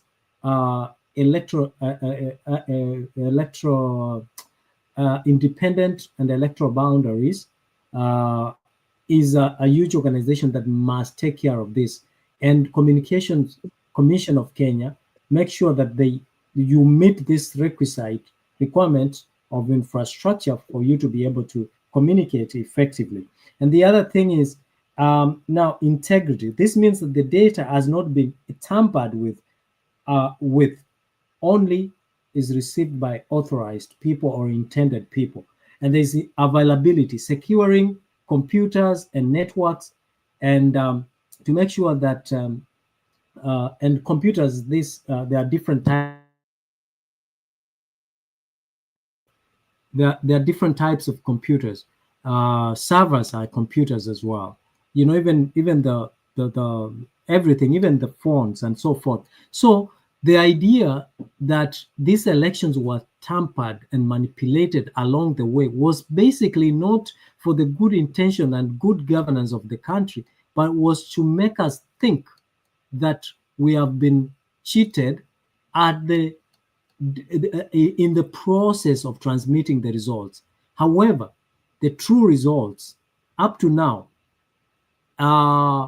if we go back to every polling station, na tufungue zile ballot boxes, if there is anything that was stuffed in there yenye haikuwa ya ukweli, hapo ndio msema ukweli. That is why confidently, Mr. The thing is that and Mzalendo, the thing is that and I agree with you, but kuna vitu mob siagree na wewe, lakini I'm just trying because I know Mzalendo wants to close. What is it that you're not agreeing with me? You say I agree with you. Okay, wacha niko. First of all, have you refreshed your Google? Go to your YouTube. I can see you looking at your computer. Go to your YouTube and just refresh, and you'll see everything that you like watching will be there. Yes, people like to call it a logarithm. That's fine. I'm not going to talk about that because sitaki kupeleka hii kitu badly. What I'm trying to tell you, that time, the reason I still stick with my thing, Mzalendo, that Ruto got 3.758 M is because those are the numbers I have, and these are not the numbers of sijui kupitia ABC kupitia kwa computer. These are numbers that most of us, especially because tulikuwa tumechoka kuibiwa on the previous one. Tulikuwa tumechoka How did you get the numbers? Just see, I'm explaining, brother. See what I maliza. So tulikuwa tumechoka. We have a community out here. Ni watu wa Canada tukuwa tumewaingiza ndani kabisa, lakini we have communities out here. It's the same thing zenye tumefanya watu wakuwe na tunaambia watu kweni na iPhone, fanya piga picha karao. Unaona makarao siku hizi hawezi kushika kama hawajajifunika, but we had come out and we had told people, listen, nyinyi mkienda pale hivyo kwa ile polling station, tuma hiyo namba wakienda kucount. Kumbuka hizo namba venye Mzalendo alikuwa amesema hizo zina count yangwa wapi? Kwa polling station. Tuma. No. No, listen, niache kidogo, please. Don't just listen to argue or to rebut. hizo namba zote zina kaunti yangu. Unaona pale hivyo kachuo kale kenye mimi naendanga ama Lang'ata Primary, which is where mimi niko registered. Hiyo namba zote zina kaunti yangu hapo hivyo, zikimaliza kukauntiwa hapo ndio sasa mtu apeleke kwa nini huko kwingine, zinaenda zikipanda. Listen, si tulikuwa na wasee tumeweka pale hivyo, na si ati wasee tulikuwa tumeweka kivyetu, ni because we had people that we can talk to. Tulikuwa tunasemanga we unavotiaga wapi, unajua watu wangapi huko hivyo, mwambia msee mmoja tu akae nazo hapo hivyo. So wanatutumia hizo namba, ikikauntiwa hivi si tunapata. Na watu wa Norway, actually Norway ndio Norwegians wa Kenya, hao ndio walikuwa na the main of the diaspora. Hao ndio walikuwa wameshika kila kitu because zilikuwa zikikuja tunawatumia, alafu pia sisi tunafanya zetu. I'm telling you, by the morning of that day watu already walikuwa washajua hiyo jamaa hajafikisha hata, I mean yes, numbers zilikuwa zina variance is okay, but the variance that was there was not less than plus or minus 500,000, plus or minus 500,000. Everything was falling at about 3.7, somewhere there. Well, plus or minus 500,000. What do you get? Hajafikisha hata nini 4, 5, somewhere around there. So basically we'd already know, tulikuwa tushajua. Remember mimi mtu wa calculus, tunajuaga hii kitu. Na ndio hiyo ndio kitu ulisikia sasa, hata venye after a while ndio mato na hizo numbers hizo ulikuwa mnapata, maybe they were correct, some of them may be wrong, I don't know, but no, lakini mzalendo brother, zilikuwa zinatoka hizo si za computer. Hii hata mko na agents throughout the country, so mlipata hizo namba zote wapi? No, si ilikuwa inaenda kama tuseme Kerugoya, msichana zikikauntiwa na wekea video, mnajua Kerugoya nini section gani imepata hivi, bu done. Okay, hiyo inawekwa huko nini. And remember, you're talking to some IT experts. By the time we're looking at all these things, ndio maana watu usemanga Ruto hajaishinda kitu. Hatukulala. Mimi nilitoka job mazee 3 days, hatukulala. Yani unaona, wacha tu niwaambie ukweli, ile Ruto's team was more than vile system ya Kenya inafanya than sema mise hatukuoni sura sahihi, umepeleka mzalendo.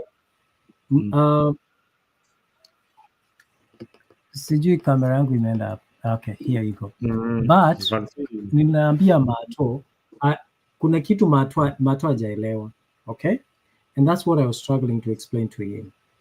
Now from the polling stations inaenda kwa county, inatoka kwa polling kwa streams, unasikia inakuanga streams. This polling center mnahesabu kwa hii stream kura zako za hapa za nani, and then from there inaenda kwa polling the county. That's where we have the returning officer. Okay, the returning officer ndio atachukua nini zote za county or that region, azieke pamoja, ahesabu, waongeze kutoka Homa Bay. Sijui some towns in, let me talk about Nairobi. Let me say for example Nairobi. Kutoka Lang'ata, ukuje Dagoreti, ukuje Kamkunji, ukuje nini, zote zikiletwa zinakuja pamoja. Now the returning officer adds up all those ones. Kutoka Lang'ata tumeleta kura 100, kutoka Dagoreti tumeleta hizi, and then sasa akishaongeza zote anatuma to the national tallying center, the results zote za hiyo that region. Okay, now Mato, where is this manipulated? Because zile zenye zimekuja kutoka kwa polling center ziko sealed like this. This is what I wanted to show Mato. Wacha nikuonyesha hapa. I wanted to show Mato. Ziko sealed this way. Kwanza. Naziona. Naziona. I want Mato to wait, hang on. Unaona? Yeah? Election. Angalia, ziko sealed hivi na zimekuja zikiwa zimekauntiwa, na wakati zimekauntiwa hiyo makaratasi iko hapo. Ngoja nielezee.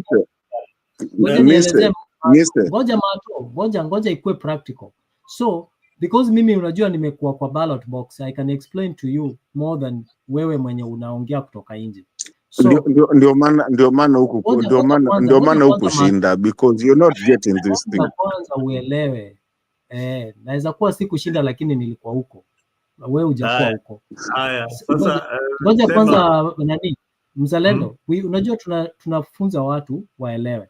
So tuseme hizi ni polling kutoka kwa tuseme ward fulani, There are 6 constituencies. Six constituencies. Yes, from one constituency. From that constituency kuna wards. You narrow it down to the wards. From the wards kuna streams, right? And polling stations.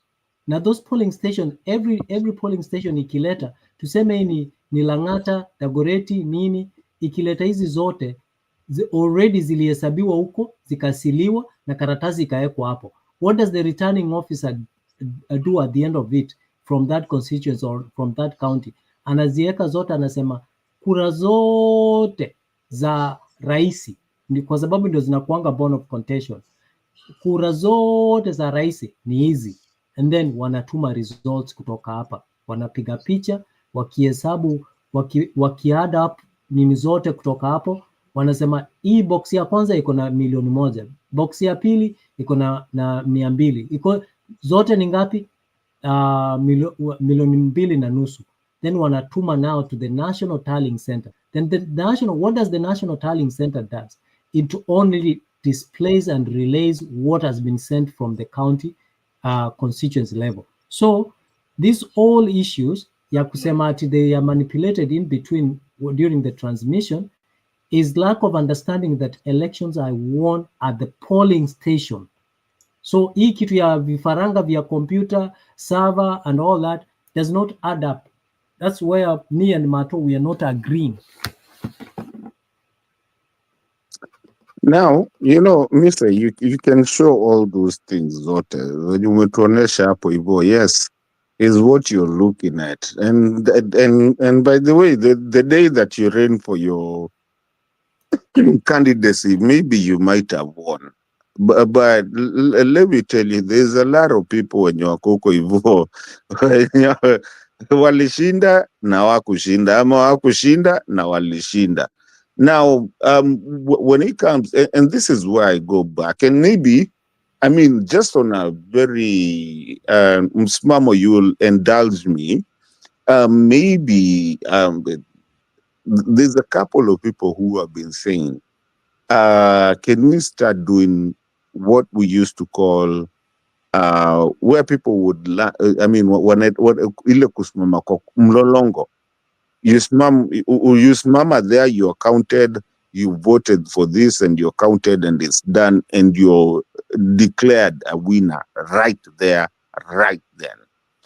Because what has come, and to prove this to you guys, kuna kitu nakumbuka, nyi wote najua mtakumbuka msimamo. I know you will remember Cambridge Analytica. You know that name? Cambridge Analytica. Ule jamaa, yes. What is his name? Huyo mtu wa tyranny of numbers. Yeah. So when you find people like Cambridge Analytica, And the fact that we are going to vote, I'm going to vote for Msimamo myself. Martin, I'm going to vote for Msimamo. And then now I have to get someone from Venezuela to come and put something. And why do you think that we have this problem of servers where you can't even open it up? And this is a governmental, internal issue of a country.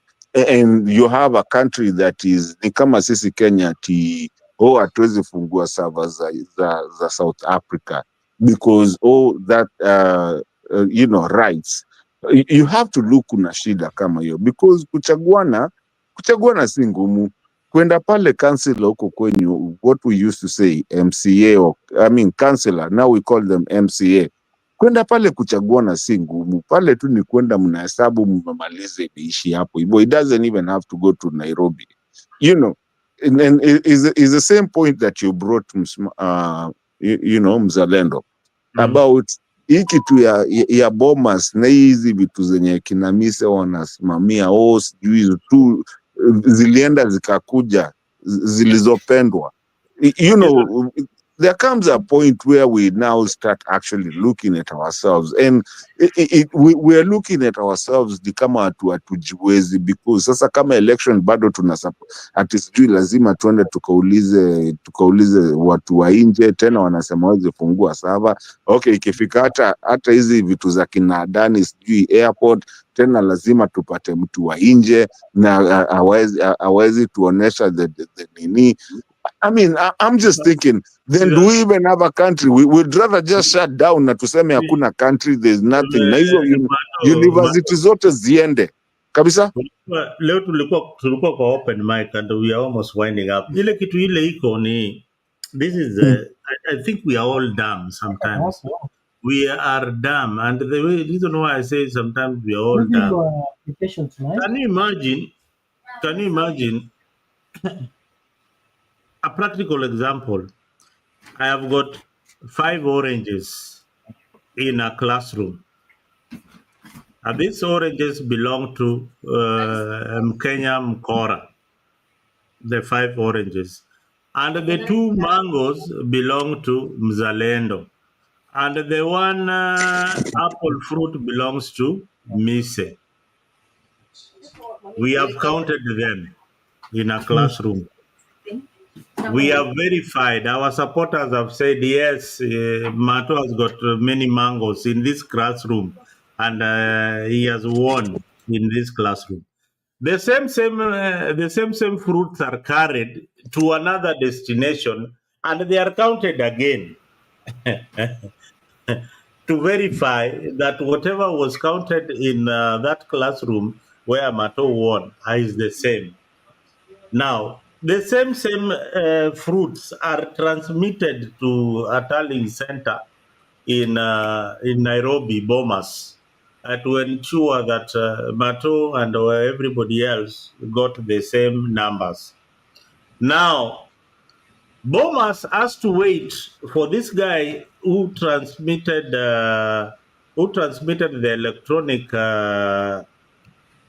paper uko Bomas to come with the physical paper, akuje nayo tena verify to a guy called Chebukati that zile namba tumepata kwa hizi polling station zote, kwa hizi center zote za kuhesabu is still the same. Elections here in America were held. You never heard of any commissioner announcing elections. They have been called. You've never seen the head of IBC here in the US. After realizing that you've lost election, we have what we call a transitional team of both sides. You select, the transitional team will meet my transitional team, then muchukue serikali on 20th to formalize things. When by midnight, elections ended at 6 p.m. The counting by 10 p.m. we had already known We had already known where this is going. Yeah, na tukaenda kulala. By midnight, Trump supporters had already known that they had already won the election. Kesho asubuhi mambo ilishaisha. Hakuna mahali ulisikia commissioners wa elections wakicall elections. Media called these elections. Media, and they were relying on a media platform that iko na kila agent in all the states. That portal that they were telling people to go to check, that is a portal for a media company that was contracted to make sure that all these elections tally. Ukienda Fox in the last elections, uyocha hii ile ingine, Fox, which is a supporter of Republicans, called elections in Georgia before even the results were finished. Walicall nani ameshinda, Biden ameshinda kabla hata vitu zihesabiwe zote. And Trump was very furious that this is our media house, how can it call that nimeshindwa? But wakisema hii election hata hizi zingine zikuje zote bado utakuwa umeshindwa. So in the elections that are coming in 2027, this is what is going to happen. The government might shut down the internet, but what they will not do is to take away your phones. Now the phones ndio zitatumika sana. And these young people will be in each and every polling station counting, ensuring on video, and hiyo election itakuwa imekoliwa hivyo tu. These guys won, ndio hii results, ndio hii video. Ukitaka twende kotini, there is the video evidence of everything that happened there. And that is exactly what will happen in 2027. So either Ruto's government will ban phones at polling stations, or the internet will be shut down. But again, you cannot shut down the internet because it is used to transmit results. That is the law. So kumeumana. I agree with you 100.678. I don't know what number I can. Yani zote zenye mtu anaweza agree nazo, I agree with you percent, because and that is the problem that this government has been having, my dear friends. The thing is that when we started agitating people to use the phones and to use recordings and record everything, Mzalendo, we can sit down, me and you go and claim something, lakini as long as we've recorded it. Yes, huwezi manipulate you. You can't. Yeah. Very hard. And it's the reason that today, even the abductors today of the Gen Zs, they're using, unaona wote, the police today, lazima wakwe na kaska fulani wanajifunika uso. Unajifunika uso nini? You're supposed to, and by the way, we are going back to court to tell these guys that if you're going to arrest anyone and you're calling yourself a police officer, but then you need to identify yourself either by your badge number or something, and wear a uniform and open. Let's see your face. Why are you hiding your face? How comes, Mzalendo? Let me ask you. Nikakuja nikushike mimi, you know, I am decommissioned. Nikakuja sasa nimejifunika nikwambie mimi ni polisi, bora niko na pingu naweza nunua hata eBay, nikuje nikwambie mimi ni polisi. You see where the problem, even the courts are going. We had Chachamwita asking people, do we know if these are actually police officers? Because these guys even never actually appear in court. Mm-hmm. Because who's going to appear in court na hata ujui ni nani? Ulishikwa tu kaambiwa mimi ni polisi na mtu ameweka tu nini. We have to go back to the rules of law, which applies to both the citizenry and also the lawmakers, because you can't have someone who's covered their face na si ati kuna snow. Kenya doesn't snow.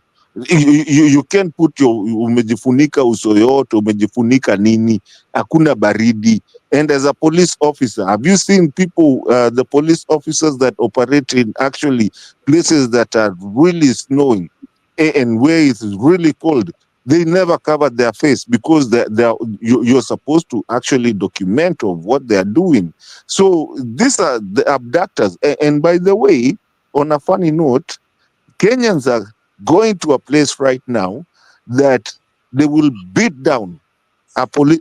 I will not want to be a police officer right now. They will beat down a police officer because even the IG told us that this is not police that is abducting people. The next person mwenye utapata akienda kuabductiwa na watu wanajifanya na hizo masubaru boys, utapata mtu amechapwa na akienda kusema na amechapwa mob justice because tushaambiwa si mapolisi. Ile kitu yenye tunafaa tukubaliane, sheria zipo. One thing that we all have to agree, the problem is enforcing the laws. The same way hiyo story ya elections, we have electoral laws ambazo ni nzuri, na hizo procedure vile zimewekwa ikifuatiliwa tutakuwa na good results. The problem is we have also gotten into a culture where we have to complain every other time. Hata wewe mzalendo, kesho uingie ushindwe, utacomplain nimeibiwa, hata kama hujaibiwa. So also it is in the best interest of our country to have a culture of accepting defeat, you know, and knowing that kutakuwa na tena siku ingine, you know. Now you build the next time when you're coming, you're not going to do no, Mr. my brother, you're wrong on this because unani-interrupt and I was nataka kuambia kitu moja before nitoke. Nataka kuambia kitu moja tu, unisikize tu please. Ngoja nimalize, I will forget what I wanted to say. So hata sasa ona okay, sawa, ukikumbukanga basi wacha mimi nimalize basi. You should be apologizing. Umesahau. No, you should be apologizing by saying pole nimekufanya ukasahau. But anyways, the accepting defeat is one of the problems and challenge tuko nayo Kenya. Hakuna siku Raila amewahi sema enyewe this time, you know, sijaisikia. I mean, enyewe this time, yes, I have, you know, I'm a force to reckon, but this time I feel like let me respect the will of the people. Okay? All you see every other time is calling us to end kwa maandamano and all that, and eventually join to the very same government. So our leaders ought to be honest in the manner that they are asking us to be honest, to be honest and responsible citizens.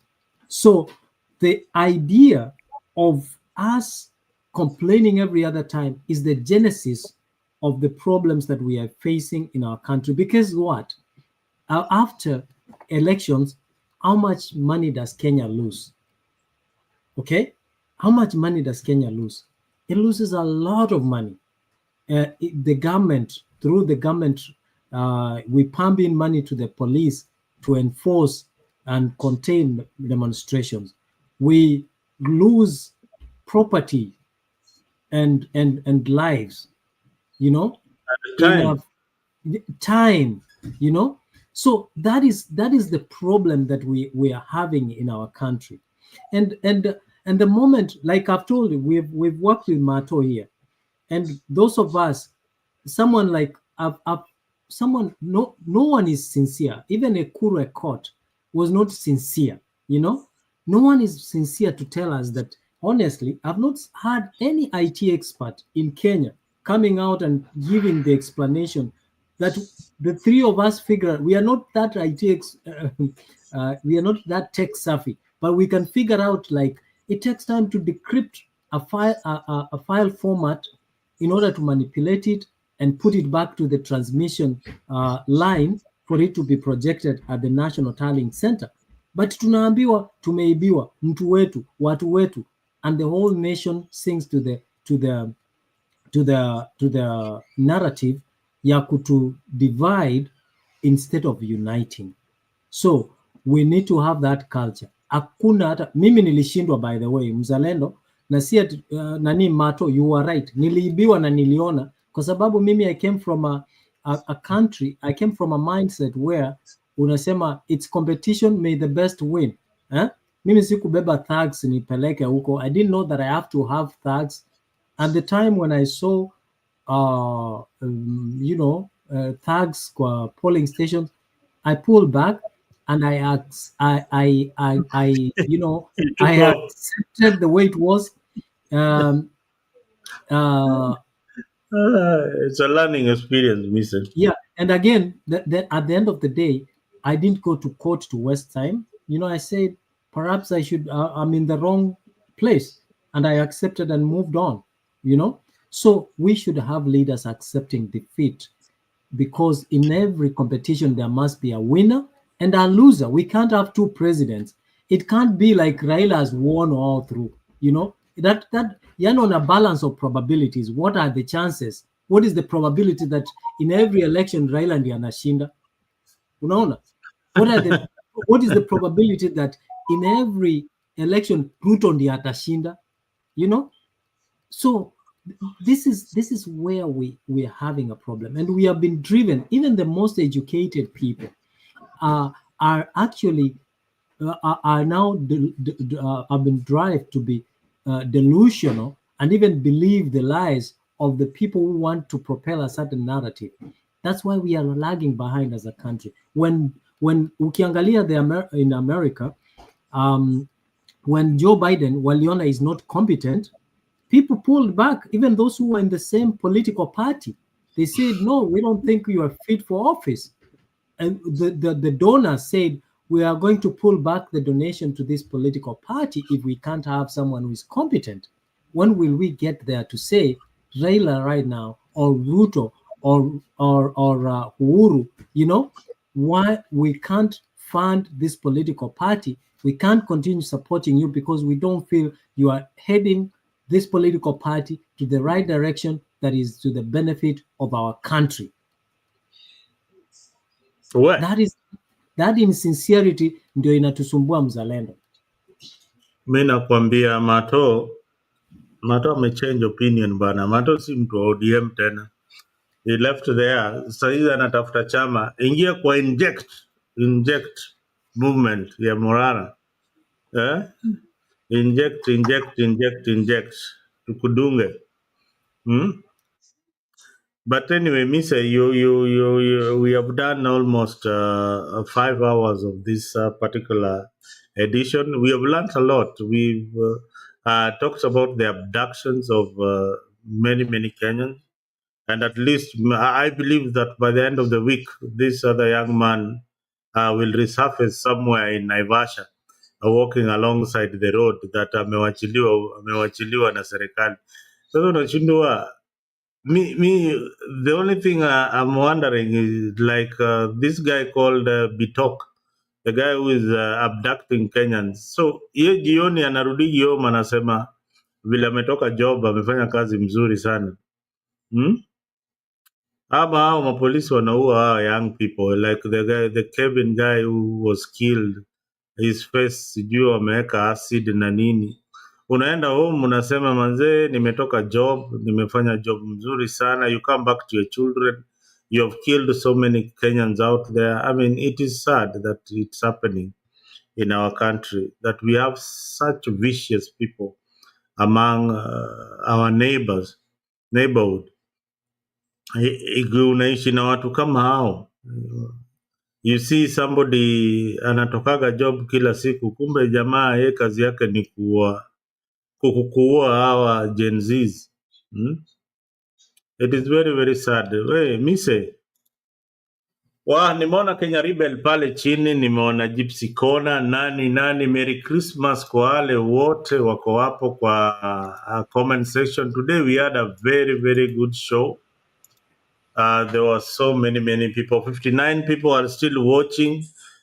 Kindly please subscribe to Afrique 24 so that we can always have you in the shows. Mato bana, we umepotea sana, lakini tutakuwa pale nyuma kwa tent tupige story kidogo, utuambie ile uwezi sema onea. Najua wewe ni mtu wa baba, lakini kuna vitu zingine uwezi sema onea. No, let me tell you something. Of all the people that we debated with that were supporting Mato, was supporting the other side, Mato was a very fair guy, you know. Hey, at least Mato was fair. But Mato can agree that Raila never wanted to be president. Kuna hata nikupangia story Mrs. siku moja when Mtembei gave me the rights to kuweza kulogin kwa hii you remember that day StreamYard. So hao jamaa washani, they've been kicking me out, but they wananifukuza bana, narudi tu na sisi ni vitu za backstage bwana, tukoonea. Unajua tunaongea juu ya operation. Wewe wacheni hizo bwana, wacheni za ovyo. Hizo ni za backstage. Hebu funga show tuongee huko nyuma bwana. Wacha basi, lakini hamjanipatia my closing remark, lakini closing remarks alafu tumalize. Before you get the closing remarks, the thing is, there was freedom, there was suppression, there was we were gagged. We tumesema hizo za huko nyuma. Let me finish, wacha nimalize nini.